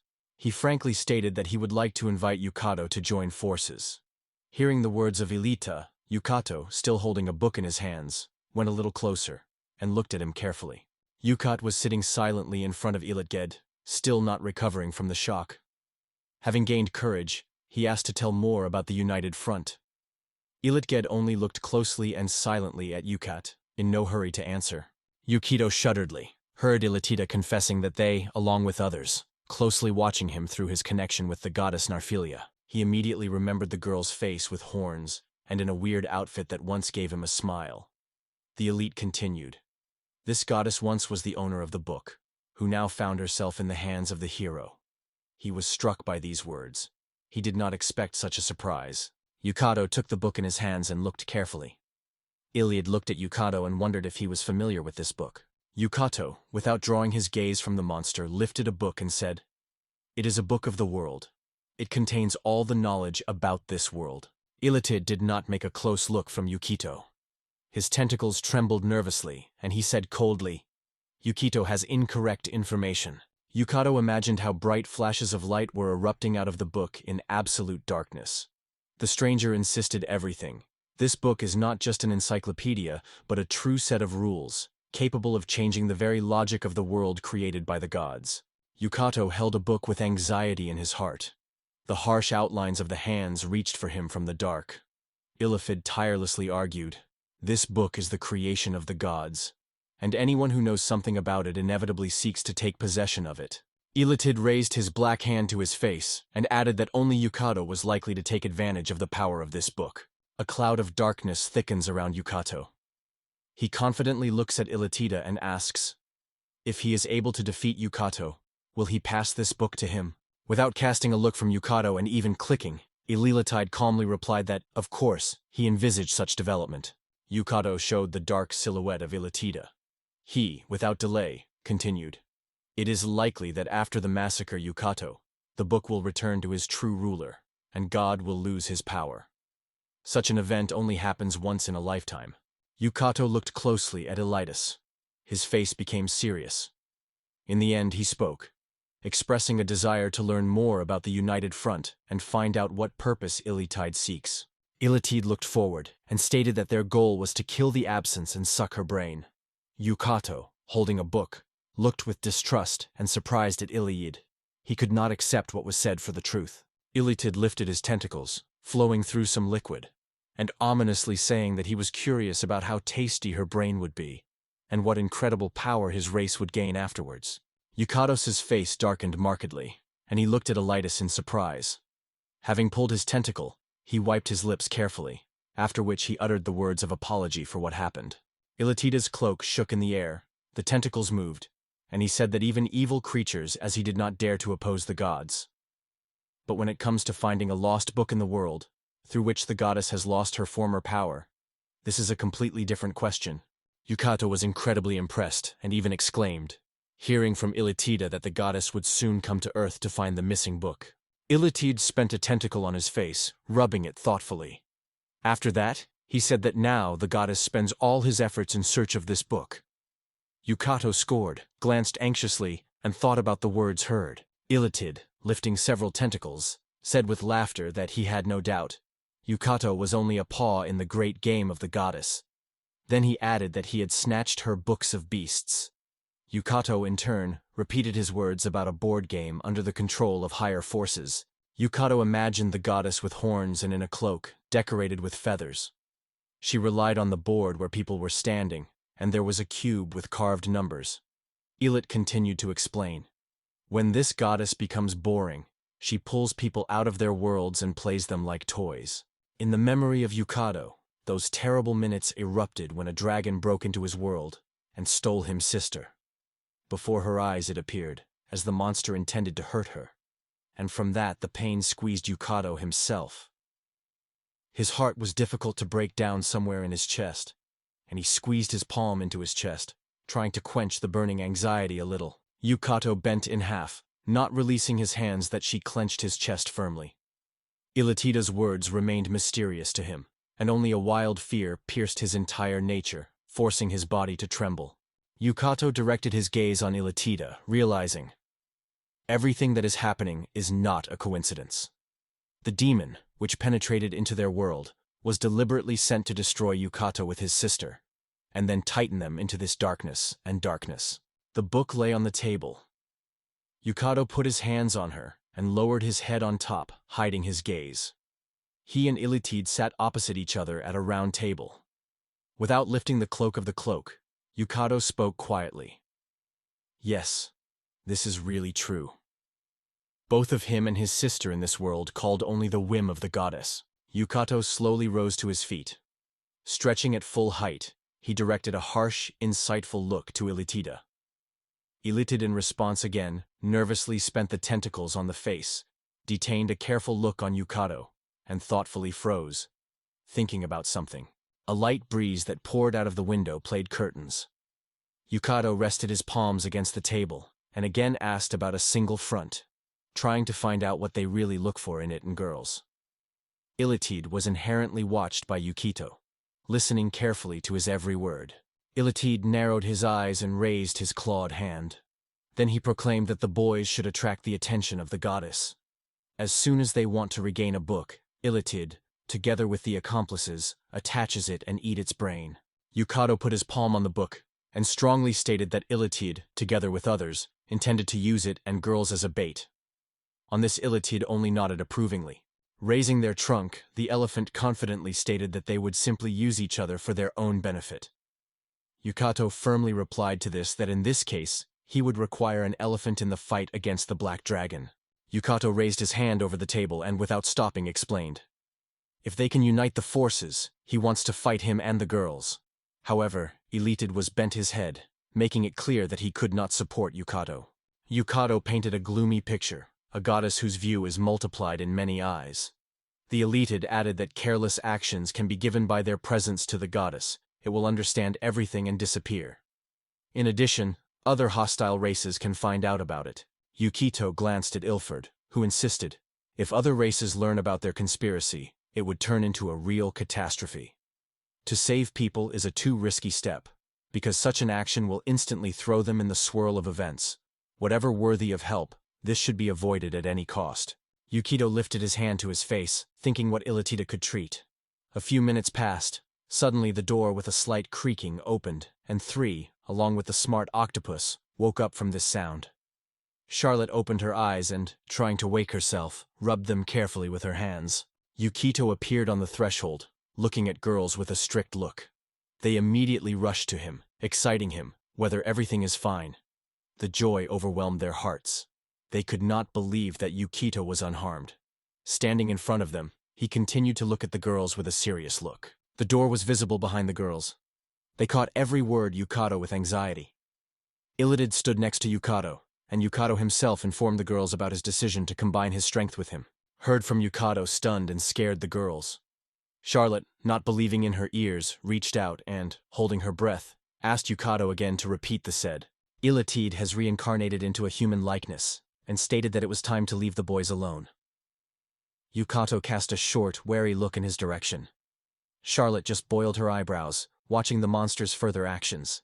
Ilatide threw a spoley, piercing look at Yukato, and then put his palm on his shoulder and said that he would pray for his fortune in a future fight. Yukato Sksa glanced at Ilatide, but did not say a word. Yukato Bard plunged into the book, and the girls stood on his side. In a narrow corridor with a few doors, they watched as Ilatide moving away, disappearing from sight. Charlotte gathered her face with anxiety in her palms, hesitation about Yukato's unwavering in her decision. She did not give her thought. Maybe he still should look at his choice.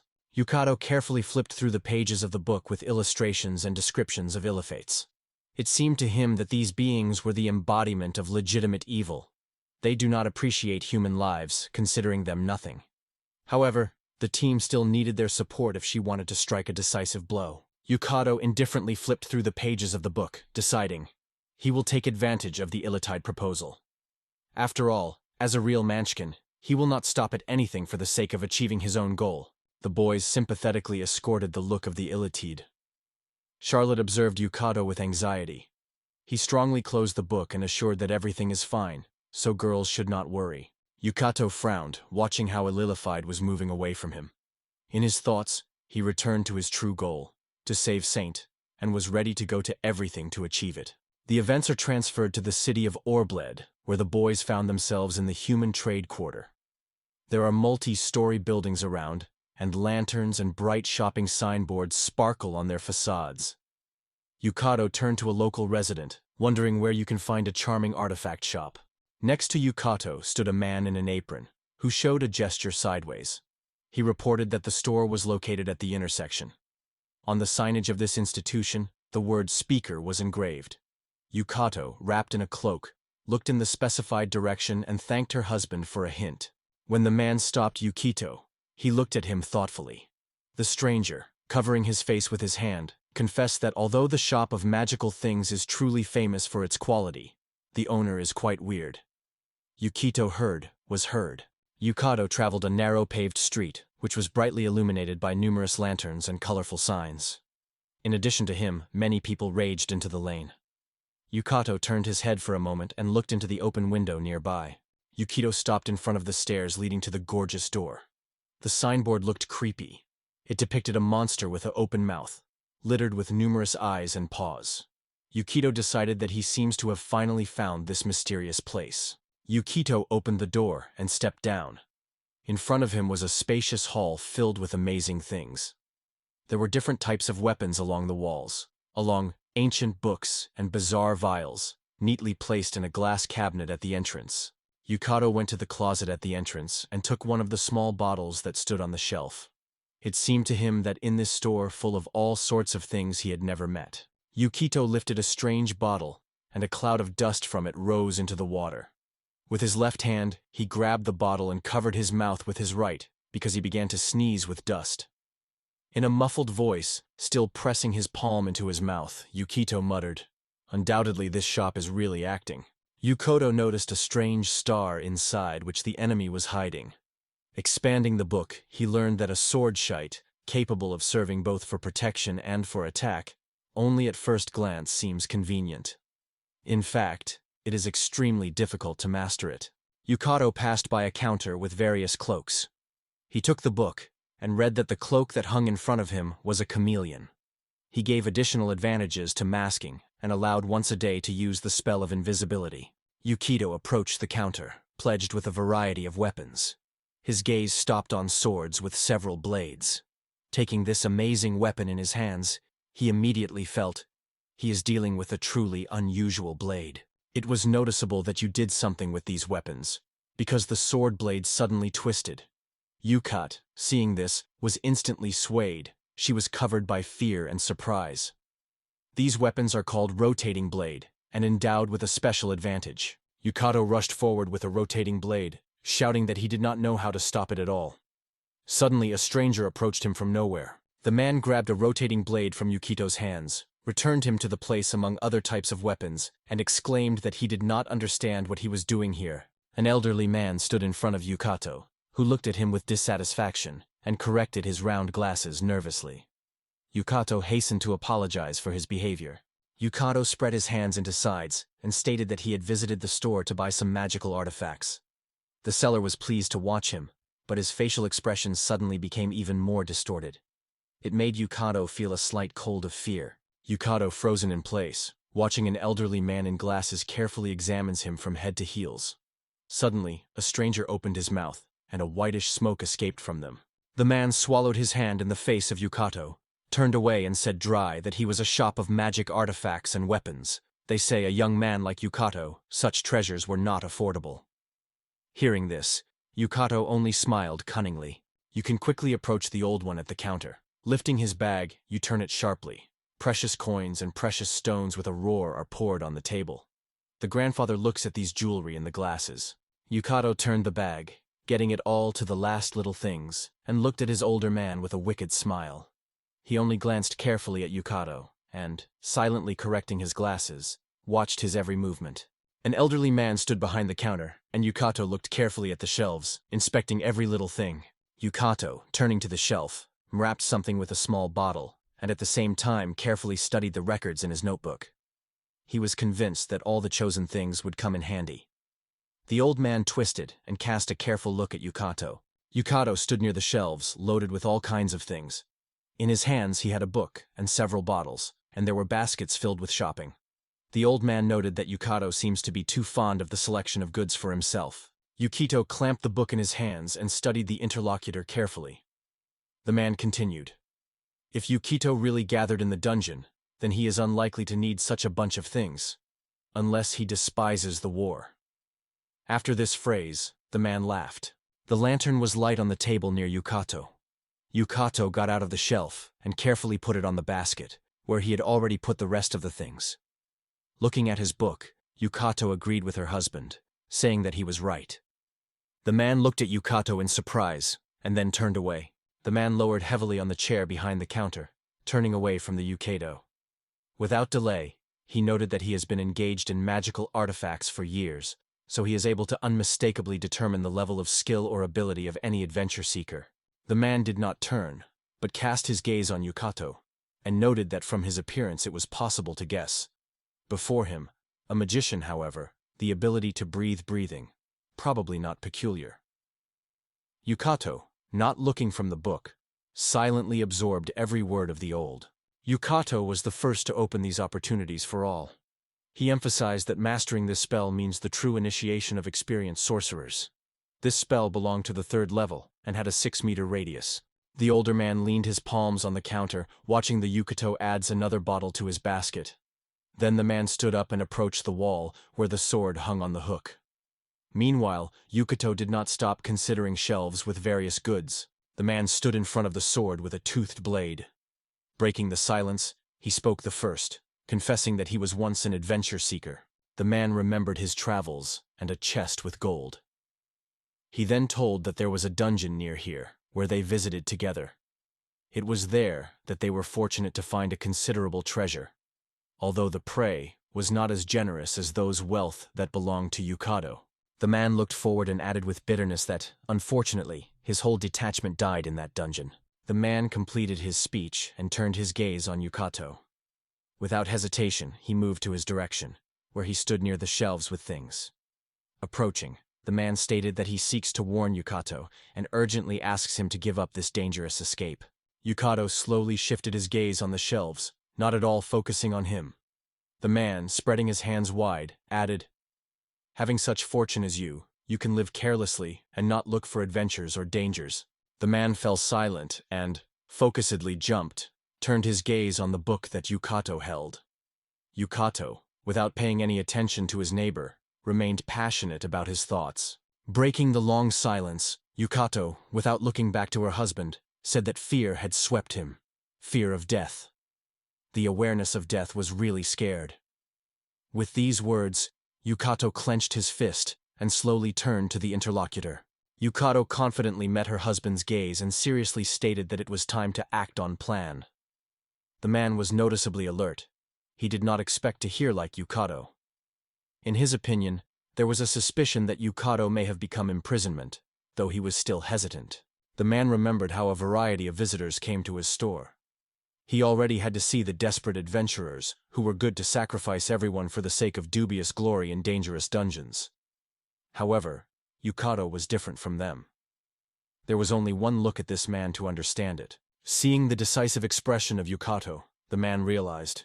In his look, he clearly read the unwavering desire to survive at any cost. The man stood side by side, lowering his head. In the end, he realized that it was futile to try to restrain Yukato. Lifting his gaze, the man looked closely at Yukato and asked how he was called. Yukito looked at the man and spoke his name. He was already heard from heard. It was so strong that the man even fell on the floor. The reaction of the older man was so struck by Yukito that he only watched him. And this, having opened his mouth with fear, could not look away from Yukito. The man tried to say something, but the words were stuck in the throat. He only tilted his head and clenched his jaw. On the ring finger of the old greeted the ring. The man got up and approached the counter slowly. He noted that Yukato's name was quite rare and mysterious, and then suggested that he follow him. Yukato followed the following. The older man went around the steady and rolled up among the shelves with bottles, looking for something needed. The man teaches a few bottles with some liquid to Yukato on the counter, which is extremely surprised by the guy. Yukato looked carefully at the bottles and already wanted to say something. But the man interrupted him. He said that he giving all these vials Yukato just a few medicinal wires would never interfere. The man lifted the vials and stretched them out Yukato. Suddenly, he said, insisting that he would take them to himself. They say, nothing valuable. Yukato stretched his hands uncertainly, taking a little embarrassed, taking his unexpected prey. The old rubbing of his nose with his hand and, looking thoughtfully, said, "This happens once every decades." Yukato, holding all the bottles in the arms, could not get rid of the idea that this man was a real weirdo. Clouds were constantly moving above the city, covering the streets with a gray haze. The elderly man came out to hold Yukato. Before going, Yukato nodded him to say goodbye, and then resolutely moved forward. The man connected his hands and watched in silence, like Kato. "You are moving away." His face remained harsh and unmoved. A little time passed. The man was still holding his hands together, but with a warm smile on his face, said that he did not remember how many years he had passed since he had a conversation with someone from that world. The man remembered the moment of his appearance in this world. It was an elegant suit, and in his hands, a suitcase. People were in amazing outfit. They stared at the stranger with anxiety. 39 years have passed since it has been summoned here. He imagined a man in the armor who bravely competed with the goblins, and in silence sat with books, carefully studying them.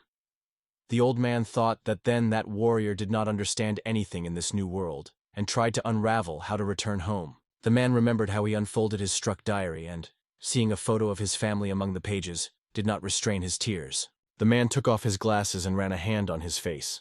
At heart he sought to return to his family, but now he lacked the willpower, even for that desire. Remembering Yukado's serious look, the man realized, this young man is really ready to fight. The thing is not that he is not afraid of death, he just accepts it. With such thoughts, the man opened the door of his store and entered inside. The old man approached the sword with sharp, uneven blades and looked carefully at him. Carefully put his palm on the weapon. Cold metal reflected his innocent, full of despair. He was sure. Now he would not avoid the fate of the usual NPC. The man leaned his hands on the hay and hunched. It seemed to him that he was indifferent whether he would be a hero of his story or not. Anyone who gives up his role of the protagonist turns into an average character, a simple NPC. A large window stood next to her husband. His eyes suddenly shined with tears. He thought when the despair finally took the mountain over him. In the meantime, he silently watched how you were caught on a hot one. Meanwhile, silence prevailed in the hotel's yards. Charlotte has frozen in a battle rack, surrounded by several wooden boards. She squeezed the hand of her sword, ready for the next movement. Charlotte grabbed the sword, and a few steep strokes cut the folded logs. They immediately flew to the ground, one by one. After completing a lightning attack, she calmly put the blade back in the vagina. Charlotte was dressed in a sophisticated system and had a wide sword. She lifted her butt mom, noting that the shape is perfect for her and allows you to move with ease. Charlotte closed her eyes, bowed her head, and pressed her clasped hands to her chest. She prayed quietly. Bishop Lurie, forgive her what she chose the warrior's way. Charlotte dropped on her knees, crossing her hands in front of her. She watched Lumilia closely, which focusedly pulled the bowstrings. Lumil's resolute look aimed at an arrow directly into a mighty tree trunk. From the top of the tree, the autumn leaves slowly broke down when Lumilia clenched the bow more, focused her gaze and, without hesitation, released the arrow directly into the target. She involved her special skill. Accurate shot. The arrow pierced all the foxes that broke from the crown and stuck just into the tree trunk. Lumilia, holding his bow firmly in her hands, confessed with a smile that she finally felt as it was to climb a new level. Hearing the captured voice of Charlotte, Lumilia raised her hand and turned. Charlotte, with a joyful smile, folded her hands together and sincerely said that Lumilia was an extraordinary girl. Octopus broke from the top of the tree. The girls kept breathing, watching the amazing creature. The door leading outside, they squeaked, and a woman in an apron came into the yard where the girls stood. She informed with relief that she had finally been searched. The girls, still holding the octopus, looked at her in surprise, not understanding where she came from here. The woman, putting her hands on the waist and expressing his dissatisfaction, strictly asked if these girls really accompanied the adventurers of the adventure named Yukato, and whether they could go with her for a moment. The girls tilted their heads in surprise. Looking interested in a woman, the girls stopped on the crowded street, and Yukato stood in front of them. Lumilia held an octopus. Charlotte looked with horror at Yukato and confessed that they had no money left for the hotel. Yukato lowered his head gloomily. Yukito, clutching his backpack in front of him, with his head confessed that he had spent all his money on equipment. Charlotte raised her hands and asked, "Did not any gold coin remain in Yukito?" Charlotte did not look around, but felt a tense look of a dissatisfied woman standing behind, crossing her hands under her chest. But in an annoying, she quit. If the boys are not able to pay for living, then it is better for them to collect things immediately and get away, because only the fools spend time here in vain. Charlotte extended her hand forward to the door closed. Her gaze crawled in the darkness in front of him. Lumilia and Yukato frozen behind the girl's back. Charlotte, with fear, cast her gaze towards Yukato. Yukato vigorously raised his hand, having fun assured that everything was fine, and suggested that the girls spend the night in the stable. Lumily silently squeezed the octopus in her hands, and Charlotte, noticeably striking, mumbled something incomprehensible. Yukato smiled cunningly and, opening the book, began to study her carefully. He noted that if they spend the night in the stable, then the fatigue will not pass. However, despite this, to restore the spell and skills they would succeed. Yukito's face became even more gloomy. However, without breaking the look from the book, he continued. If you use the skills of Paladin, you can achieve the same restoration of strength as after overnight in a good hotel. Yukato raised her hand and turned to the girl, offering her to relax with Rosinante, and added that she could spend time next to Charlotte. Charlotte put her palm on her cheek and thoughtfully said that Yukado's proposal was not so bad. Lumily, along with Octopus, watched her carefully, trying to understand her true intentions. The night descended the city. Meanwhile, the boys were in the stable. The girls, hugging from Rocinante, were dozing sweetly. Yukato sat down in the corner and was already asleep, and the octopus settled peacefully in a barrel with water. Events unfold in Orbeta. Near the huge gates, framed by powerful brick walls, a girl was standing next to her horse, getting ready to enter the city. A girl with long hair stopped at the closed gate, gently touching the muzzle of her horse. A low man stood next to them. Charlotte gently stroked her horse's muzzle and smiled warmly. Looking in his eyes, she said quietly that their goal was far away, but all the hopes of the team on Rocinate. Charlotte thoughtfully looked away and, gently stroking the horse, asked if Yukato was all right. He assured her in response that everything was well with him. Yukato settled inside the bag, watched the world from there, and read the book carefully. Charlotte did not look at him. But the miracle turb, where Yukato, was a special hiding place.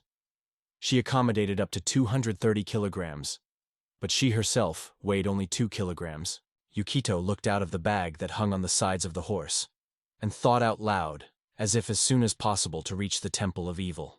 In response, Charlotte joked that in this position Yukito is really dropping on a demon, but if he is convenient, let him continue to remain in the bag. Yukato cast an angry look at the book and began to deny that the rules were not said about the way of using it. Charlotte, catching his remarks, only tiredly put her hand to his forehead thinking, "Is all that is all right?" Yukato looked at the book. The draft plan was clearly visible.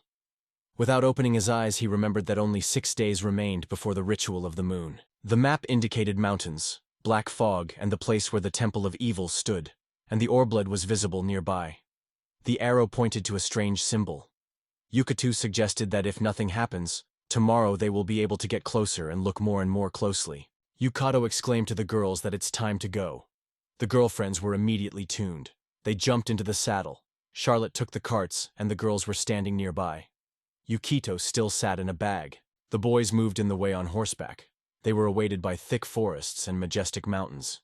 Yukato guessed that their route was the mountains of black fog. Charlotte and Lumil rapidly rushed. Their hair was dispelled under the gusts of wind.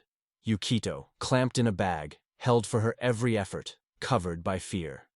The boys, without being behind, raced the field on their horse. Fluffy white clouds floated at the foot of the majestic mountains. Twilight thickened over the tops of the trees. Lumilia settled on the ground near the octopus, while Charlotte stood nearby, gently stroking the muzzle of the horse. Yukato sat with his back to girls, immersed in his thoughts. Lumilia held a branch with one hand, and the other skillfully laid them in a pile for a fire. Nearby, in a small vessel, there was an octopus, which also kept several twigs in its tentacles. The horse was happy to eat carrots, shining with happiness. Charlotte kept a basket with vegetables, and watching a lively gum, smiled. She praised Rosinante, they say, a young woman. It is necessary to reinforce well. In the bushes, quite next to the boys, suddenly something squeezed. Rosinante was angry with her teeth, and a piece of carrots fell out of her mouth. The girls turned their heads to the side, where the suspicious noise came from. Yukato stood his knees in front of the girls, firmly clutching his hands behind the tree trunk. Charlotte lifted her palms up and wondered worriedly whether everything was fine with him. Yukato's face was covered with sweat. He turned around, laid his hand on his forehead, and muttered that everything was fine with him. However, the fraudster had the ability to feel emotions at the same time with others. Yukato could not finish. He was suddenly nauseous. Grabbing his mouth, he tried to hide the attack of weakness. Yukato felt nausea and turned away from the girls, again to the tree. Charlotte came up, gently put her hand on her shoulder. Closing her eyes, she realized that something was clear with Yukato. It has passed some time.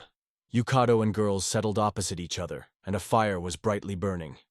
Yukato reached forward and said the spell. Charlotte intertwined her fingers in front of her face and, smiling, watched Yukato was spelling in the kitchen. Lumily, along with Octopus, was surprised to be planted on a pot of vegetables and water. This magician trick accelerated cooking. Yukato thoughtfully rubbed his chin and noted that there are really a lot of food, but she is not too satisfying. I would like to taste something hot and appetizing. Lumily was already getting off her knees, a whole bunch of steel arrows stretched behind her, and a tight bow ring in her hands. The boys were looking at Lumilia, which disappeared among the dense thickets of the forest, and later returned. She came closer to them, holding a rabbit in her hands. Lumilia reported that they managed to get food. The boys were surprised and rejoiced in such an unexpected luck. Yukito, with a smile, rolled his sleeves and stated that it was time to finally demonstrate his culinary talents.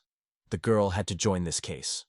Charlotte, putting her hands on her chest, was looking forward to when cooking began. Lumelia stood next to her.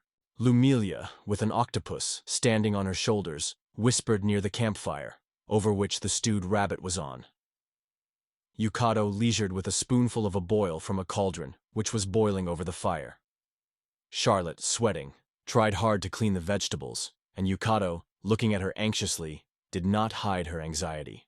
On the ground, they were waiting for treats: juicy fruits, stewed rabbit, fragrant bread, loose buns, and bowls with aromatic steam. Yukito and girls took up the meal, and instantly their faces illuminated with joy and true pleasure. The boys were sitting in a group.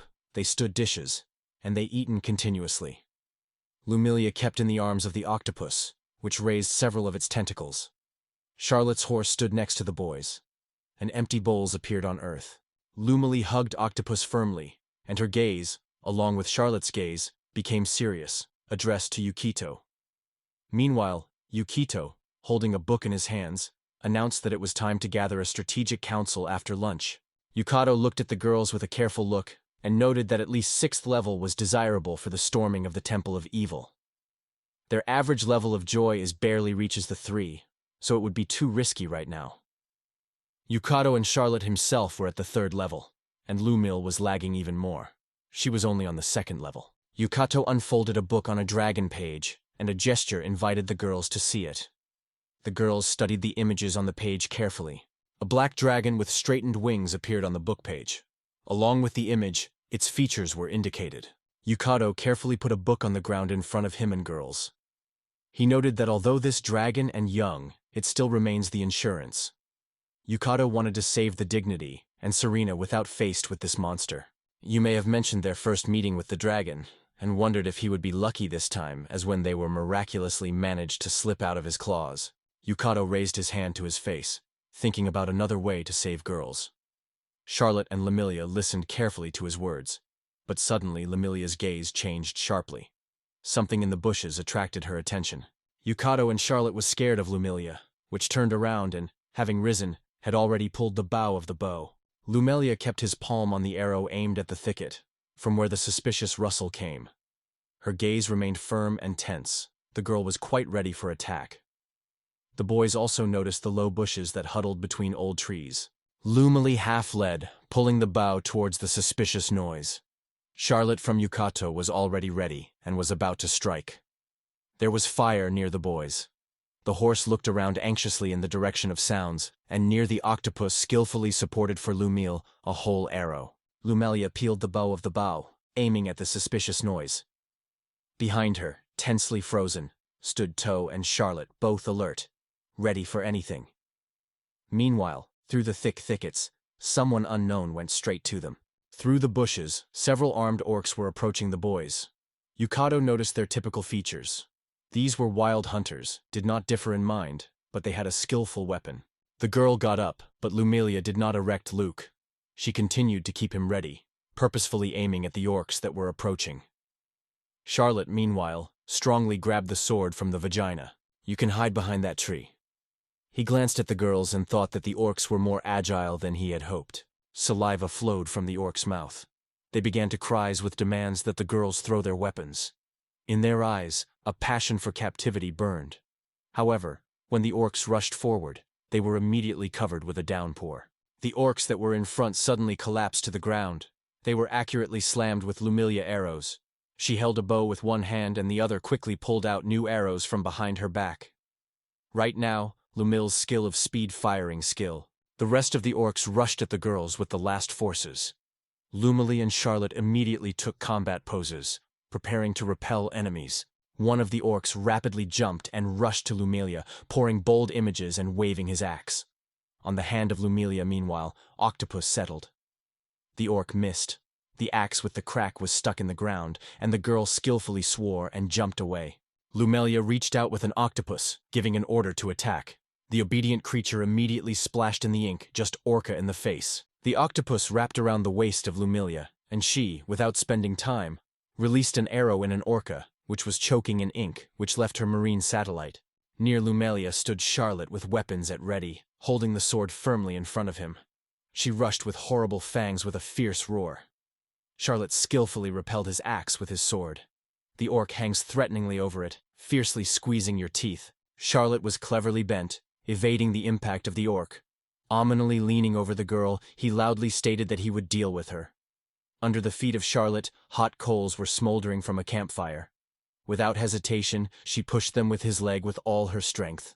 The frying sorely hit the orca directly into the face. After shaking in pain, he released an axe from his hands and retreated, holding on to a baked face. The orc grabbed his hands with his face and waved his pain. In response, Charlotte also cried and then attacked. Charlotte brought her sword lightly and cut his back orca back, from which he fell on the ground with a desperate cry. She has launched her skill, a powerful blow that causes much more harm to an unexpected attack. Hardly the orc fell as another giant with combat maces is ready to get on her.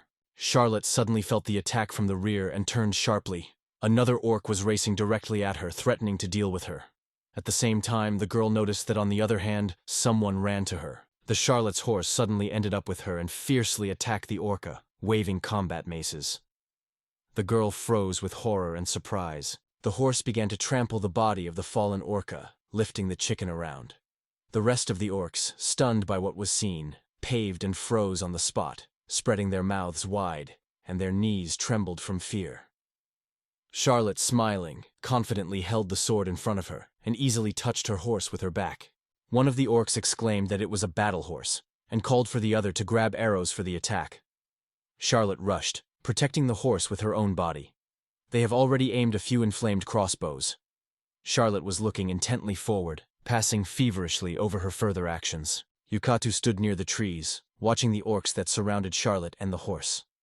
Without hesitation for a moment, he reached forward and laid a protective spell. Charlotte instinctively raised her hand to his face, frightened by an arrow that flew rapidly to her direction. However, the arrow was scattered on the friends. It was stopped by a magical shield that created Yukat. It was the original spell that could repel the enemy attack. Charlotte raised her hand to the face. A magical protective field glowed directly in front of her, which one after the other was breaking orc arrows.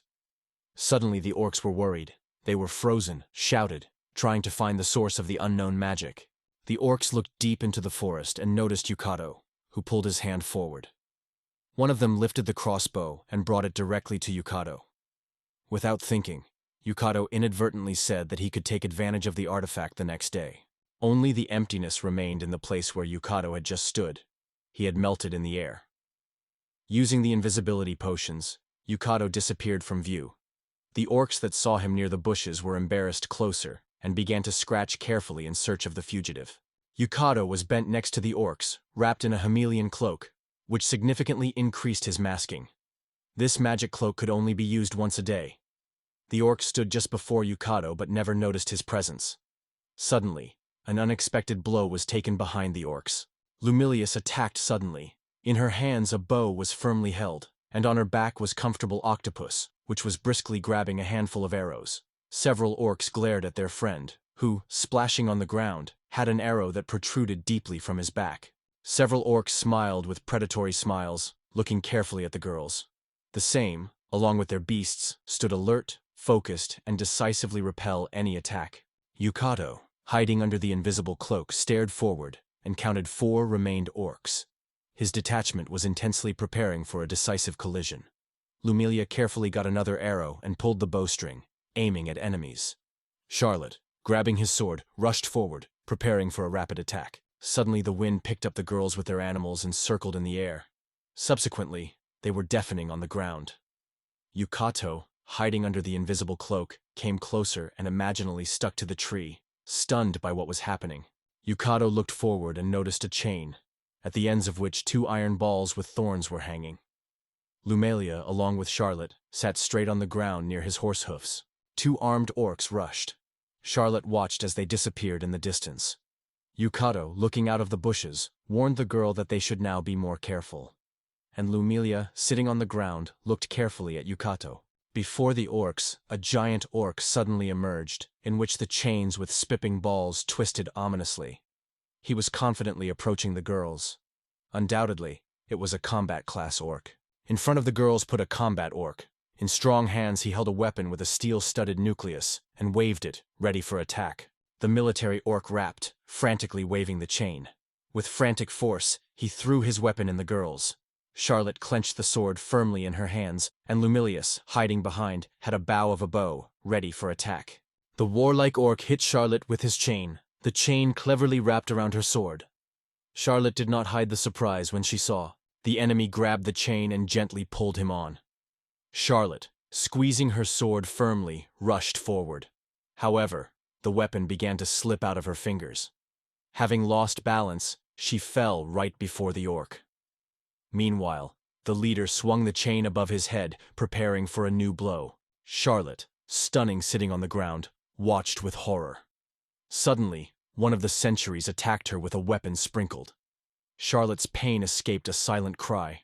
Her mouth opened widely. The enemy swung his weapon between Amelia and himself, and a powerful blow hit the tree. What broke? Yukato, hiding under the invisible cloak, froze with his mouth open, without looking forward. Lumilia rushed to the side, and behind it was pursued by a combat orc with a sinister weapon, littered with thorns. Whether he struck the spikes with weapons, but missed.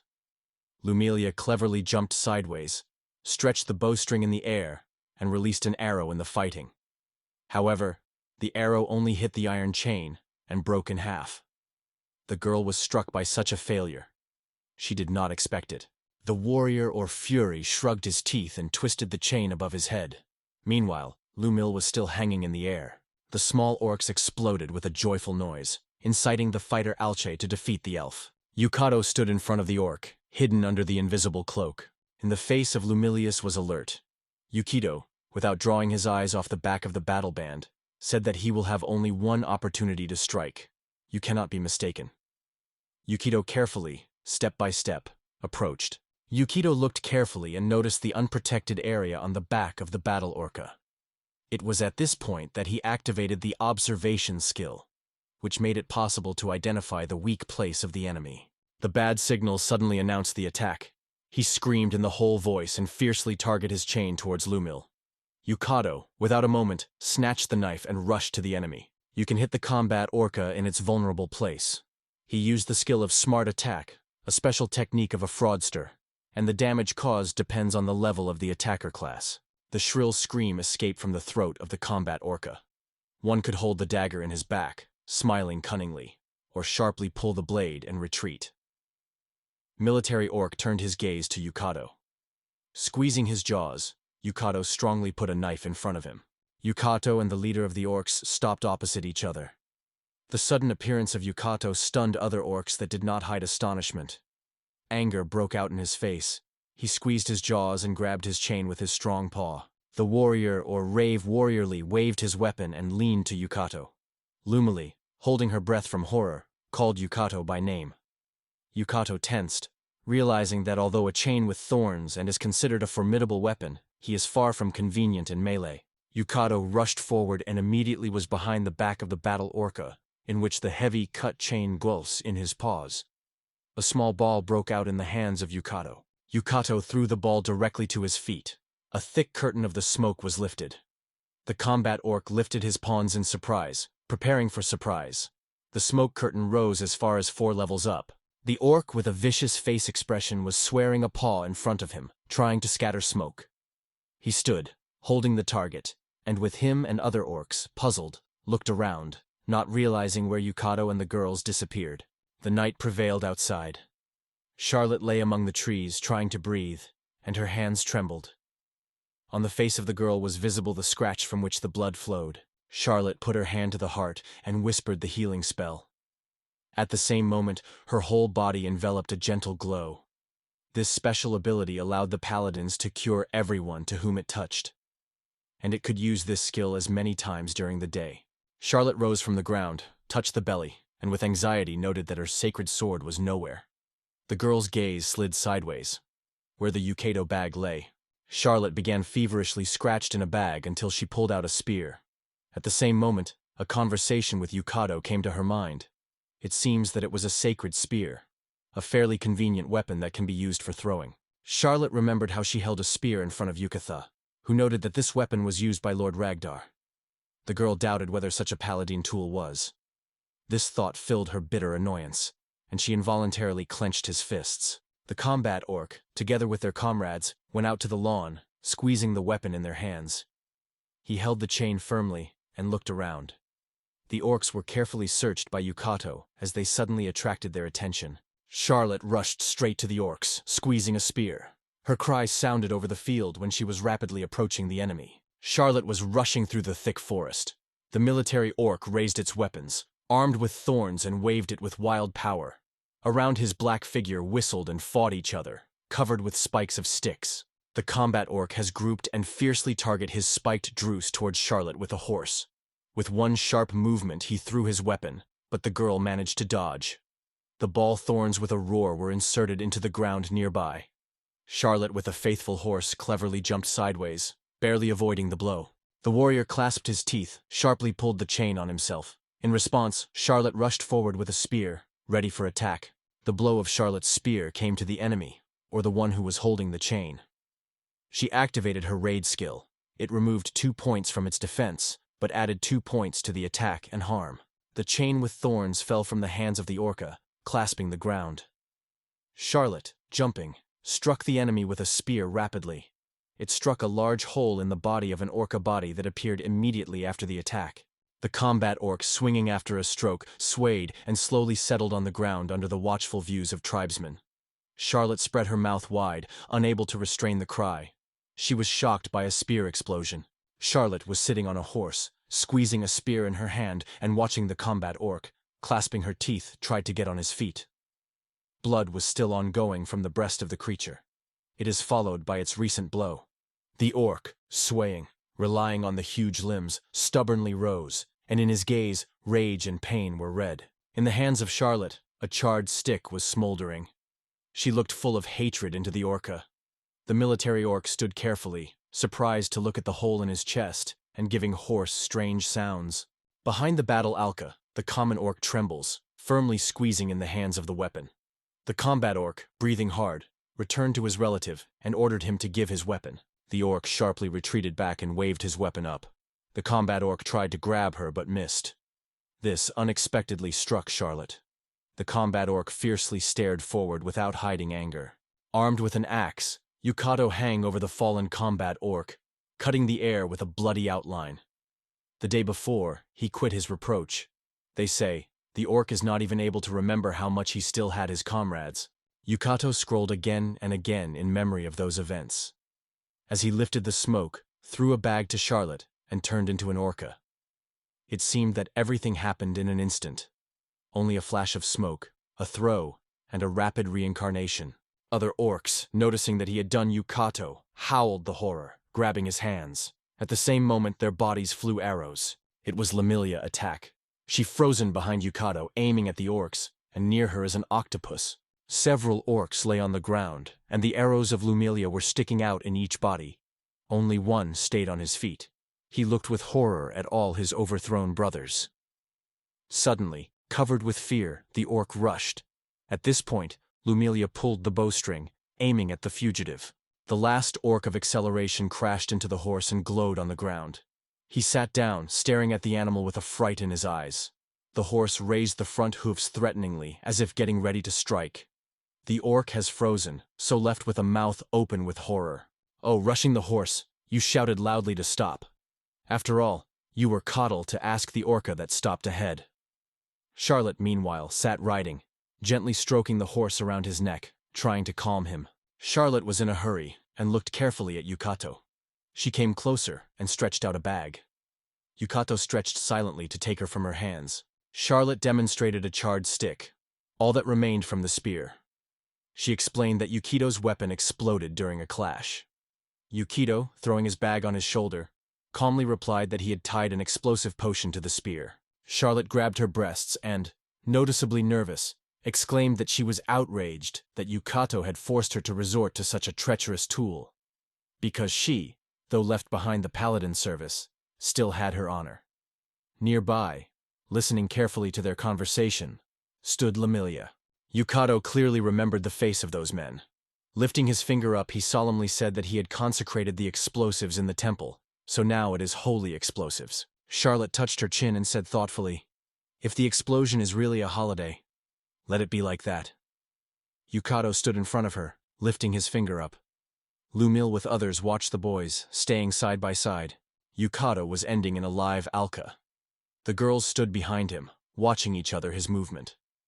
Along with them lay the bodies of fallen orcs, all of them sticking out arrows of Lumilia, like a terrible warning. One of the girls did not stay, and asked Yukado if he assumed the possibility of a sudden attack of orcs. Yukado tied the orcs with a rope and confidently answered the girl. Thick trees and impassable shrubs were noisy around them. You could remember how he used this skill to communicate with a girl and a man. In addition, you could immediately note that he had been collecting information about a malicious temple in Orbit City. Yukado imagined a mountain on which this cell of evil stands. He continued the story, explaining that the temple stands among the mountains of the Black Fog. They were named only 2 years ago. By this time, these places were known as the Zagyu Hai. Charlotte and Lumilia carefully repeated the old name of the mountain and reported that it belongs to the ominous Avar god of darkness, which is honored with orcs and goblins. In the imagination of the girls, the image of a hairy monster with a goat skull and mighty horns instead of their heads emerged. Yukado raised his hand and continued. Thanks to the power of the Black Dragon, the followers captured this temple, and the goblin Volodar, whom the boys won probably once, was a local priest. Yukito approached Goblin with an arrow sticking out of his chest and reported that Goblin had surrendered and crossed the attackers of the temple. Meanwhile, other students fled, some hid in the forest, others disappeared underground. Nearby was the girl, and the Goblin intermediary, exhausted, sat straight on the ground. Yukito began to squeeze in the pockets of the fallen Alka. Having pulled a medallion on the chain, he approached the tied Goblin and wondered what the importance of this thing could have. Charlotte screamed, amazed by the fact that she was the amulet of the deity. Yukado was kept on a chain of a talist with a skull decorated with horns. The connected orc looked at Yukado, and then turned sharply. Yukado lifted the amulet directly above the captive orc. Yukado held the amulet in his palms. Closing his eyes, he began to tell how they failed to return their temple, and in the end, they turned into evil robbers that attack adventurers.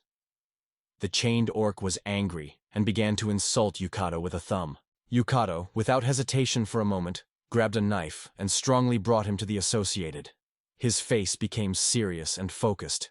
Orc stopped instantly. The gaze did not tear from the blade of Yukado. Yukado himself, frozen for a while, staring at the boat. Yukado exposed the knife just in front of the orca nose and ordered that he should carry them to the shelter of the orcs. He needed to talk to the leader. The girls watched it in confusion, stunned by the sudden ultimatum of Yukado. Charlotte, alarmed and unsure, quickly came closer and shouted loudly. Yukado, without lowering the knife, turned to Charlotte. The Temple of Evil is their common enemy, and if negotiations with the orcs are successful, they will be able to combine forces together. Charlotte, nervous, denied that she could not even imagine an alliance with those who serve evil. Yukado recalled how negotiations with Illitid took place. He cast his gaze on Charlotte and strongly said that he was ready to grasp on any occasion. After all, the alliance with Illitid has already been concluded.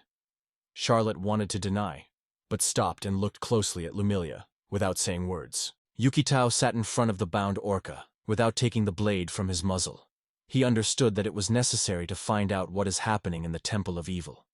Looking at the orca in the eye, Yukito asked if he was ready to cooperate. Orc carefully, even with some prudence, stared at Yukito, thinking about the answer. After a short pause, the orc gained into the mouth of saliva and suddenly spat it into the face of Yukito. The girls froze with surprise, outlining their mouths with surprise. The connected orc laughed and mocked that Yukito really believed that he was confessing. Yukito lifted the knife and examined it thoughtfully. Yukito grabbed the orca by his mouth and strengthened it with force on the ground. Pressing the opponent with one hand, in the other he firmly squeezed the packet of papers. After speaking on his face, Yukito said with a smile that he was sure that the orc would certainly want to make contact right now. Yukado kept the orca mouth firmly and said the spell from which the food soon appeared. Charlotte and Melia were stunned by this spectacle. Yukado sat on the orca, and he waved his feet in confusion from time to time, stuck them on the ground. Yukado wondered what decision the orc made to make contact. In response, the orc tears made in the eyes, and vegetables suddenly peeked out of their mouth. Yukado looked at the orca. Tears shouted in his eyes, and he confessed that all this was incredibly painful. Even the birds stirred his loud cry. From the tops of the trees they broke into the sky. Despite this, Yukado did not stop whispering the spell to create food. Among the thickets of a thick forest began to be a plight fog. In the darkness of the trees, from its depth, a high castle with many windows, barely visible through the milk haze, was suddenly erected. In the wall of the castle, which went outside, there was a wooden door behind which the steep slopes were led down. Squeezing deeper, the passage narrowed more and more, leading into the very heart of the cave. Finally, the entrance to the room, illuminated only by the dim light of the small torch, opened below. There were several fiery vats in the room. The stairs, which ended with a chair, led along one of the walls.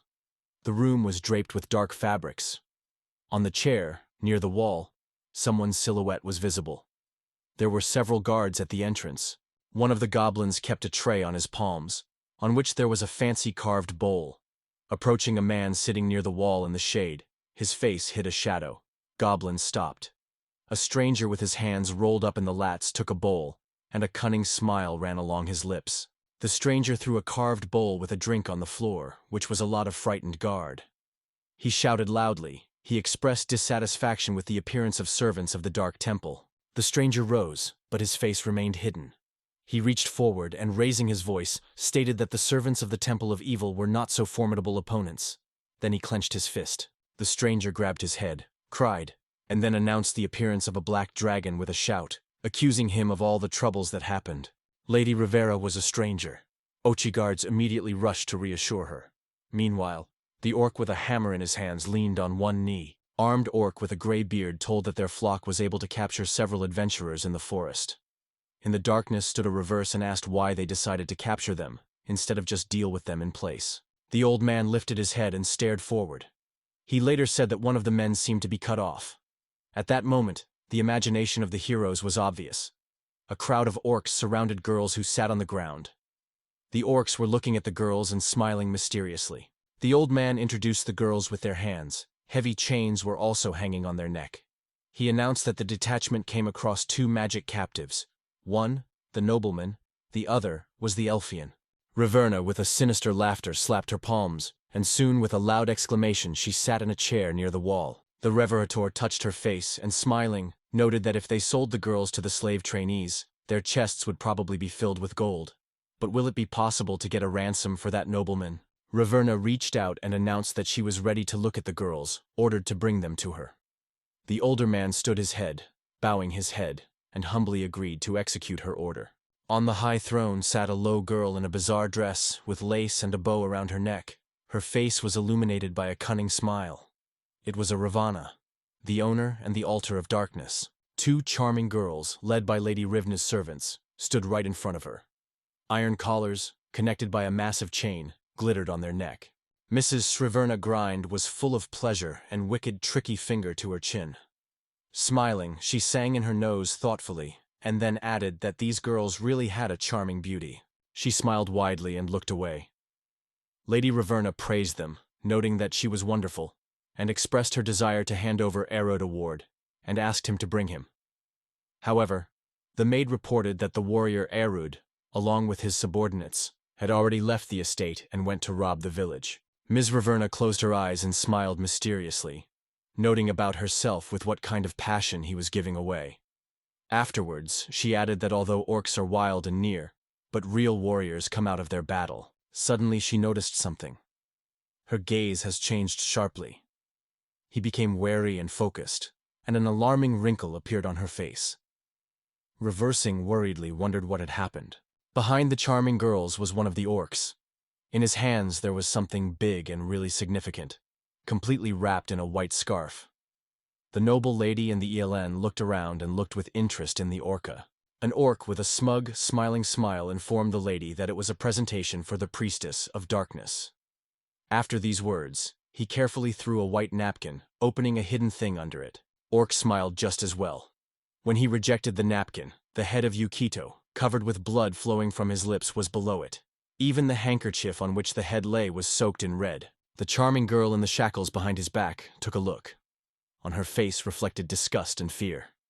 She closed her eyes and boiled her eyebrows. The orcs that were nearby dispersed with the expression of complete pleasure on the faces, comforted by such a generous gift. Following them, smiling and closing their eyes, and a servant with a gorgeous beard and mustache hurried. Ms. Raverna glanced at the fact that she was demonstrated by orcs. Swelching, she looked at the girl and calmly, even with a touch of pride, said that these adventure seekers were extremely meaningless. At the same time, she wondered if they took their equipment with them. Suddenly Yukito opened his eyes and glanced with a sly smile on Lady Reborn. In his gaze, he flashed a sharp glitter of irritation. He was cheerful and even pleased with some pleasure. Who is two of them is a real fool. Suddenly and absolutely unexpectedly, for all the scarf slipped down. Yukito stood from under him and then reached out to Mrs. Raverna. Her fear and surprise were so strong that she jumped out of place and, widely open her eyes, looked stunningly at Yukito. He rapidly rushed to her with a fierce brutality. Lady Reborn swung his fist, trying to hit him in the face. A real rage was boiling on her face. She looked at the guy, smiling. Only in a moment Yukito was behind Lady Reborn. The expression of his face remained calm, but in his gaze there was an unwavering determination.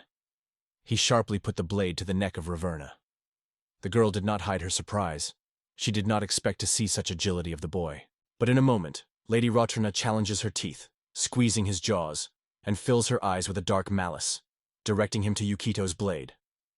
Now she is wary, bewildered, and cannot decide what her next step will be. Seeing his eyes flashed with her hearts, she realized that it was the power of magic charisma. The components: ruby powder, cat wool, components B, C, M. The action spreads 9 meters and lasts an hour. This magical effect fascinates humanoid within the action, and the enchanted creature begins to perceive the one who creates magic as a faithful friend. The rest of the orcs are firmly squeezed in the hands of the weapon and rushing rapidly, exploding that Lady Riven should be saved. The majestic lady with aristocratic traits, in whose glance bitterness and unwavering confidence mixed, dropped the shackles at ease. The elfish, not hiding the pain in her eyes, repeated her movement as quickly and skillfully. With inspired courage, a noble woman struck the orca with her foot so powerful that she knocked him down, preventing her lady from being attacking. Meanwhile, the elf, taking advantage of agility and lightning reaction, threw the blade at the second enemy. The blade hit him directly into his neck. The girls took a fighting rack, on their faces reading determination and anger. On all sides they were surrounded by orcs, firmly squeezing their weapons in their hands, and just waited for the opportunity to rush into battle. The other servants of Lady rushed in front of them, seeking to protect the priestess of darkness. They rolled their teeth and grabbed. But suddenly Yukito was terrified and loudly commanded everyone to stay on the ground. The orc stopped instantly, freezing in place, as if petrified. He declared everyone with a confidence on his face that his blade was generously greased with a deadly poison. Mrs. Ravan just flashed with an angry look, but remained unbreakable. The man waved his hand, and the angry orcs immediately stopped, refraining from a new attack. Yukito looked at Ravrin, remembering his guesses. They all undoubtedly appreciated this priestess. The insidious smile disappeared from Miss Referina's mouth, but she continued to look at Yukito with an expression of confusion and easy interest. Suddenly, her gaze slid down. She paid attention to her own hand. Yukito pulled the amulet Zajiwaya, and in no hurry showed his priestess of darkness. Keeping calm, he asked if it was exactly what she was looking for. The girl looked into the amulet in his palm and is frozen on a few moments. The girl left a few shallow scratches on her thigh with sharp claws. She exclaimed with passion and annoyance, asking when he had time to turn it. Yukito brought the amulet and told her with a serious look that as a representative of a religious class, without this amulet, she would definitely not be able to use any spell. Lady Reverna became angry and remained extremely dissatisfied with the boldness of this unfamiliar young man. Her servants, who stood nearby, wondered in surprise whether he arrived from the Temple of Evil. The young man confidently denied her, stating that everything is completely different, and the truth is quite opposite. Lady Ravana would come off, showing sharp teeth and predatory intention. Yuki too did not look away from Lady Ravarna, and confidently said that he had arrived to discuss the possibility of the union. The priestess of darkness met a young stranger with an ominous smile and boiled her eyebrows. The darkness referred to the race of Duragars, dark clerics, a priestess of the darkness of the Zookji. She was once a princess of a tiny underground state, but renounced the throne, dedicating herself to the serving of Zakao Ge, and fled from her kingdom. Settling in a deep cave, she was defeated by the warriors of the Temple of Evil, and was forced to look for shelter in the walls of this abandoned castle. The young man lifted the Lady of Lady Raves to the sword. The whole blade glittered with a poisonous pull. He proposed to discuss the possibility of the union. The aristocrat and elf stopped in front of Yukito, standing in combat poses, preventing the orcs closer. Mr. Raverna cast a mocking look at the young man and wondered with a wicked smile whether he was really thinking about it after everything that happened here. But in the end, she still agreed to his proposal. Yukido looked at the girl with extreme seriousness and said he was convinced that he would not do so. She would not invite him to sit at the negotiating table. After his words, the girl lowered her eyes silently, barely upset, and thought. Her appearance became a little depressed. After that, Ms. Raverna's order came to stop all the actions immediately. Her servants have been overwhelmed. Such an order was a surprise for them. They tried to deny something, but Raverna interrupted them, assured that everything was under control. The girl waved her hand boldly and confidently stated that they understand perfectly. If they take her life, they would not go from here. Her view remained full of seriousness. The young man's gaze slid to the servants of Mrs. River. He highlighted one of them, sending a sharp blade greased with poison. One of the present, the owner of a lush beard and mustache, watched it, without saying a word. After that, the same man with a gesture stopped the warriors, not allowing them to rush to Yukito. Further, the servants of the dark priests were taken away by the orca, which was previously imposed on the personality, and pulled it away. At this time, Yukito continued to keep the blade near his mistress's neck. For a while, all the warriors, along with her husband with a gorgeous beard and lush mustache, have already gathered behind the door. They were anxious and sadly monitored for their lady, a reverse. Suddenly, the door was overwhelmed on the loops. After that, the door closed loudly, but the charming girls standing in the center of the room remained in the battle rack for a while. The young man and the mistress of the reverse steadily froze in their places without making any movement. When the door closed and silence reigned in the room, the lady and the elf sank to the floor, tired but full of relief, leaning against each other. Yukito sighed significantly and finally relaxed. Lady Raverne, laying her hands on her chest, cast her gaze on the young man who was still behind her back. Without much enthusiasm, she wondered if everything was fine. Yukito nodded uncertainly and replied that everything was fine. She jumped her eyebrows and stuck a stranger with a vigilant, piercing look. The idea was thought in her head. From this type, she snores the same spooky maliciousness as herself. Meanwhile, the charming girls took a bag and turned to Yukito, exchanging a few words with him. The young man looked away. Lady Raverne did not look out of him, thinking that he decided to withstand the Temple of Evil. She did not leave the depressing question. Who really is this guy? After that, she turned her gaze to the blade, which still threateningly hanged at her neck. From it was the poison that the young man warned. Lady Raverna reported Yukato that he assured her in his complete knot, whether of a mischievous temple. Yukito looked at her calmly, not expressing any emotions, and confirmed. Everything is so, they are really their enemies. He added that the base of Lady River was also captured by the same people. So Yukito asked if she considered it possible to unite to confront a common opponent together. The girl looked. For a moment he hesitated, falling into her thoughts. Instead, Ms. Raverna smiled cunningly and laughed quietly. She closed her eyes and, mockingly taking over the intonation that he himself would like to use, asked, "Did these three really intend to destroy the Temple of Evil?" Then she added the Raverna, raising his eyebrows. "Did you hear that a real black dragon lives in the mountains of Black Fog?" The young man, without particular surprise, confidently told her that they managed to overcome the King of Goblin, a follower of the Temple of Evil, that is, a swollen enemy. Lady Raverne turned to Yuki in shock, and suddenly the door knocked softly. The girl wondered loudly whether we were talking about Shimides, saying it was simply impossible. On his palm in Yuki, he resting a small, unmistakable ring. Yuki calmly explained that it was a river of two, which previously belonged to the defeated king of Goblin. This ring adds one item to protection. The young man carefully laid the ring on the palm of Lady Reborn, saying that he was returning to her. The girl was silently looking at the jewelry without saying the words. She squeezed the ring in the palms, considering it an indisputable testimony to her royal origin. But when the underground temple fell in the face of the Temple of Evil, Shamiz took this relic from her. The girl squeezed the ring in her palms, pressed him to her chest, and tears of happiness rolled on her cheek. Reversing, bowed her head so low that her eyes were not visible. After that, she turned away from the young man without lifting her gaze. Washing her tears with her finger, she looked fragile and shining. But at that moment in her image, a barely noticeable spark of joy appeared. After that, she lifted her head with dignity and closed her eyes quietly.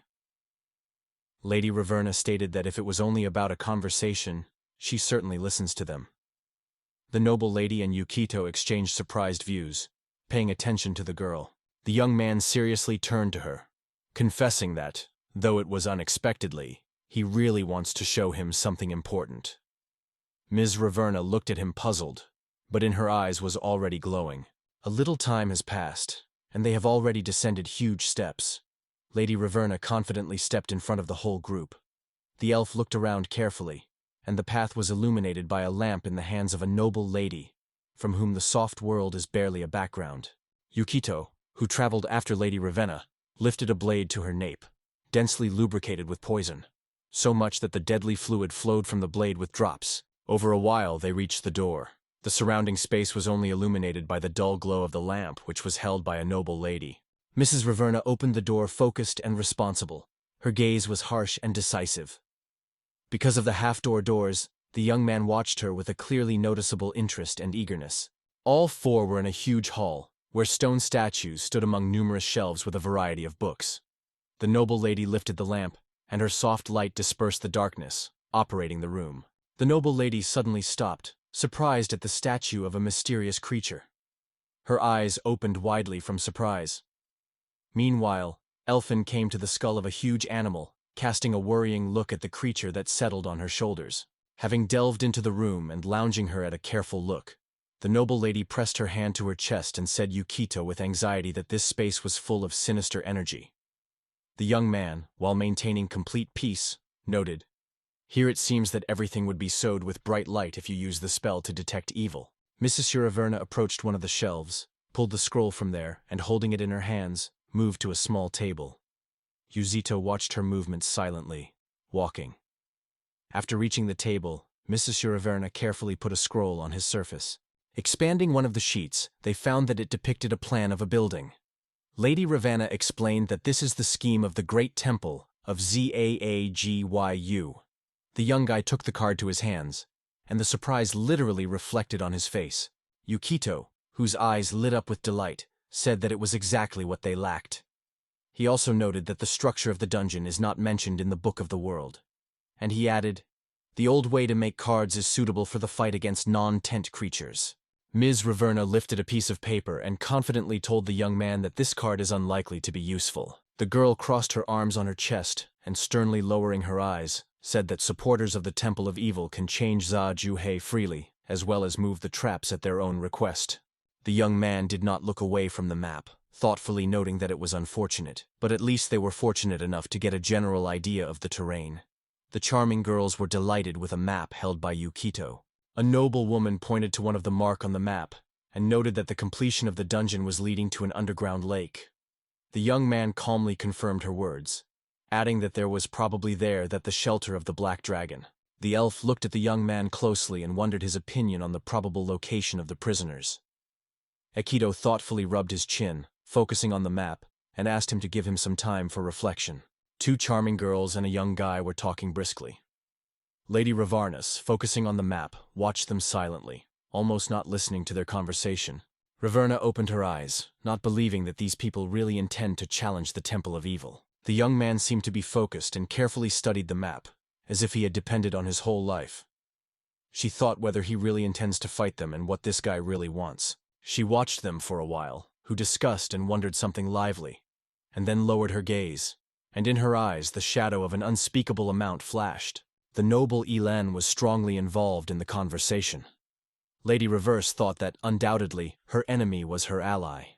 However, later, she closed her eyes with deep disappointment, bowed her head, and clenched her mouth firmly. She remembered the gloomy goblins and wondered if she could trust them. She was not sure of it. She once again cast her gaze on her wedding ring, thinking, despite all the circumstances, he returned her decoration. Then the gaze slid to a young boy who told something briskly to the girls, and her thoughts returned to him again. Lady Ravanna pressed the ring that lay in her palms to her chest and slightly clenched her lips. The girl's cheeks flashed with a blush and the heart crazy. In her gaze, a clear confusion was reflected. Suddenly, the gaze became meaningful. Something came to her, and she raised her head sharply. Her consciousness did not let one opinion. She has no right to afford such feelings, because he is a princess of underground depths, and he is a ruthless, cruel man. Before her eyes, she constantly floated, and a moment when he pressed a poisoned knife to her throat. And she still remembered how she was crazy then. When she looked at the young man again, thinking about him, Yukatona suddenly raised her eyes to her direction.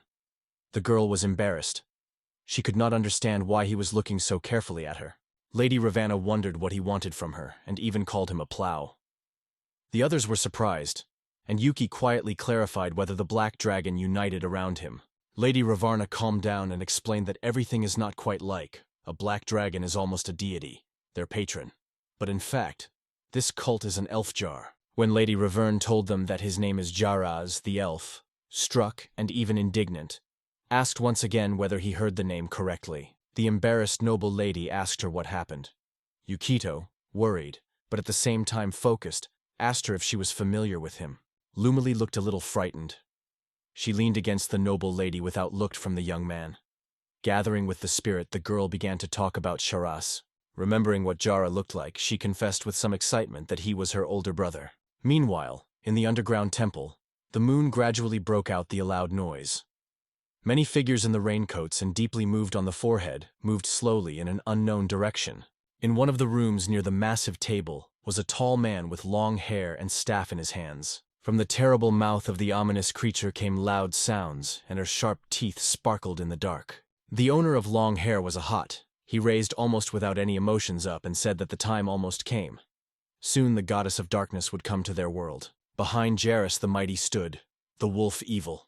Her eyes shimmer, and saliva flowed from her mouth. The beast flickering, lifting a terrifying cacophony around. Jairus remained unmoved.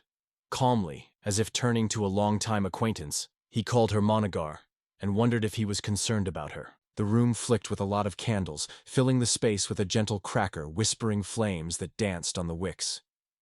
However, not only the lights were present here. There was still someone in the room.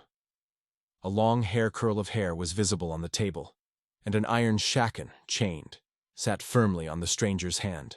She lay on the table like without memory. It had lightweight, almost weightless clothes. Her eyelids were lowered and her arms and legs were wrapped in shackles. Lumille had fallen and lowered her head a little. With a sadness in her voice, she briefly shared with others that Serena Carras was like an older brother.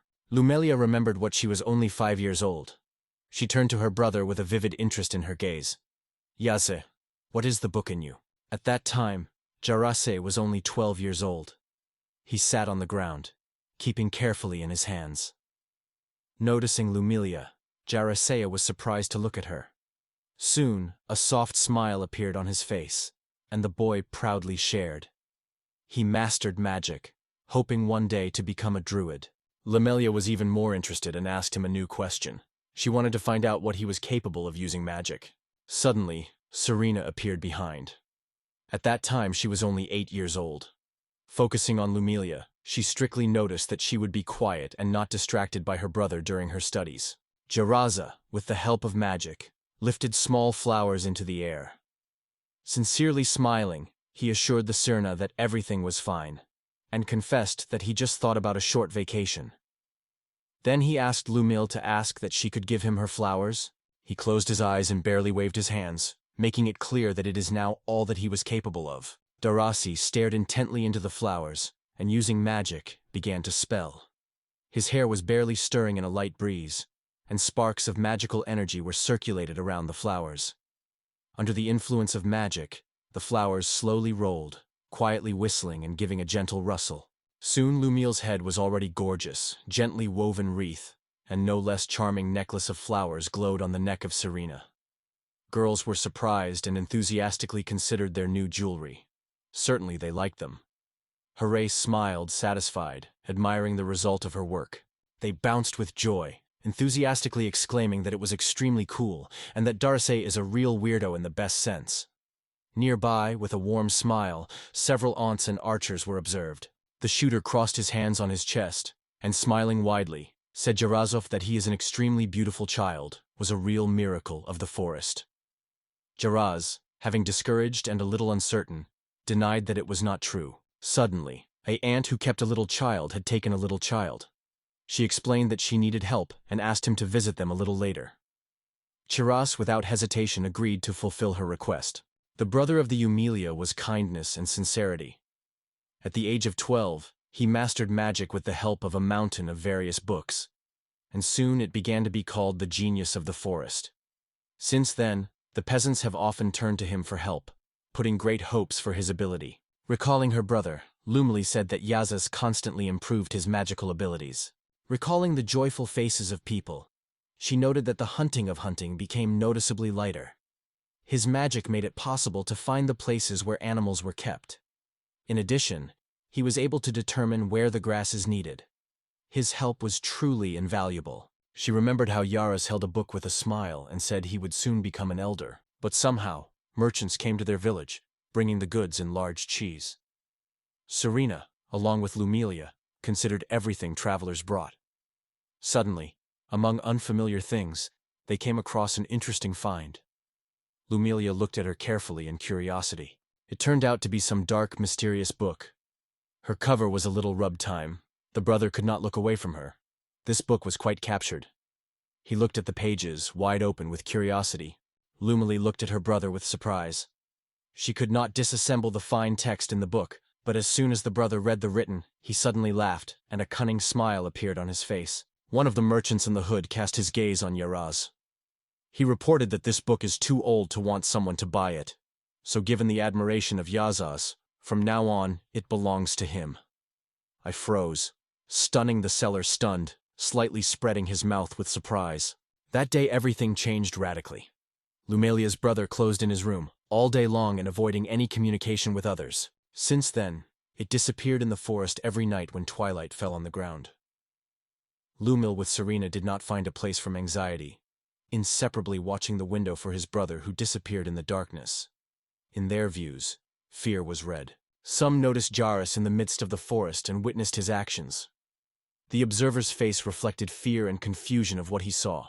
Recalling Darasi's face with his wicked and creepy smile, they stated that he had muttered something under his nose and laughed quietly. Soon, rumors about strange metamorphoses that took place with Jarez covered the whole village.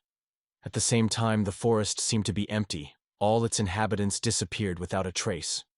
Concerned residents were concerned about how Jarez went into his mysterious journeys in the forest. The peasants decided to trace Lumilia's brother to find out what he was doing in the forest. They noticed Horaza among the trees.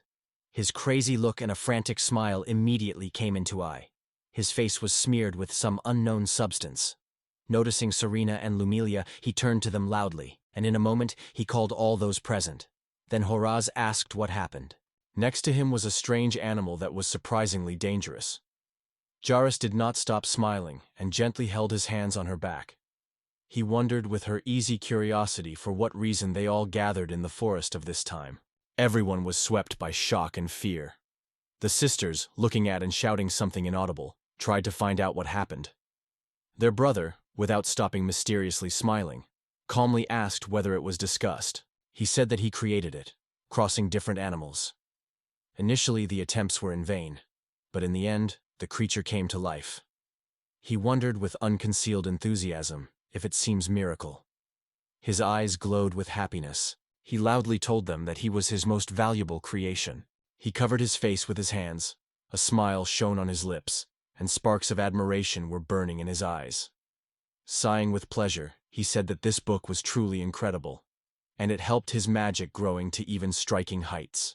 Lumilia, whose look was boiling fear and indignation, shouted to him that to kill forest animals for the sake of creating something so terrible, it is a complete violation of the laws of their village. All other residents of the village confirmed the words of Lumelia and demanded explanations from him. Whether he is aware of what caused the creation of such a monster? Jiraza sniffed, and the smile finally disappeared from his face. Chiraci's gaze broke out and became truly terrifying. Wrinkling his eyebrows, he was indignant with whether they really had the arrogance to call such an incredible creature a monster. Chiraci reproached them in stubbornness, emphasizing that they did not sound anything. Sleeping his hands to the sides, he boldly stated to the audience that he was okay to send all the rules to the hell, because he was going to turn them upside down. His words were stunned by everyone without exception. He spoke loudly and inspired that the more perfect his magic becomes, the sooner the village will blossom. Then, they no longer have to hunt, nor to collect medicinal herbs. It is only necessary to listen to his advice, and life will be truly carefree. The look of his flag's madness and the appearance caused a true horror. He proclaimed himself a loud cry from that moment. He called all the fools and worse, whether it came to each of them. Seeing the arrows flying in his creation, he frowned. Anxiety flashed in his eyes. Without a moment, he rushed to the creation that had already fallen fate. Lumelia looked at her brother. Suddenly, a tall man with a serious expression of face came to them, who turned a careful look at Jira. As it turned out, it was an elder, who was greeted at once. After some time, Jazz was tied firmly, including hands, and put in the cage. Stunned by the unexpected development of events, he looked around with confusion, and this confusion was clearly read in his eyes. Jerez frowned and demanded his whole voice to be released. He angrily asked why he was chosen. The cage in which Gerez sat was put on a cart. The peasants gathered around with the elder. The Jersey looked at everyone and wondered why they were still sailing instead of helping. He ordered to work immediately. The elder and all the peasants answered him with gloomy looks. The elder, focusedly filled, told him that he had violated the law. Jazz was frozen in place, stunned by Herd. Without giving the heroes to recover, the elder firmly added, "His punishment will be the expulsion from the elven village." Jarrus extended his eyes with anxiety and hesitantly asked if he was really going to be expelled. It passed for a while, and the carriage went out of place, disappearing in the distance. It was managed by two elves. Horace sat in the cage, completely devastated, and then gave a piercing hiss. He scolded, exclaimed to the whole voice so that no one thought it was the end. He promised that each of them would regret that they were kicked out. The cart continued to move away, and the peasants only silently watched as Jaro was taken out of the village. Serena hugged Lumley firmly, and both could not hold back tears after everything that happened.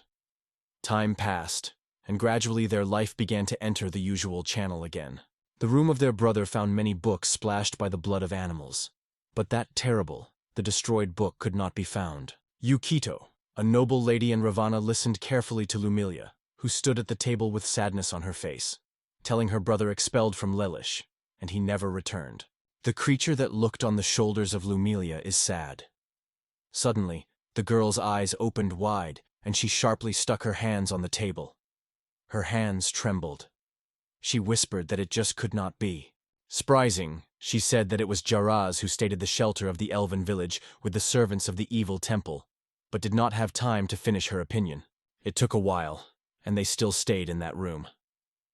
Lumelia sat on the floor, hugging her knees, and her creation with a sad look watched her carefully and quietly made mournful sounds. The noble woman looked worried about Lumelia and called her to herself. But Lumelia sat on the floor quite close. Yukito, holding a book in his hands, dissatisfied and advised not to bother the girl for a while. Yukito turned away, thinking about his older brother Lumelia. Flipping through the pages of the book, he thought of her regret, but realized that his forces were powerless here. He stopped on a page that depicted a pretty Elfeyan next to the wolf.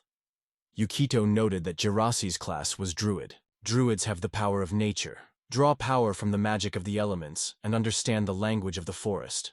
They are accompanied by faithful beasts, and they themselves are able to rotate bears or wolves to enter the battle, taking the likeness of these powerful animals. His face felt when he looked at the book.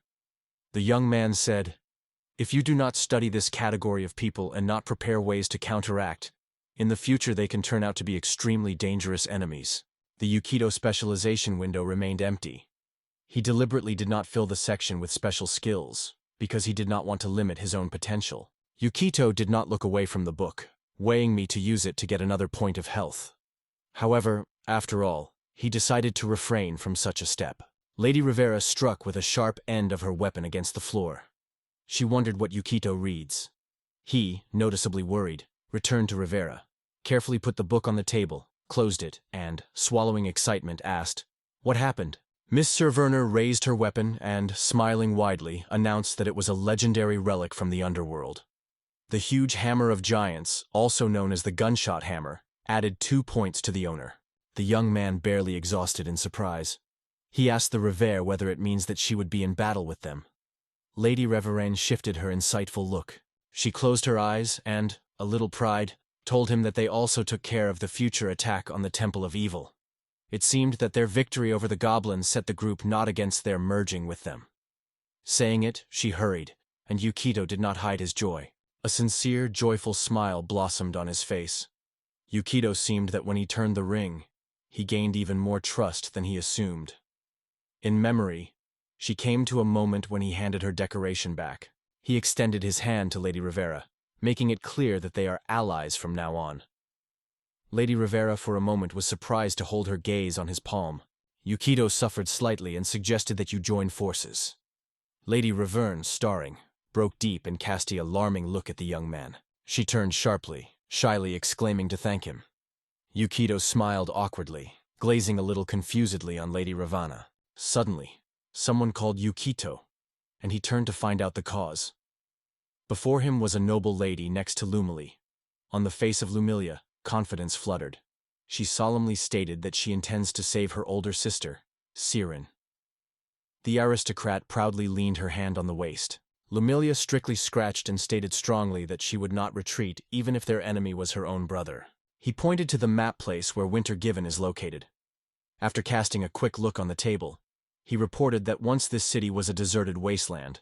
However, now the supporters of the evil temple settled in it, and it was here that their base lay. They planned to first penetrate the city and obtain the necessary information. After that, he turned his gaze on Lady Reverne and asked how many subordinates. Revenge looked carefully and seriously at Yukito. She told him that she had about 20 orcs, savages devoid of mind but sometimes quite useful. Then she added that all of them, the first-level soldiers, and that, in view of this, she has a feeling that these creatures can escape at any time by breaking the idea, or betraying them in a simple way before the finale. After that, she proudly stated that she has 4 elite Nam warriors, who are undoubtedly true to her as a princess.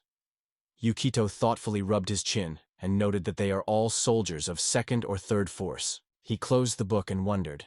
It would be good to have a trick in the company, but it would come down. He then reported Reversi that he wanted the gnomes to split the orcs and lead them, distracting. But she wondered what he was referring to this tricky trick. Yukito lifted his finger and suggested struck in several villages where the Temple of Evil is located.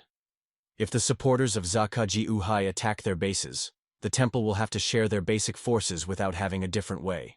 Lady Ravana looked away and touched her chin thoughtfully, asked if they really plan to distribute their forces.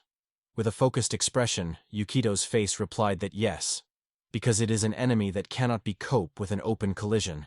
After that, Yukito wondered in Ravana why they still did not return their temple if she believed that she was able to defeat enemies in an open battle.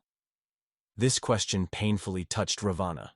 Her face overshadowed the shadow, and the look, turned to Yukito, became harsh. He lifted his head and closed his eyes, saying quietly, "If only the number of people hired by the adventures would be decisive." Ms. Raverna, slightly blowing, bowed her head and uncertainly agreed with his words. And in a moment, rapidly lifting her chin and turning around, she decisively stated that she would go out to explain everything to her older. Yukito again unfolded the book and stared carefully at the pages, thinking that an ill-advised attack could only be defeated for them. In his imagination, he depicted possible development. It seemed that if they try to rush into the enemy and die in one disturbance, this would only strengthen the Black Dragon, giving him a new experience. Ms. Reverne told something to her subordinates who listened carefully. Suddenly one of them looked at Yukito. The guy snorted slightly, and when she was embarrassed, closed his face with his hands. For a while, their plan was ready. 2 warriors were supposed to lead 2 plows, and lead them on the villages that turned into strongholds of the evil temple. They were going to attack each settlement repeatedly, and as soon as the temple was reinforced, quickly retreat. True guerrilla tactics, unexpected blows, and instant retreats. Yukito did not look away from the book, immersed in the study of its pages. Although this force could not be a serious threat to the evil temple, opponents will not be dared to ignore it. A confident smile has blossomed on the young man's face. Now they will have to cut their benches. The girl stopped behind Yukito. Lady Roverna noted that he seems a little frightening. The aristocrat only watched silently. Lady Rovery's gaze involuntarily focused on Lumille, who, frozen, watched closely at her every movement. In her look, confidence and determination were read. Lumilius frozen in place, not looking at Mrs. River. Their views met, serious and filled with restrained anger. After that, Lady's Reverse was smiling ominously and asked if it was upset. Then she continued, starting his language about a dark priest. The noble lady jumped her eyebrows, cast a vigilant look at a Reverse, and thought that he had long remained in the past. Lamilia jumped her eyebrows without drawing a close look. The Ravarna then added, just like sworn enemies, elves and gnomes are able to unite. Lumelia also frozen in place, confrontationally stating that to rescue Serena, she indifferent to whom she had to unite with, she was waiting for a reaction. Lady Raverna was silent, only looked carefully and for a long time in Lumelia, without saying a single word. The atmosphere between the girls was tense to the edge. However, the noble woman closed her eyes and leaned a little forward. Taking the girls in her arms, she said, although for the sake of good it is not allowed to unite with the dark forces, the Temple of Evil is their common enemy. She confidently clenched their hands and emphasized that only through joint efforts they could achieve the desired goals. She cast her gaze on Lady Raverna and noted that it was reminiscent of a long-standing legend of the Ring War. The legend says that in ancient times, people, elves, gnomes, and another small people have united their strength to resist a terrible enemy. Lady Rivera, Lumily, a noble lady, as well as Yukito gathered near a horse. The young man and two charming girls were looking at Rivera with interest. After leaning her hand on the waist, she confidently stated that she would bring them to a winter shelter, because these places are familiar to her as her 5 fingers. While the respectable lady gently stroked the horse, Yukito joined the words of gratitude, supporting the raw. But she looked away, and the guy was interested in flipping through the pages of the book, which was mentioned about Lady Ravan. Yukito mentioned that when he imagines a priest from a roleplay, he sees him as support in the rear, an expert for the treatment of the wounded. Subsequently, he thought that although this is the case, priests in this world, stubborn warriors on the front line, who wear open clothing and waved with blunt weapons, and the same applies to Lang. Yukito looked at the book indifferently, thinking that most medical ones would not be used without touching the person directly. He was aware that it is almost impossible to become a healer without constant presence on the forefront. Considering the list of unique skills of the warrior, Raverne was in the list of weapons skill, knowledge of weapons, as well as the skill of a rosary of helmets, and everywhere next to her name was a hammer. Yukito closed the book, thinking that, nevertheless, Raverne is a priestess of the 3rd level, and therefore a valuable healer, which perfectly complements the composition of any team. The young man announced that Ms. Raverna would become a new healer of the avant-garde. Raverne, in surprise pointing at herself, asked him, he really talks about the healer. She confessed a little embarrassed that she does not have therapeutic magic. Yuki was numb, smiled in a confusion, and giggling. Lady Raverna smiled ominously, and explained that everything was because she is a priestess of darkness. For a while they moved on the forest path. Yukito walked in front of the book so much that he did not pay attention to the environment. He did not quite confidently recognize the reverse that she was right. The girls met this statement calmly without expressing any emotions. Turning the pages, Yukito thought that he was not inherent in the dark priest. They master the spell of evil, not the magic of healing. But when harmful magic is harmful to all living things, such spells become a source of recovery. Yukito was completely confused and did not know how to proceed. It seemed to him that the title of priest in this situation did not make any sense. Yukito, slightly disturbed and uncertain, asked Lady Rivera to ask if she could at least master the basic healing spells, but she just smiled and cut off that it was impossible. Yukito turned away and thoughtfully took up his chin, delving into thoughts. Suddenly he turned sharply, grabbed the reverse of his shoulders and looked at her with an unusually serious face. Such an unexpected act literally stunned the rever. Mrs. Raverna was fluttering and, barely exciting, carefully wondered what he had planned to do with her. With a serious look, Yukito ordered Raverni to listen carefully. However, Reversing only shrugged her eyebrows and briefly closed her lips, looking at him with disapproval. The young man suddenly lifted an open book to Lady, forcing her to shudder involuntarily. The page had an image of a god. He asked if she would now be able to worship Randris, God, order, and goodness. The smile that appeared on his face had something dangerous and apparently pleased with this moment. He quickly explained that when calling Rundras, she will be able to use much more healing piles daily, and will also access the spell of detection of evil that will be useful for her. And when it is gaining a new level, the sacred glow will radiate from her eyes. Raverna said to him strictly, not yet stuck, about which such a holy ray is being discussed. She categorically assured she would never do it. Yukito was convinced that her words sound sincerely.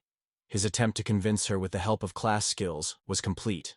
The noble ladies of Lamilia were rushing in an unknown direction. In a special bag, which was secured to the side of the horse, Ms. River and Yukito were cozy. Two charming girls stared forward. Suddenly, the space was cut by a loud, unbelieved exclamations. She shouted in despair, not understanding why it was the princess of the underground kingdom she had to go through such abuse. Yuki, meanwhile, hid his face in his bag and sat silently. It looks far from health. Yukito glanced at Riven, and the body noted that he could not help. The horse would not withstand 3 riders. You could once again cast a look at his bag, complaining about the feeling that she seems to be completely indifferent to all these shocks. Revere, a little surprised, replied that people were really very weak, and then laughed quietly. Lady Raverna smiled cunningly, mockingly saying Yukito that such a physique for Duragars is nothing. Her racial characteristics added to her as many as 8 endurance points. Yukito confessed that he was feeling envy. Then he covered his mouth with his hand and coughed. A little time has passed, and they were in a completely different place. A variety of herbs and trees spread around. As they climbed out of the horse, they went on foot. It was noticeable that he was walking, bent his head. Reversing closed his eyelids, and clearly showing her indignation said L.A. that she could not understand what boldness he got, because it is so negligent to treat the princess simply. Ravana put her palm on her face, and with a shade of sadness on her face complained that her precious black armor was still giving an unpleasant smell. Yukato, hiding his mouth with his hand, reminded her that she had already apologized. Despite this, he was still bad, and Lamilia's creature carefully soothed him, stroking on his back. The young man looked carefully at Mrs. Raverne and asked where these famous gates of the mine were located. Reversing thoughtfully took her hand for her chin. Her gaze slid sideways. After pushing the branch, she said that she was sure that the gate should be somewhere here, quite nearby. The noble woman looked around, cautiously looking around.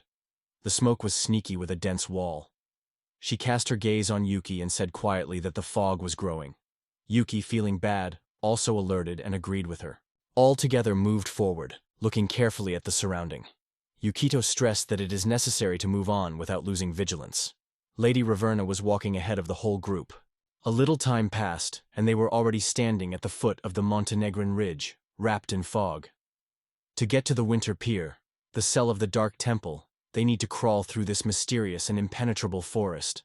In addition to testing the movement of forestry, the heroes are also threatened with the danger of a sudden meeting with enemies. Their list of potential clashes with a variety of creatures seems endless. But despite all these difficulties, Riven hides all the secret path through an abandoned mine, which can lead them directly to Winter Given. Suddenly, after a short silence, Lady Raverne froze in place. Such an unexpected stop alarmed Yukito. He carefully approached the girl, leaned closer, and looked in the face in question. What happened? He lifted his head and looked up. A massive rock stood directly in front of them, whose slope lifted strictly vertically from the ground. Everyone froze at the foot of the stone wall, and then the young guy asked if it was not a dead end. Lady Reversely swept real panic. She hurriedly, hesitantly, began to say that there should be a secret entrance somewhere here. Yukito, with a slight disappointment, emphasized her words. Well, of course, somewhere. Suddenly, Lumilia, with her magical creature, rotely turned, raising his eyebrows. The girl quickly took the bow, and confidently stated that there was someone there. Her insight was as much as 6 points. The noble lady was also alerted, and strenuously staring in the same direction. The trunks of the trees flickering something giant, noticeably more than themselves. The girls, along with Yukito, watched the motion of a mysterious creature, without making her gaze. Lumily has already kept a stretched bow, quite ready to release the arrow at any moment. 2 chicken bears, huge monster chaotic neutral luck came to them. Their health is 42. Speed is 9 meters. Unique ability, a devastating blow. Known for their inflammation and fierce aggression, these creatures ruthlessly attack both humans and animals. Yukito asked the audience whether it was sometimes not a chicken. Everyone was stunned at once. Both surprise and light fear were read in the eyes. Yukito froze from what he saw, unable to pronounce a word. His lips remained barely spoiled. At the same time, his mind was thought. There was no monster in that table of random meetings with a threat above the 4th. Bear-shaped chickens were alert in them, narrowing their eyes, looked truly threatening. Suddenly, one of the creatures spread its beak and released a loud recess, rushing on the offensive. He was horrified by the horror of this ugly creature. Yukito, retreating, lifted his chin, and Lumelia was instantly prepared to shoot. The chicken bear waved a massive paw on a noble lady, and his blow met the resistance. The girl's sword withstood a collision. The noble young lady flew back, and in her eyes they burned anger and alertness. These monsters were going to put on a girl with a sword again. They showed extraordinary rage and aggression. The noble young lady, sitting on the ground, tried to evade the blow, and Lumil, who had protected before her, pulled the bow of the bow and prepared for the offensive attack. The expression of her face was determined. She launched an arrow towards these horrific creatures. They spread their mouths and retreated for a moment. But in a moment their views had fiercely fierce. Lamilla, with anxiety, clenched her teeth without taking her eyes off dangerous enemies. Kurin bears with a new rage rushed to the attack, attacked by girls even more rapidly than before. Blinded by fear, they were in a dead end and could not decide how to proceed. The guy was not confused. Lightly unfolded a strange scroll and exclaimed the spell, Vib. At the same moment the monster stopped sharply, and one of the monster rose to the hind paws. They were assigned to a giant web. The web is a second-level spell that works up to 15 meters away and lasts 1 minute. To avoid its impact, we need to check agility and strength. The spell creates a thick plexus of sticky threads at the selected point within 6 meters. These monsters tried to escape from the trap, pulling their heads and paws, but everything was in vain. When the beaks opened, they were stunningly crying and then nervously fell. Yukito strongly turned to Charlotte and Lumilia, loudly ordering them to build a combat order for the offensive on the giant monsters. There was a strict confidence on his face, and the movements felt unwavering determination. Charlotte gathered with his forces, picked up her weapon, and resolutely rode on her feet, throwing him. She understood him. Lumilia clenched her lips, and even more confidence appeared in her gaze. Lady Raverna could not figure out what lingering was talking about. She watched their movements in surprise. The beautiful girls are lightning in their places, and Lumilia retreated back. Everyone got weapons, ready to rush on the offensive. The young man resolutely reached out to the girls and confidently proclaimed the spell, Rise! A loud roar came from which the eerie monsters froze in place, stunned by what happened. Yukito calmly watched what was happening, while Lady Raverne, stunned, spread her mouth with surprise. Suddenly, a huge shadow covered them with both. The girls have grown markedly and became even more threatening.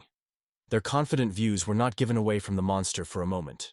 The second-level spell, Increase, the radius of 6 meters, the duration of 1 wave, requires concentration.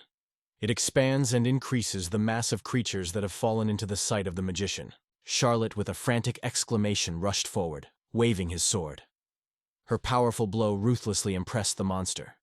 The Kurovotamid roared in the entire district, and Charlotte was pouring into the enemies, full of threat. One of these chicken bears reached out to them. Suddenly, a noise came in silence. Lumilia immediately had a bowstring, and in her eyes there were sparks of irritation. The arrow broke forward simply to the monsters who were still trying to escape from the sticky trap. She hit one of them just in the neck, and in his gaze there was an outbreak of pain. The second creature looked at the wounded friend with horror. A powerful explosion was suddenly. It was an explosive arrow, a special projectile whose tip is impregnated with an alchemical fiery fluid. Getting into the target, such an arrow not only punches the protection, but also produces crushing heat. causing additional burns. The look of the second monster became even more fierce, and it collapsed with anger. The chicken bear closed sharply, trying to escape from the tenets. Lumilia, although it was a little frightened, did not retreat. Her body remained tense and ready for battle. Yukito kept calm, while Ravrino was stunned. The guidelines for preparing for unexpected clashes with monsters partially describe tactical techniques for combating different types of enemies. Charlotte clapped her teeth and rushed to Lumilia. She attacked the monster again. At first, he rolled the enemies with the magic of the web, limiting their movements, and then imposed a spell on Charlotte. Thanks to this, she, armed with a long spear, safely, and dubbed the opponents at a distance, without approaching the dangerous area of the web. When I read this passage from the book, a happy smile appeared on his face. This tactic works perfectly against great monsters that can only attack in the melee of physical weapons. Charlotte and Lumil tirelessly attacked these horrific monsters, while Yuki too and Lady Riven stood away and followed the fight. Lady Riverna slightly wrinkled her forehead, thinking how they managed to deal with a fierce Kurovmed so quickly. It has passed for a while, and the monster managed to overcome. Lumilia dropped their skin out of them, wiped sweat from the forehead and sighing lightly, noted that even forest monsters should not waste their lives in vain. Yukito with Charlotte did not hide the delight, but seemed to be amazed to the depths of his soul. And here they fade again in front of this giant obstacle. Lady Riverna explained to them. It is a gate to a pernicious mine. Yukito thoughtfully rubbed his chin, wondering if there is really nothing here. Reverk explained with confidence that the location of Dummins is carefully hidden, so it is impossible to find in the usual way. After that, Lady Riverne reached forward, closed her eyes, and solemnly said that as the legal ruler of the kingdom, she opened the gate into the kingdom of darkness. In front of them, the majestic enveloped doors grew up in front of them. Others froze in place, stunned and puzzled. They looked up in a confusion, not understanding what was happening. Only Ravana remained calm. He was not surprised for a moment. Suddenly, the walls began to move, opening a new passage to them. And suddenly, a giant, dark tunnel spread before them. Yukito's gaze immediately was filled with determination. Charlotte was still stunned, barely holding back emotions. Lady River turned, looking closely at Yukito. She smiled satisfied, barely frowned her eyebrows. She spread her hands all over and once again cast her gaze on a dark tunnel, which was led by a steep staircase. Riverna reported that they had already stepped into underground depths. Akito confidently moved forward, as if inviting everyone to go with him. Charlotte barely had time to ask him to stop. After that, she gently hugged her horse and explained to him that Rosinante would not be able to go inside. Rosinante looked at her with such a mournful, sad look, like Charlotte himself. Yuki then thoughtful chin rubs, looking thoughtfully at the horse. He thought to take advantage of the reduction, turning it into a tiny creature. But the action of the magic was too short, and the scrolls remained little. Suddenly, an unexpected thought broke out in his head, and he barely opened his mouth. Some time passed, and they were already stepping in the shade of underground caves. On the stone vaults, sharp stalactites were hanging, from which the water was slowly dripping. In the hands of Yukito held a dull, soft light around. They moved along the rails, past the abandoned trolleys that met on the way. When the boys passed by, the skulls of some creatures were visible on the ground. Riverna raised her hand, stopped them, and reassured them. In this mine, there are no dangerous monsters, just dark, so you need to look carefully at your feet. Charlotte, who was walking behind, suddenly began to shudder. Yukito turned and stared at the girl. He asked loudly if everything was fine with her. Charlotte was all over. She barely smiled, somewhat nervously assuring that she feels just great. Charlotte leaned her hands on her knees and glanced at the young man. She confessed that despite his efforts, this horse was still quite difficult. From her shoulder, from a large bag, the head of the horse, which she carried. Yukito sniffed, feeling a slight sadness. All because the charming bag did not reduce the weight of things outside. The objects themselves inside could be as heavy, and the outer burden remained unchanged. But he would not be able to raise a horse's head weighing about 60 kilograms. Slightly annoyed, he asked Charlotte to let him know when she was tired, and then they would make a break. Lady Riverne, turning to them, smiled widely and assured that she knew a wonderful place nearby that would be perfect for a stop. They got the shore of a huge reservoir. With a sincere smile, Mr. Sravarna reported that before them, an underground lake Rudnik Dum, all, holding their breath, looked at a giant lake, stunned by what they saw. Ms. Raverna let her hand in the air and closed her eyes. She was happy to say that this place was her favorite, because as a child she repeatedly played here. Lumilia, meanwhile, sat down on the rings and reached out to cool water. The girl dipped her fingers in the water, raised her hand to her lips and gap. She was enthusiastically noted that the water is surprisingly clean, saturated with the wealth of minerals. Yukido watched her with a slight surprise. After that, the young man rested with his hands in his sides and suggested that everyone relax. Ms. Raverna raised her hand, saying, "Wants to take a bath." Charlotte almost lost her balance. Lady Ravanna lay her hands on her chest and looked at the young man with annoyance. She complained that she had to clean her armor now, all thanks to someone. Yukido smiled slightly nervously, meeting the girl's gaze. Later, Lady Rivera went to the river to swim. The water was called a loud flatter. Yukido told everyone that she was in custody, and Charlotte stroked her horse gently, thanking him. Subsequently, Raverna got out of the water, stepping on the solid ground, and the waves were still roaring on the shore, lifting splashes. They left their things and weapons, and with them, they left near the rocks. The girls dropped all the clothes and dived into the cool waves of the lake. Even the horse joined bathing without sailing away from them. Mrs. Sriverna, with a light smile, exhaled, and confessed that she finally felt alive again.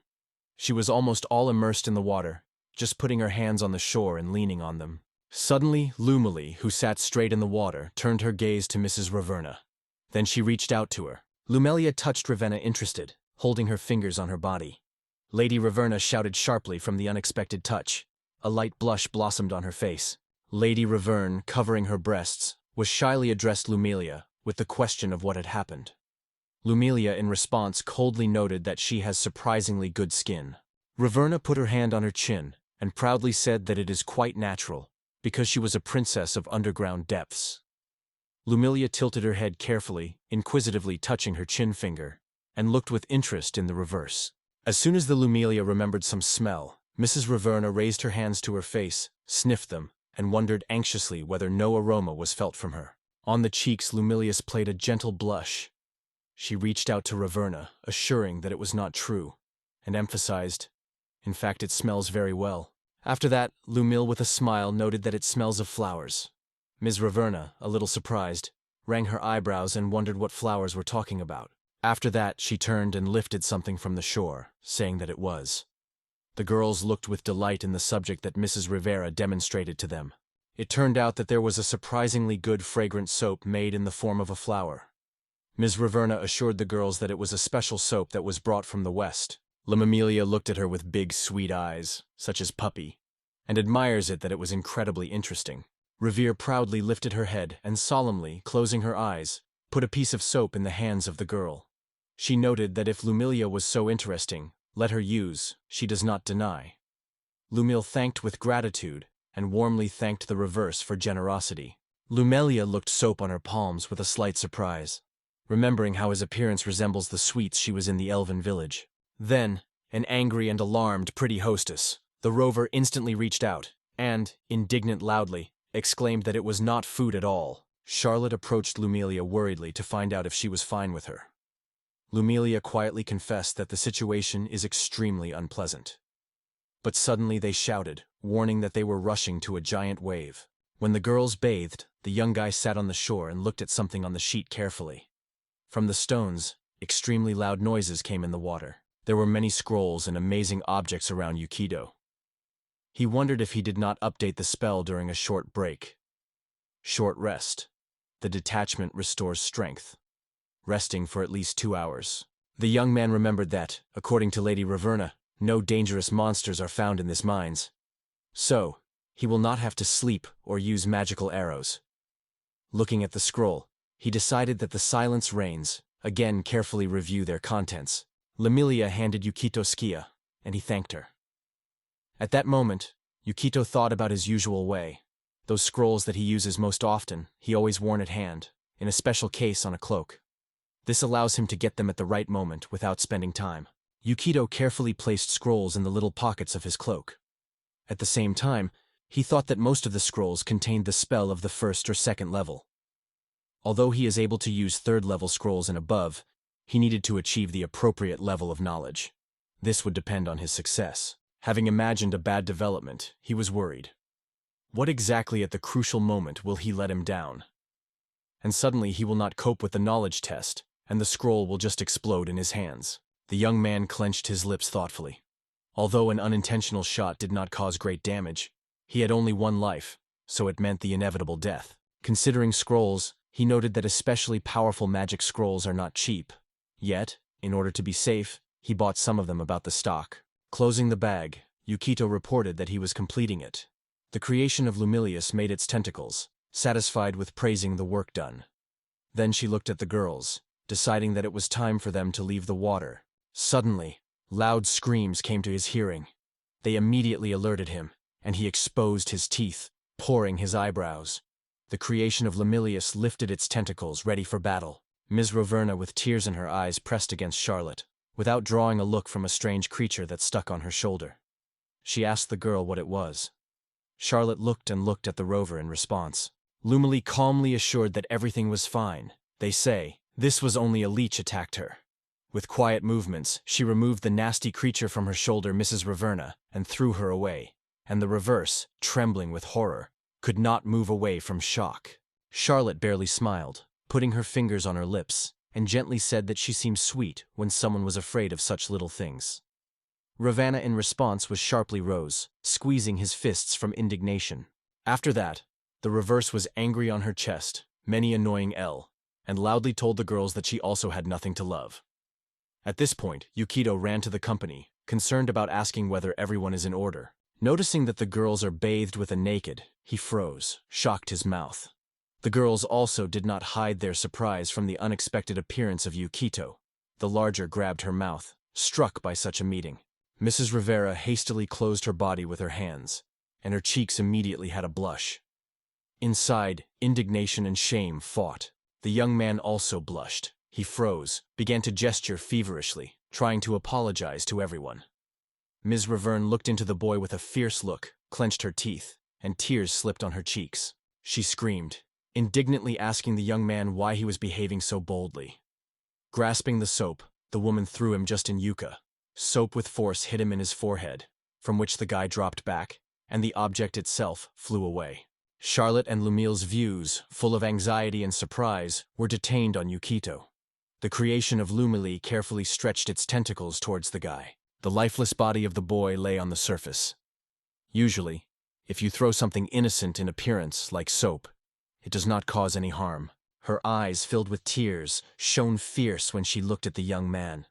Despite the emotions, the throat also put all the power of the one who controlled them. The girls grabbed Yukito and knocked to the ground. In his gaze, emptiness was read, and his lips were powerless. He lay still on the ground. Unfortunately for Riven, this throw was a critical blow, an exception to their usual rules. Yukito's life was cut off, his strength was exhausted to zero. In the unseen darkness, a mysterious marine creature, similar to a mollusk, moved slowly. Meanwhile, some depths are comfortable in the chair, slowly pulling the drink from the branch. Suddenly, the cup with a crack split in half. The creature looked at its drink in surprise. The liquid was leaked through the cracks and drops flowed to the floor.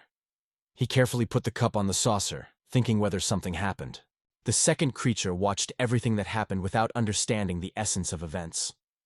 Raising her head, she came to the conclusion. Nothing happened. Everything was, as if there was no.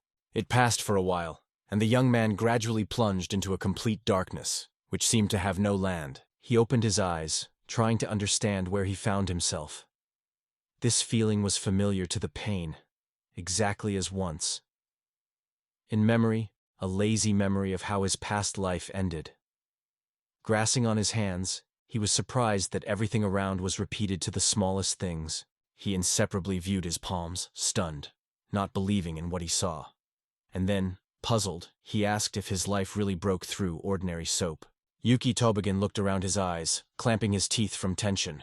He hurriedly began to call Charlotte first, then Lumilia, and at the end, Ravanna. But only silence was heard in response.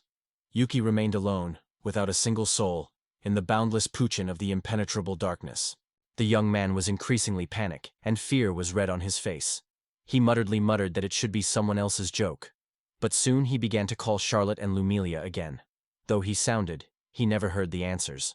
Yukito with a fear chased his teeth and cast his gaze to the side from where the sound came from. A giant hand suddenly came out of the darkness, grabbing the guy rapidly. Yukito, frozen, completely confused, is not able to understand what is happening. Someone exclaimed that he finally searched him, squeezing the guy firmly in his hands. Yukito looked into this hand with hatred, brushing his teeth fiercely. Meanwhile, in the darkness of the caves, a girl with anxiety was called Yukito once to a while. But he continued to be motionless on the cold earth without giving any signs of life. Charlotte, herself not her own experience, exclaimed that it just could not be. She put her hand on Yukito, looking for support. Lady Raverna looked at the boy puzzled, crossing her hands on her chest. After that, the reversal leaned closer to Yukito, asked her eyebrows in question, and carefully asked about their dramatic face, adding that she was just touching the soap. Lumilia stood in silence near them, lowering their heads. Suddenly, Ms. Raverna stated loudly that he had committed suicide, gently pressing his palm to his cheeks. She rushed from side to side, having no idea what to do next. The fright and anxiety literally swept it. The girl repeatedly repeated that they needed to decide something immediately. It was felt that it was necessary to act now without delaying a minute. Lumilia leaned to the young man and put his ear to his chest. She listened carefully, and suddenly, she was illuminated by an unexpected guess. When a person has a complete exhaustion of forces, he loses consciousness and is on the verge of life and death. However, death never comes instantly. Life does not break at the same moment. When a person's health falls below 0, at the beginning of each course, it should throw a cube on a rescue with a complexity of 10. In case of failure, the character dies. If the check is done, it remains unconscious, but its condition does not deteriorate. If the health is restored by the next round, consciousness will return to the hero. However, if the level of health falls below the critical mark determined by endurance, the character will die instantly without even getting a chance for salvation. Yukito miraculously withstood the endurance check, being literally on the verge of life and death. Charlotte made her hands in prayer and began to be pleading about the appearance of the holy light, seeking to fill it with the blessing of the righteous God. Lady Raverna, along with Lumilia, stared at Yukito's body carefully and anxiety. A loud sound came. Charlotte lifted her palm to Yuki's body and pronounced the spell, using the touch. At the same moment his hair trembled, picked up by the wind, and in his eyes a confidence broke out. Suddenly, Charlotte shuddered, opening her mouth wide and losing her eyes, raising her head upside down. Some massive creature from the water firmly grabbed her by the leg. Stunned and frightened, she looked at the strange horror she kept her, just as frightened as the rest of the girls. Around the shin, Charlotte suddenly wrapped slippery tentacles. The girls looked confusedly, trying to understand what was happening. Suddenly from the water with a disgusting squint crawled some monster.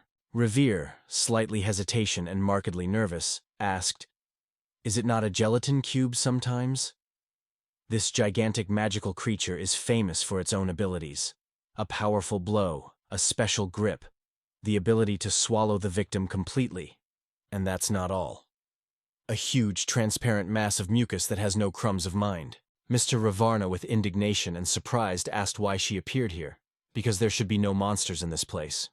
The girls wary of creating angry glances. Charlotte lay helplessly on the ground, covered with anxiety, and with horror she watched the disgusting tentacles wrap her leg. Meanwhile, Lumilia was rushing to the girls, trying to keep all their weapons in arms. She told Charlotte with a loud exclamation that she brought them equipment, and quickly handed them everything. Charlotte reached for his sword with anger, but the creation of Lumilia managed to grasp her hand. Suddenly, she dragged her abruptly sideways, and the girl shouted hard. The creation of Lumilia could not hold Charlotte, and was tightened after her. Lumilia, having extended her hand, wanted to help, but Charlotte screamed, ordered to flee. Her body gradually absorbed a mysterious mucus creature, and only a desperately elongated palm remained on the surface. So Charlotte has already fully immersed himself in this mucus. Along with the creature, Lumilius was among other objects that drifted nearby. She closed her eyes and opened her mouth wide. Her sword slipped out of her hands and hanged nearby. Other girls began to call them. Suddenly the horse rapidly accelerated, rushing simply on this mucus membrane. but at once his leg was firmly grabbed by a bizarre creature and pulled lightly inside. Inside the cube of jelly-like substance, the horse could no longer even move. But now her horse was also in this mucus mass next to Charlotte. Lady Ravarna, who was sitting next to the young man and Lumilia, was extremely stunned by this picture. Without a moment, she jumped on her feet with a naked blade, shining her eyes and shaking her teeth. Lumilia had a bowstring and announced the reverse voice that she assigned her Aikido. Lady Ravarna first looked at Lumilia in surprise, but in her eyes was already reading caution. Suddenly, she attracted Yukito to herself, so that his hand involuntarily hugged her neck and pulled the boy away, throwing Lumilia a phrase that she understands everything. The arrow, released by Lumilia, sewed the leather shell of the slippery monster and stuck in her body. But within a moment she simply slowly absorbed the sticky body of the creature. Lumilia froze from surprise. Without moving out of place, she wrapped her hands in sides, not understanding how to proceed. But, having clapped her teeth, she acknowledged that her weapon did not affect him. Lumilia prepared for the attack again, but this insurance suddenly grabbed her hand. Angry and frightened, Lumilia cast a full hatred look at the disgusting tentacles who had confused it. The monster swinging the tentacle and throwing Lumilia to the rock brutally hit her in her stomach. Her bow was powerless, fell down. The girl stuck near the stone, with eyelids firmly squeezed at rest. Arrow slipped from her shoulders, and the nasty tentacles stuck the body, from slender legs to her chest. Lumilia continued to groan quietly and exhausted, not to hide fatigue. Time passed. Lumilia has already been inside the giant mucus cube. Lady Ravarna, covering himself with a small stone, gently looked out of him. Next to her, walking his back on a stone, sat still Yukito's body. Mrs. Rivera suddenly opened Yukito's bag and began to feverishly scratch inside, eagerly asking where they went. Where did the medicinal potions? Finally, she managed to find several glasses. And with joyful ease, she realized that she found exactly what she was looking for. Lady Ravarna, engulfed in unspeakable panic, hurriedly poured these potions into Yukito's mouth, hoping that he would swallow them quickly. But the guy remained stationary, and the precious liquid was already flowing from his lips, falling drops to the ground. The mistress of the Raverne was filled with despair, and looked at the young man with annoyance in her eyes. I am convinced that everything is in vain. She bit her lower lip, lowered her gaze and looked very upset, making herself for everything that had happened. She did not think that everything would turn like that. The feeling of hopelessness squeezed her heart, and she did not know what to do next. Lady Rivera did not look away from the breathless Yukito, whose mouth was a drop of potion. Suddenly, her face twisted with a strict wrinkle, and a new confidence broke out in her eyes. She clasped her lips, cast a thoughtful look at the elixir bottles, and thought, is any of the living creatures being able to do so with a person? Without a second, she turned the vials and hurriedly started drinking her potions. She firmly grabbed her hair on her hair, squeezing it in her palm. Lady Riven's cheeks had a blush, and she was uncertainly touched her neck. In the end, she dared and gently touched the young man's lips, putting her hand on his shoulder. Passing the potion from his mouth, the girl was wrapped in waves of despair. Meanwhile, Yukito remained in the captivity of the giant palm. An infinite solid darkness spilled around him. Somewhere nearby, a sinister voice told Yukito that his interlocutor was the goddess herself, the lord of the kingdom of death. She squeezed Yukito in arms even harder, so that his eyes almost jumped out of orbits, and a shrill cry broke out of her mouth. The woman whispered that his soul was fully belonging to her. Yukito knitted his teeth, looking at this giant burning pain, and could not believe that his life could end in this way. The goddess did not think to let go of the young man, directly stating that after his earthly journey, the Book of the World would eventually return to her. Yukito lowered his gaze. Suddenly, a sharp crack sounded over Yukito's head. The black darkness cut into a deafening sound. Puzzled, he sluggishly raised his gaze up, not understanding what was happening, and heard someone's desperate call. Open, finally, for all the sake. In the light of Yukito, his charming girls, Charlotte, Lumilia, and Lady Ravarna, appeared, and his sister Sana shouted next to them. She looked at him with her shiny eyes. Yukito froze, stunning his mouth from what he saw. Stranged on the spot, he tried to pronounce something. The goddess who kept him in the arms was alert, as soon as the words broke out of his mouth. The young man, squeezing his teeth from rage, frowned and exclaimed loudly that he would not allow himself to die in this place, especially because of some soap. Yukito struck from side to side, desperately trying to escape from the strong embrace of a giant hand. He resisted his best, hoping to be released, but everything was in vain. The goddess said coldly that all his efforts were in vain. Death has already left her mark in his soul. Suddenly, the guy bit the hand that held him. But she shuddered, and Yukito took advantage of this moment. He slipped out of the grip and rushed in an unknown direction.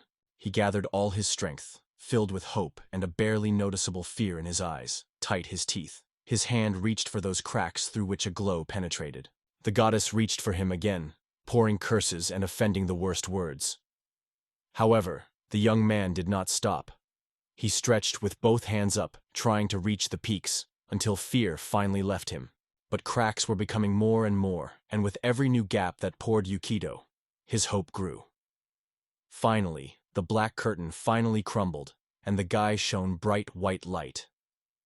The goddess was forced to retreat, but Yukito did not stop. He continued to be all, not losing his determination. Meanwhile, Lady Rivera was a threshing monster just on the stone wall. Frightened, she closed her eyes tightly and closed her face with her palm. She had a hard time on her feet, barely holding back her breath from fatigue, and exhausted with force as the creature had already pulled her tentacles. Lady Ravana clapped her teeth and turned to make sure that Yukito woke up. Suddenly, a strange creature grabbed the lady with her legs with her nasty, slippery tentacles. From an unexpected touch, the woman was pierced by true horror. She screamed with fear, trying to stop the monster. Suddenly, loud sounds were sounded. This is the magical lightning spell. The mighty charming projectile, illuminating the space, swept by Lady Raverna, effortlessly cutting the tentacles that kept it. Raverna fell to the ground, staring in a truncated tentacle. Her eyes expanded from shock, and she shouted loudly, "What was it?" But without treating the phrase, she turned back. Yukiya stood behind her, reaching forward. The confidence shone in his gaze when he noted that there were probably some difficulties. To throw his eye on Lady Revan and Grand, he looked quite satisfied. The dark-haired guy stops in front of the low wall, studying it carefully. He is interested in the question of a jelly-like cube.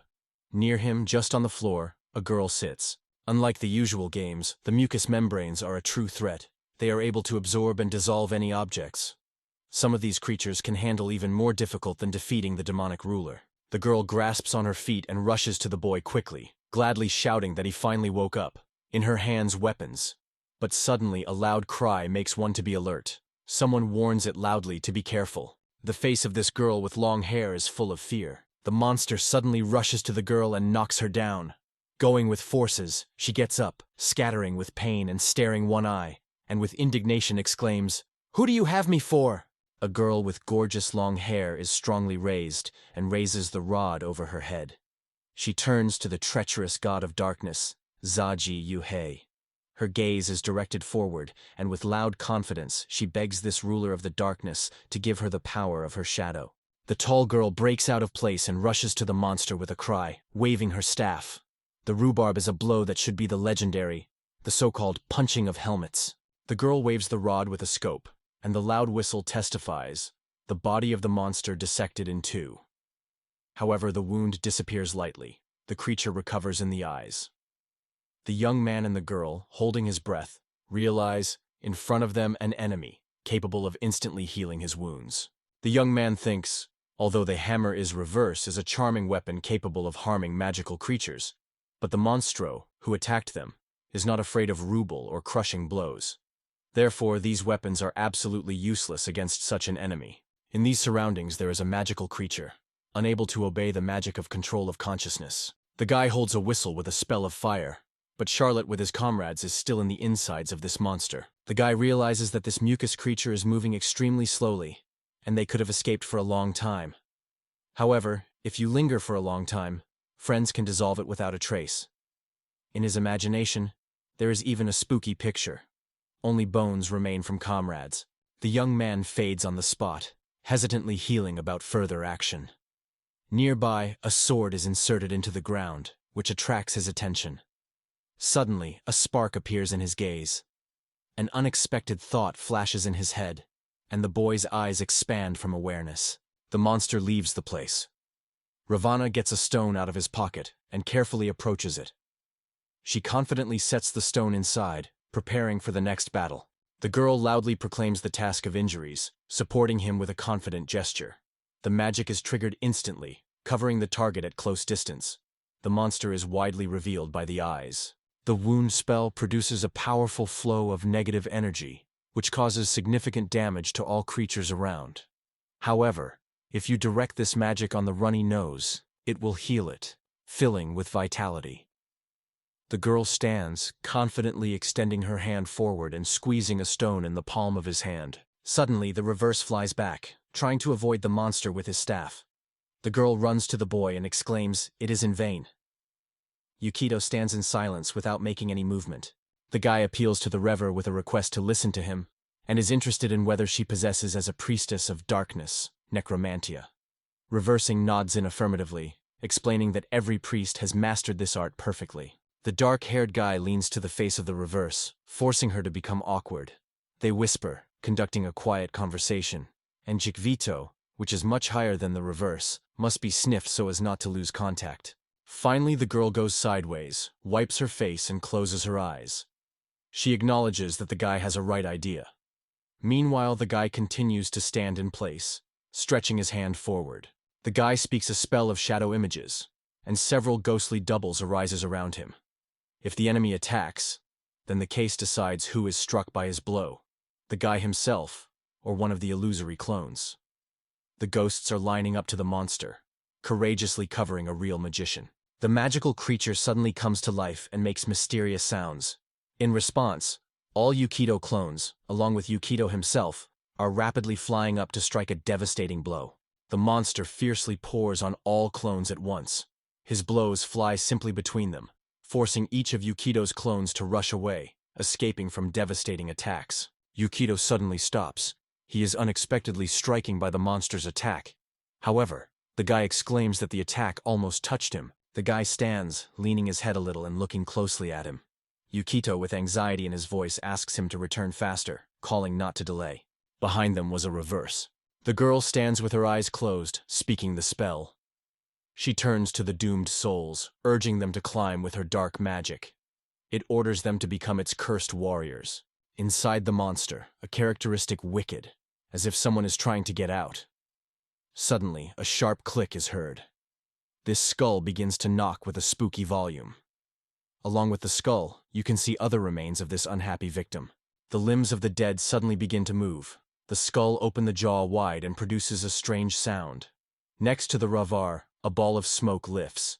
It uses magic to revive the inanimate creatures, lifting it to its level and giving the ability to obey elementary orders.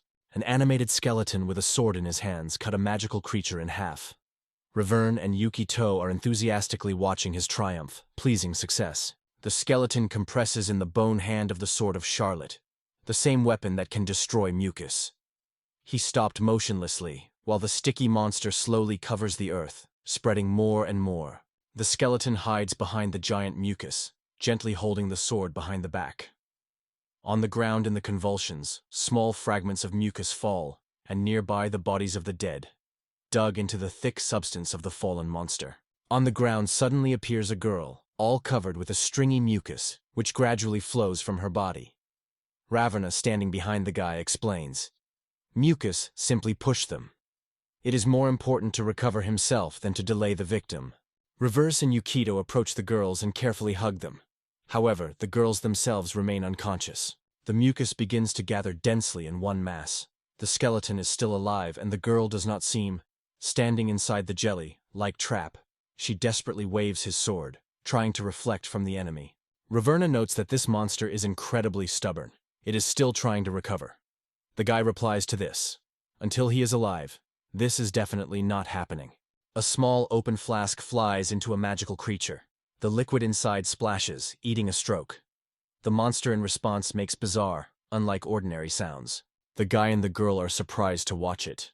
The eyes of both are wide open. The surprise is so clear that the girl even left her mouth open. A familiar bottle appears in the hands of a dark-haired guy. The young man explains that it is an oil potion.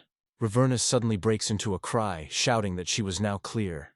She explains that if you wrap individual mucus particles, they will no longer be able to connect. Yukito stops in front of a huge pile of mucus, in which a skeleton, enriched by a girl, is stuck.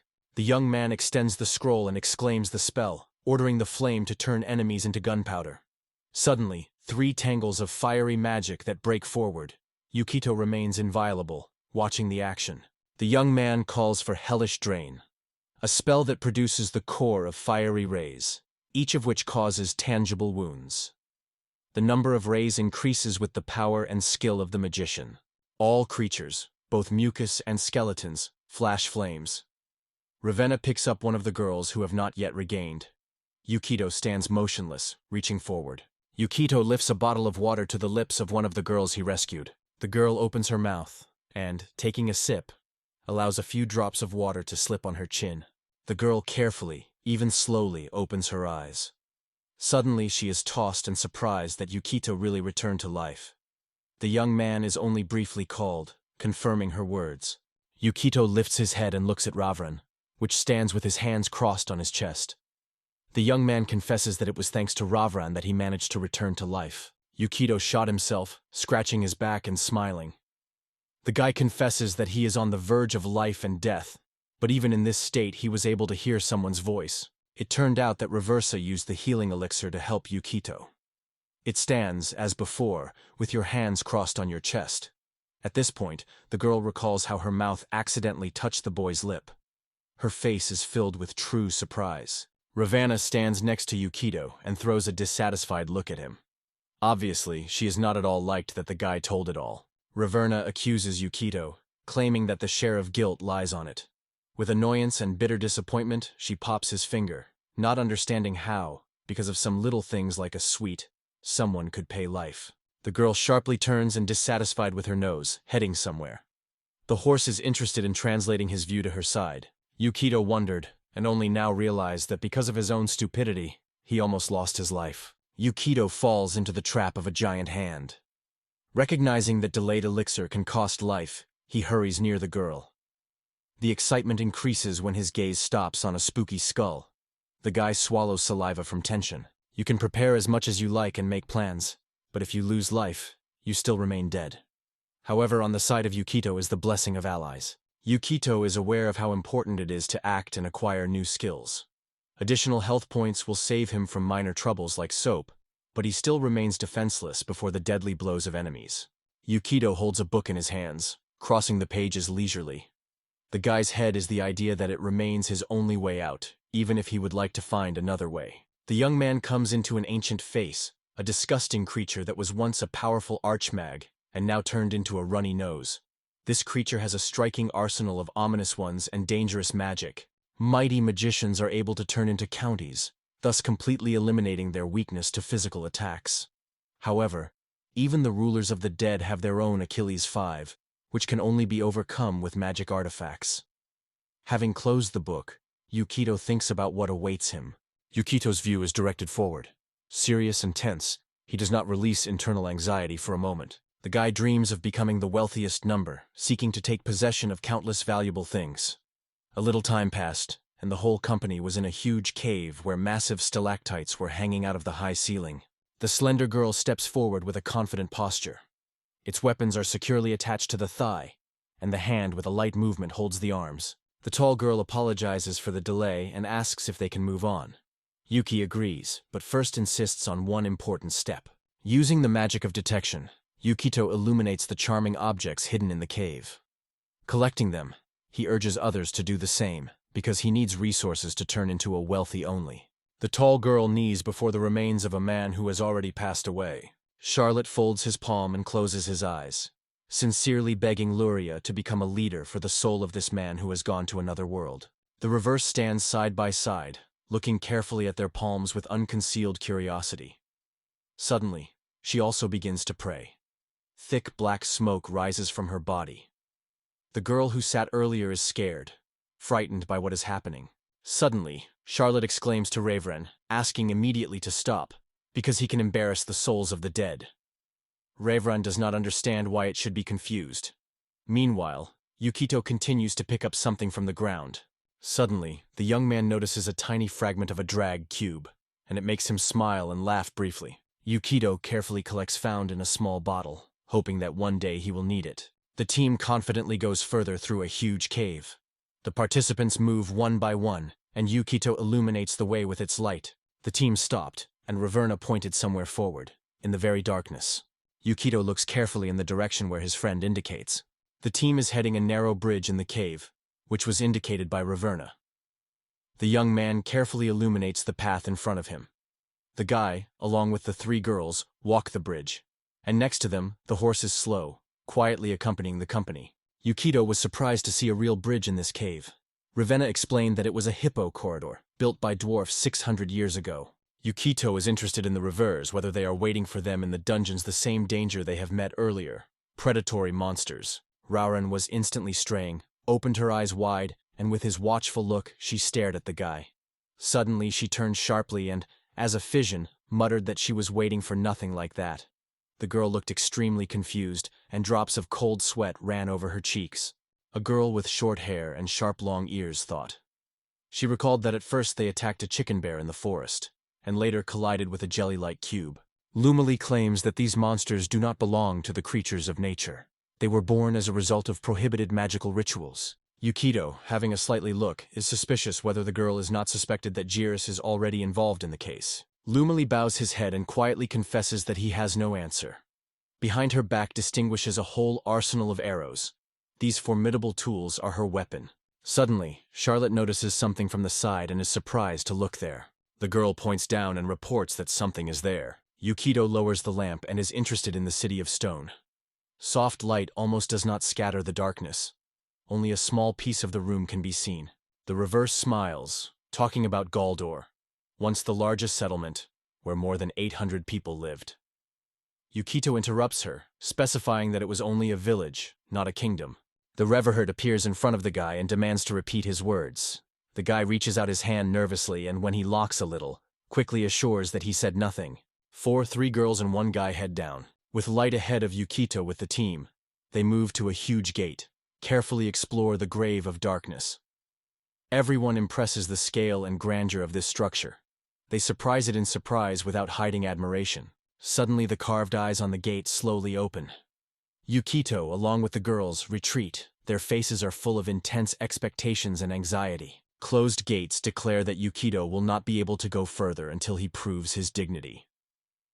Hearing this, the guy squeezes his fists, and indignation and determination flash in his eyes.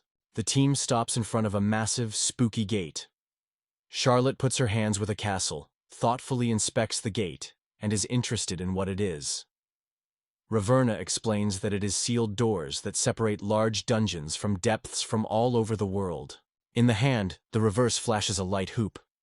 Having put on a black glove, she lifts her head and solemnly seems to be a princess of the Dark Kingdom, ordering the door to open. 4 riders stopped in front of the massive gates, looking silently at their heights. A tall girl with long hair uncertainly asks, "What's going on?" Ravanna stands in front of everyone, looking carefully and thoughtfully looking at the gate. Suddenly the gate announces that this girl is not allowed to go through and that she is not worthy of it. Yukito is interested in what is happening.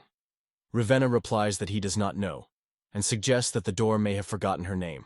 The gate constantly states that it is a closed gate, and will never dissolve in front of those who are really unworthy. With disgusting pleasure, the Reverhror watches this muddy passage. Suddenly the reverse explodes with anger and sharply hits the wicket, trying to knock it out. He asks annoyed, "What is wrong with these stupid doors?" River stands her back to the team, slightly hunched, and quietly makes some sounds. Yukito silently watches the girl who goes back. Yukito approaches the girl and extends her hand.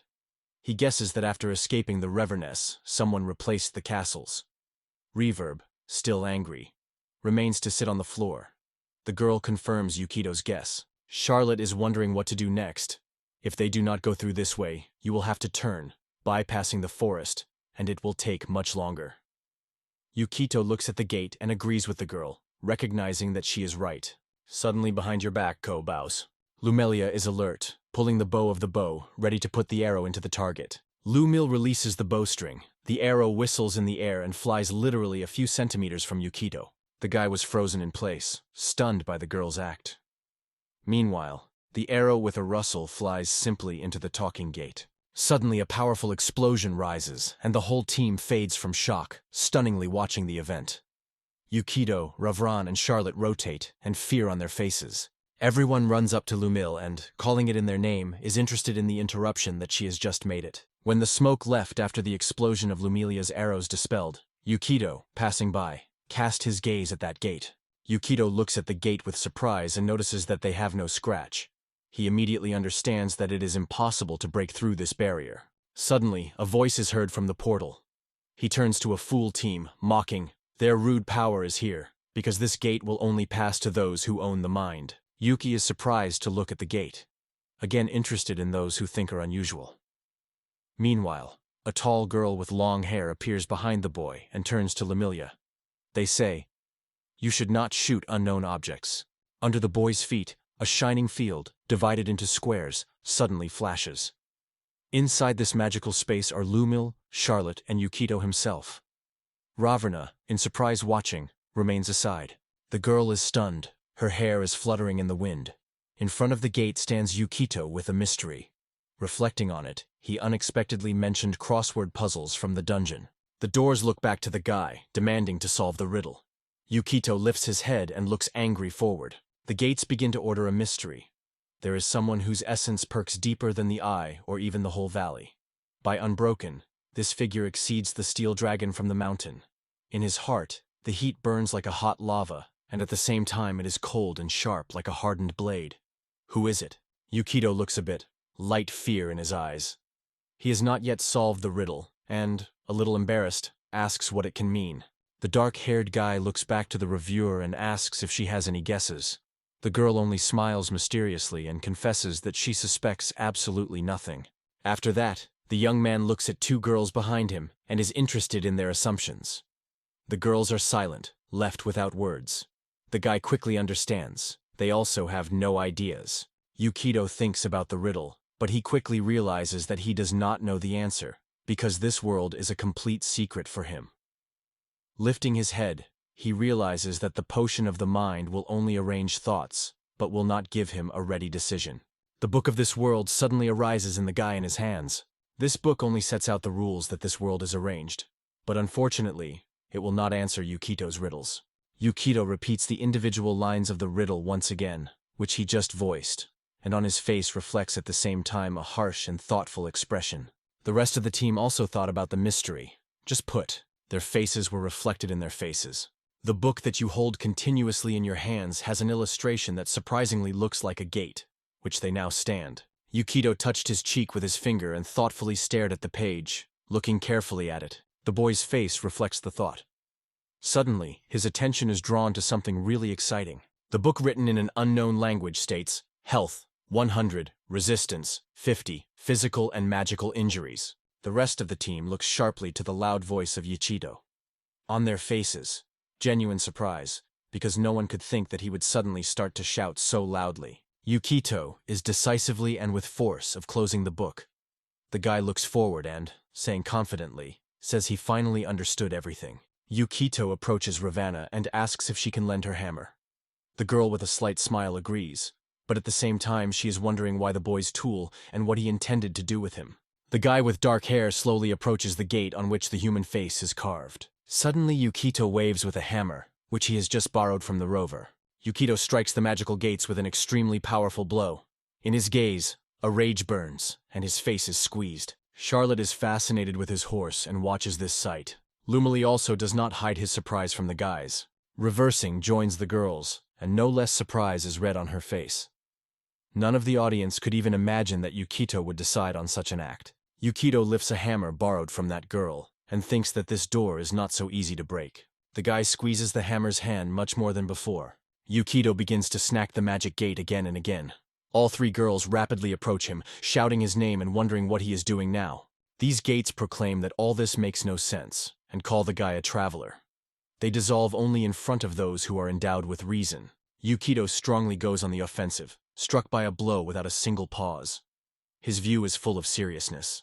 The doors are watching every step of the guy and inadvertently note, Yuki acts surprisingly inadvertently. He, barely holding on his feet, squeezes a hammer in his hand with heavy breathing. Suddenly the guy rushed forward, accelerating as quickly as he could. He again swung with a borrowed hammer. Yukito causes a powerful blow to the charming gate. A small fragment from the cheek is broken from the gate surface. Immediately there is an informed icon. The health level of this magic gate has decreased by 1 unit. Ravana and Charlotte Lumille, who are a little behind, are stunning to watch what this guy has just done. Their faces are marked not only by surprise, but also by a real shock. The eyes of the magic gate expanded in surprise. Even now this guy was able to harm them. Yukito stands at the gate, breathing deeply and hard. In his hands is still a firmly clamped hammer, which he borrowed from Ravana. The young man raises his head lightly, and now looks closely at this charming gate from under the eyebrows. A barely noticeable smile appears on his face. The guy is sure that he was waiting for. The guy's blow leaves a dent on the gate. He knows well. The 50 protection door is almost impossible to break, but a critical blow is able to reduce their strength by 1 point. Sweat drops roll the boy on the face, and a wide smile blooms on his lips. The eyebrows are overwhelmed, but he again confidently moves forward. The door is once again emphasized. They are ready to repeat again that Yukito is a stupid and indifferent traveler. The door reports that Yukito must first prove his wisdom by solving the mystery of the owner of the dungeon. The guy goes back to the gate again, getting ready to strike. Yukito exclaims to River, assuring that minor injuries do not decide anything. The guy with black hair stops and returns to the side where the ravine stands. Yukito returns the girl's hammer, which he took her before, and says with a smile that now her turn is struck on the magic gate. Yukito stands with his back to the gate, clearly points his thumb and says that they should be hit by this thing until its supply of strength is finally exhausted. 3 girls, standing with each other, look at the guy in surprise. Suddenly, all 3 girls at the same time began to demand explanations, trying to find out what the guy meant. The charming gates turn to Yukito to stop. They explain that you only need to solve the riddle they ordered, and then the gates will open themselves. Yukito looks around and apologizes to the magical gate, explaining that they now do not have time to delay. Yukito approaches Ravran from behind and notes that they need to make a little more effort. In his opinion, this is a great way to get rid of tension. At that moment, Ravran remembers how one day the door did not open, though she called her name. Suddenly, the girl with a hammer flies up and swings powerfully to strike a truly tangible blow. The girl explains that all this happened because the door forgot her name. Reversing does not stop attacking. The door is stubbornly repeated the same requirement. First, the team should prove their wit. The black guy stands away, encourages Ravarna, noting her successes and urging not to give up and move forward as confident. Lamilia and Charlotte both look noticeably frightened. Suddenly, another fragment of the magic gate breaks away and falls. Raverna, with a triumph, notes that she still managed to break this door. Yukito aside, clapping his palm and acknowledges with a smile that it was truly impressive. Usually, when acting in this way, weapons wear out faster than the door breaks. However, this does not apply to magically strengthened weapons, such as a reverse hammer. Lumily decides that her turn has come and extends his arrows Yukito. Riven turns to the girl and supports her choice with a nod. Charlotte raises his hand embarrassedly, and in a slightly stamped state that will attack follow Lumilia. Doctor feels a real surprise, watching one by one participants lining up, preparing to attack it.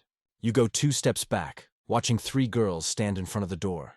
The charming doors, astonished in surprise, ask, "Do they really are going to attack her right now?" Yukito is pushed on the ground next to a small flashlight that has taken with him. His face is full of peace and peace. It has passed for a while, and here a guy with dark hair appears.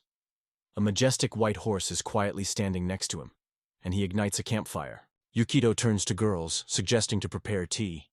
He advises them not to rush, but to take this moment of rest to rest, because a piece of chicken bear still remained. The only surviving the charming gate froze in stunned surprise, watching what is happening to it. Meanwhile, a cheerful voice of the team arrives on the side. They exclaim that it is incredibly delicious and sweet. Suddenly, magical doors are screaming, urging the team to pay attention to them. The door says that the owner of the dungeon himself worked on the puzzle, and leave it unattended.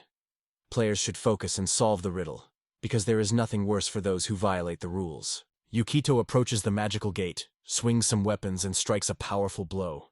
The tension and maximum concentration are read on his face. The next stroke applies Raverna. It encroaches with all its strength, seeking to make the attack as powerful as possible.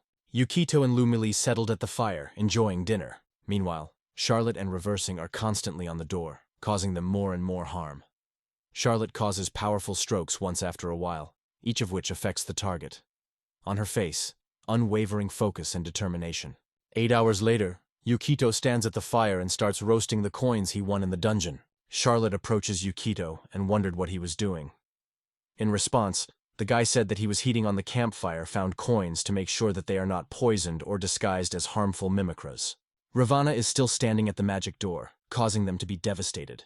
The girl applies another powerful stroke, and the magical doors do not stand. Thick spider cracks appear on their surface. Reversing stands at the destroyed door, which has just crushed her hammer. The rest of the team is approaching. Reverk suddenly explodes a joyful cry. They manage to realize the plan. Yukito approaches him, smiles approvingly, and notes that the work is done perfectly. The detachment goes forward to the dreamy purpose. Ahead of them is a temple of evil, a dark mountain ridge, enveloped in an impenetrable black and purple fog. A guy with dark hair will offer someone to climb through the hole they managed to do. Some of the team are interested in where they are now. In response, someone explains. They are in the middle of the slope, halfway up the mountain, not far from leaving the mine. Suddenly, Yukito fades in place. Someone's angry murmur comes to his ears. He looked around in confusion, and then lowers his gaze and notices that he accidentally stepped on the wreckage of the magical gate. Some of the magic gate orders the boy to return and solve the riddle. The gates themselves ask him to stop trampling on them. Black-haired guy, Lumilia, and Charlotte watch all this with impressions and wide eyes wide. Yukito proposes to get out of here immediately, but the rest of the remaining gate suddenly rushes to cross the team. The group moves further with a narrow path that stretches high in the mountains. Under the very legs, a gap that gaps to a dangerous depth. Suddenly, the wind flew with frantic force. He lifted the hair of all team members. All immediately closed with their hands, trying to protect themselves from the gust. The guy considers this victory quite unpleasant and raw. It seems to him that the feeling of victory seems to stick to the skin, leaving the trace. His face expresses dissatisfaction with what he felt. Yukito recalls how once in the past he came across the same wind. Suddenly, Reborn extends his hand forward, pointing his finger into the distance, and announces that they have already reached their destination. The team watches the mountain ridge from afar, wrapped in black haze. Everyone looks forward. Their hair spreads the wind. Someone carefully points out that these mountains are a real monastery of evil. Yukito squeezes his fist firmly, thinking that they finally managed to get the desired place. Let it take so much time. The young man is immersed in memories of moments related to his sister. He is clearly aware of how much they had to go together. The guy turns to a sister named Sana, begging her to endure a little. Yukito, strenuously looking at himself, does not show any emotion. His face is full of anxiety. Suddenly near the guy there is Charlotte. Hugging herself with her hands, she quietly points out, though they are far from here, even at that distance, she feels a dark aura of evil. Yukito says in response with a smile that he is a temple of evil. The black magician Mountain, wrapped in the black imph, became famous for the deposits of the valuable Tifl ore. About 200 years ago, during the reign of King Argon, a huge abyss opened in the depths of this array. From its depths the flow of dark energy escaped, and then it began to emerge spooky creatures. The young man looks carefully through the telescope. He believes that he came across a village in which followers of the evil temple live. All these 4 places, Goras, Handles, Kobak, and Nariko, located mostly near the village, now came under the power of evil. They seem all of them were forced to obey the Dark Temple, just like the residents of Ida village. The young man turns to girls. He says they will first act according to plan and collect information on their own. It is important for him to carefully find out what force their opponent has. The young man proposes to use this pause to divide the pads and simultaneously send them to all villages. The Temple of Evil will certainly send reinforcements, but the enemies will deviate without even looking back, will burn their stocks of provisions and deliberately spoil the well, throwing all the abomination into the water to make it unsuitable for drinking. The guy notes that this strategy is quite simple, so the enemies will almost immediately understand that they are attacked. However, they will still have to respond. If you continue in the same spirit, after all, the strength of the Dark Temple will gradually weaken. Reversing is interested in how to contact her servant and others. Charlotte warns that smoke signals can give them out. The dark-haired guy calmly assures he has already invented how to make it safe. When the team sneaks through a thick forest, their view rises to the sky, because the crown of trees rise high and high. Suddenly, a small octopus looks between the branches. It extends the tentacle to the bush, littered with juicy berries. Lumily calmly catches him, and Charlotte, standing behind, laughs at the stage. The black guy looks around carefully, keeping a calm facial expression. It seems to him that this place would be perfect for him. Suddenly, Yukito returns to Lumil. The girl looks at the guy who interrogates Lee, and at the same moment he guesses what he was about to ask her, although a single word was not heard between them. The girl lifts her fingers to her lips, lifts her head and whistles loudly, and everything around everyone is heard. A light rustle came from the bushes near the bushes, which immediately attracted the guy's attention. Charlotte also hears a mysterious rustle at the tops of trees. The reverse looks at a small bush of flowers next to it, and at the same moment a knock came to her ears. Hungry hammer occurs in her hands. The girl looks around and, as a little stuttering, asks what is going on now. The rebellious looks extremely alarmed. The team stops, looking into the surrounding space. Ranger skill. Animal call. While in the forest, the ranger class player can use a unique skill to turn to any small animals and call them. Suddenly there are many small, surprisingly good creatures. Charlotte is deeply moved by their care. These animals conquered her heart. Charlotte's voice arrives somewhere nearby. She calls some animal loudly. At this time, Lumelia extends Yukito a small roll. Lumilius took advantage of the animal spell. Thanks to this magic, small creatures go in search of any person who will choose the witch. Enchanted creatures can bring small things with them. The guy carefully unpacks the parcel that he just received. Yukito looks at a piece of paper with interest and reads it carefully. He carries this piece of Lumelia and asks what it is. The girl explains. These are instructions addressed to all their detachments. Suddenly a small creature rolled into a piece of paper and sniffed it on all sides. Suddenly the animal grabbed a sheet and chewed it. Charlotte was quite amazed. Mummy explains that she instructed the animals to pass on their messages to confuse the enemy and hide true intentions. Charlotte stands next to the small animals. Her eyes shine with joy, and a sincere smile plays a sincere smile on her face. Yukito with a wide smile plays with small creatures, rejoicing in their company. Riven stands alone with a dissatisfied look. In addition, even small animals are mowing on her face. But it does not please her at all. The Reversigate became angry and drove all the small animals, raging that she was not a tree at all. Yukito, admiring the baby, jokingly suggested leaving them. They say let themselves sit on it, the same as funny and charming. Suddenly the reverse turned. A light blush shone on her cheeks. The girl wondered if Yukito really called her cute. Reversing smiled widely, raised her hands to her face, and stated that she would allow the animals to get on herself. For a while, Riven is concerned about whether it is really a good idea, because animals can be trapped, and then the enemy learns about their plan. Yukito reassures her, explaining that he had already thought about such a case. 9 in 10 of these notes are fakes. Even if the enemy grabs animals, fake information will collect it from the trail. Yukito himself confirms it. A small bird was set on Charlotte's shoulders. Making a look at the feathered guest, Charlotte asks how her warriors will be able to distinguish true messages from fake. Yukito explains that they encrypted their orders with a special code, understood only by allies. Each detachment commander must have a copy of the book Zoa DB. If you read it on the desired page, all the secrets will be revealed. Lumilix balances on one hand. She speaks to a small bird that has quietly settled on her palm, and calls it together with all her family to straighten his wings and fly. Many birds broke off the ground and rapidly rushed to where they were ordered. The team stands below, watching this spectacle carefully. Lumelia continues to watch the birds that have already dissolved in the sky, flying far beyond the horizon. Suddenly from the side comes some flag. A girl with short hair looks around and notices a small octopus nearby. The octopus is rushed to move the tentacles and even get up to catch up with birds that have already taken off. Lumelia, however, orders him to stay in place. Armed bipedal walls, when he heard steps behind his back, immediately attack a fixed man. The sword shines with bright light, reflecting on his gloomy face. The battle is raging. Confidently, with a frantic force, it collapses a devastating blow to the creatures that rush into the attack. In contrast, he has a mischievous smile. The man rotates sharply, noticing how more people gathers behind his back. Next to him, a magical creature is still, which he only won the moment. His name is Rudeus K. Byrne, Paladin 5th level. Despite fatigue, he stands on his feet and looks at himself a focused look. Ruda claims that there is no mistake here, and there was. This is exactly where the residence of the head of a sect was really located. Lando is struck by the infinity of the dungeons who are lost in the darkness of the black fog. Chase notes that many women have recently disappeared in this place. Ramira nervously adjusts everyone to move on.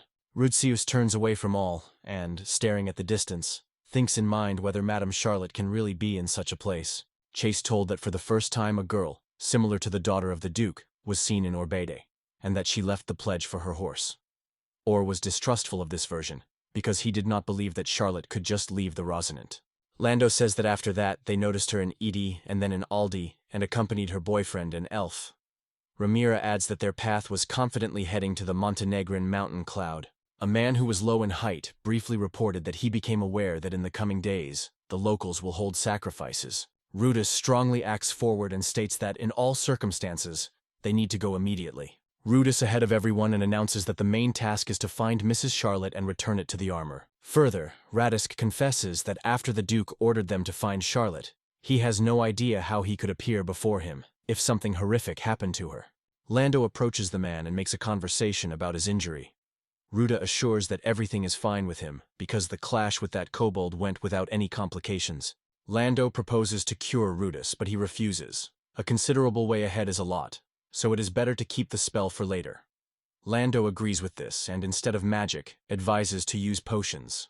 A middle-aged man is wondering whether these potions really have healing properties.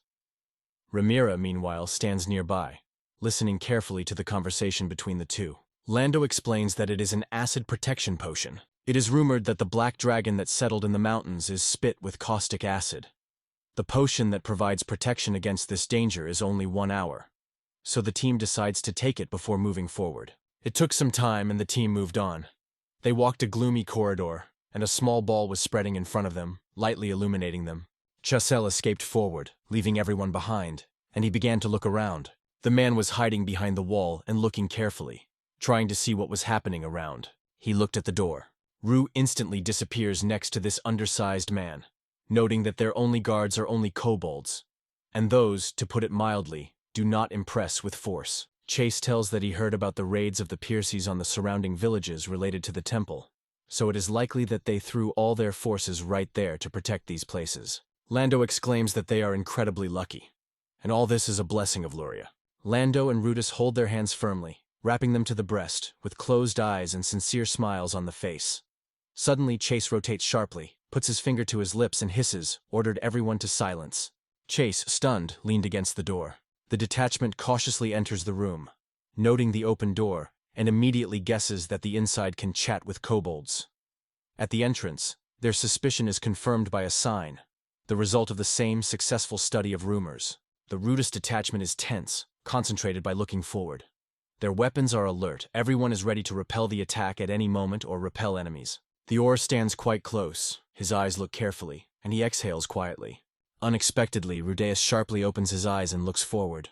A middle-aged man exclaims that time to go, and strongly rushes forward. Magical creatures with bizarre bodies and amazing heads are fascinated by it, making unusual, mysterious sounds. Rudez desperately fights magical creatures, drawing devastating strokes, but suddenly one of them sneaks and attacks behind. Although the hero has time to notice the danger, he can no longer respond. Landau suddenly appears behind Rudis, defending his friend and the closest magical creature.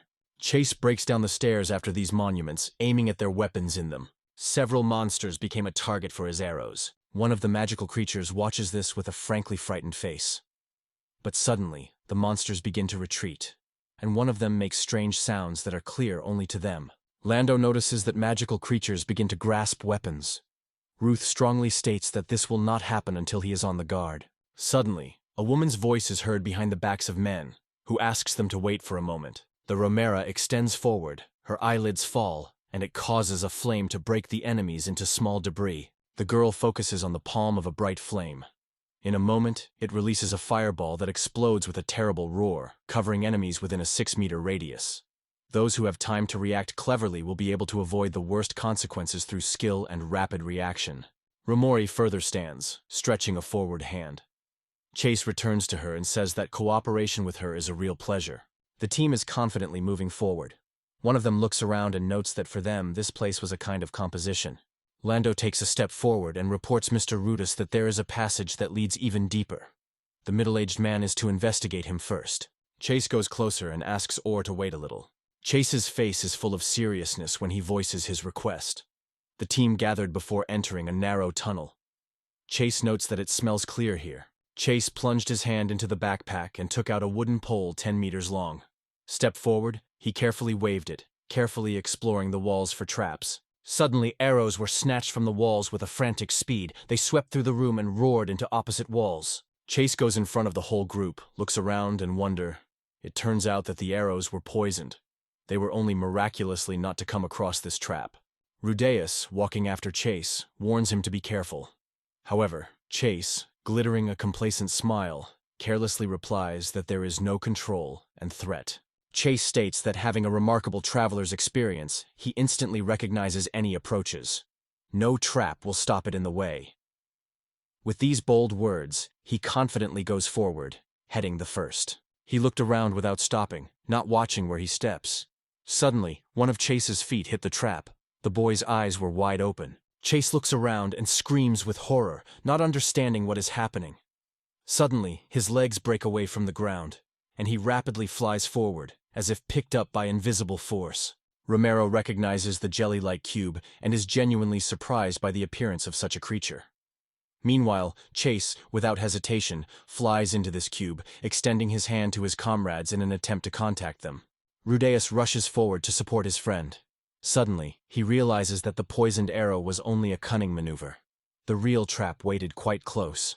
Ramira, without moving out of place, is loudly sounded by Rudeus.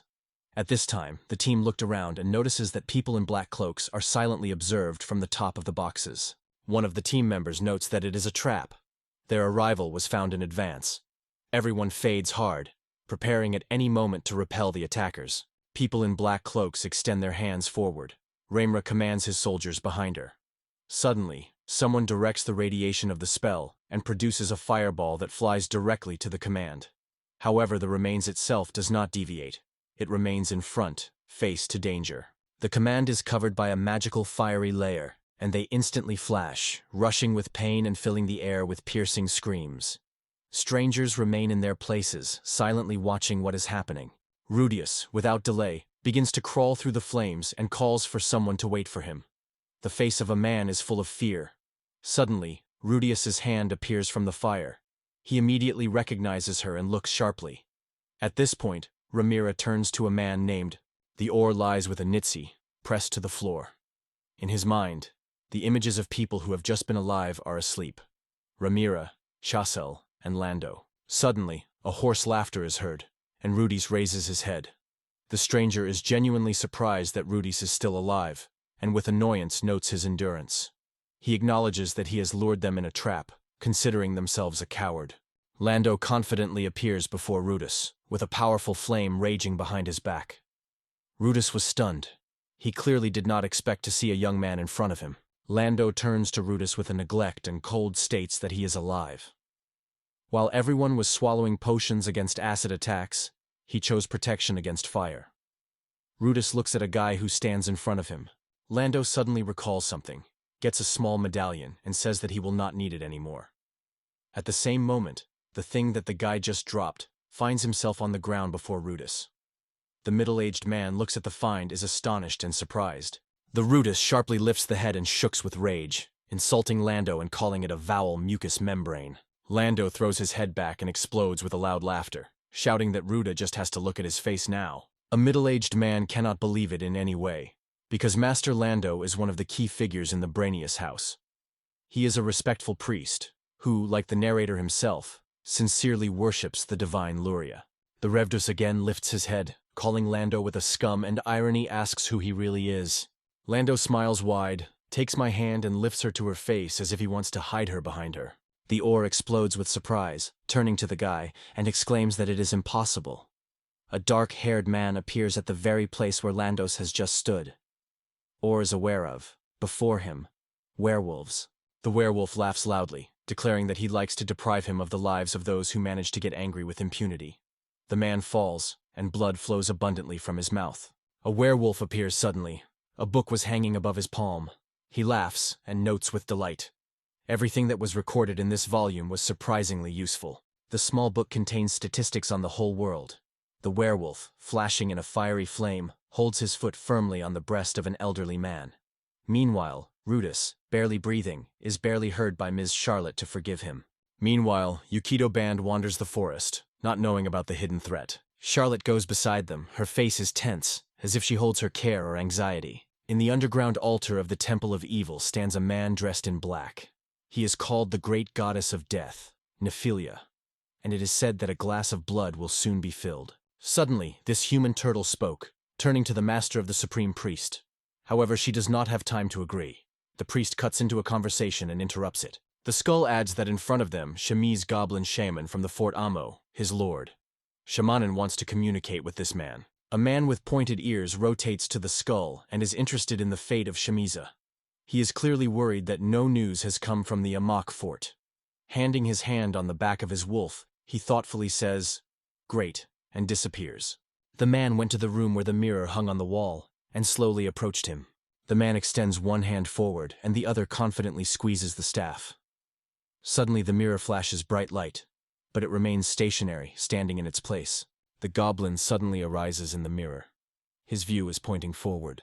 This goblin is genuinely apologized for the delay in the report and respectfully addresses this man, calling him the Supreme Priest. The man commands Goblin to leave this apology with him and questioned why he has not been in touch for so long. Goblin says that their fortress was suddenly attacked by a handful of desperate adventurers. It seems that the abduction of local women has paid too much attention. The Supreme Priest looks carefully at Goblin and is interested in whether he dealt with those adventures without the slightest pity. Goblin acknowledges that their losses were significant, so they had to leave the fort.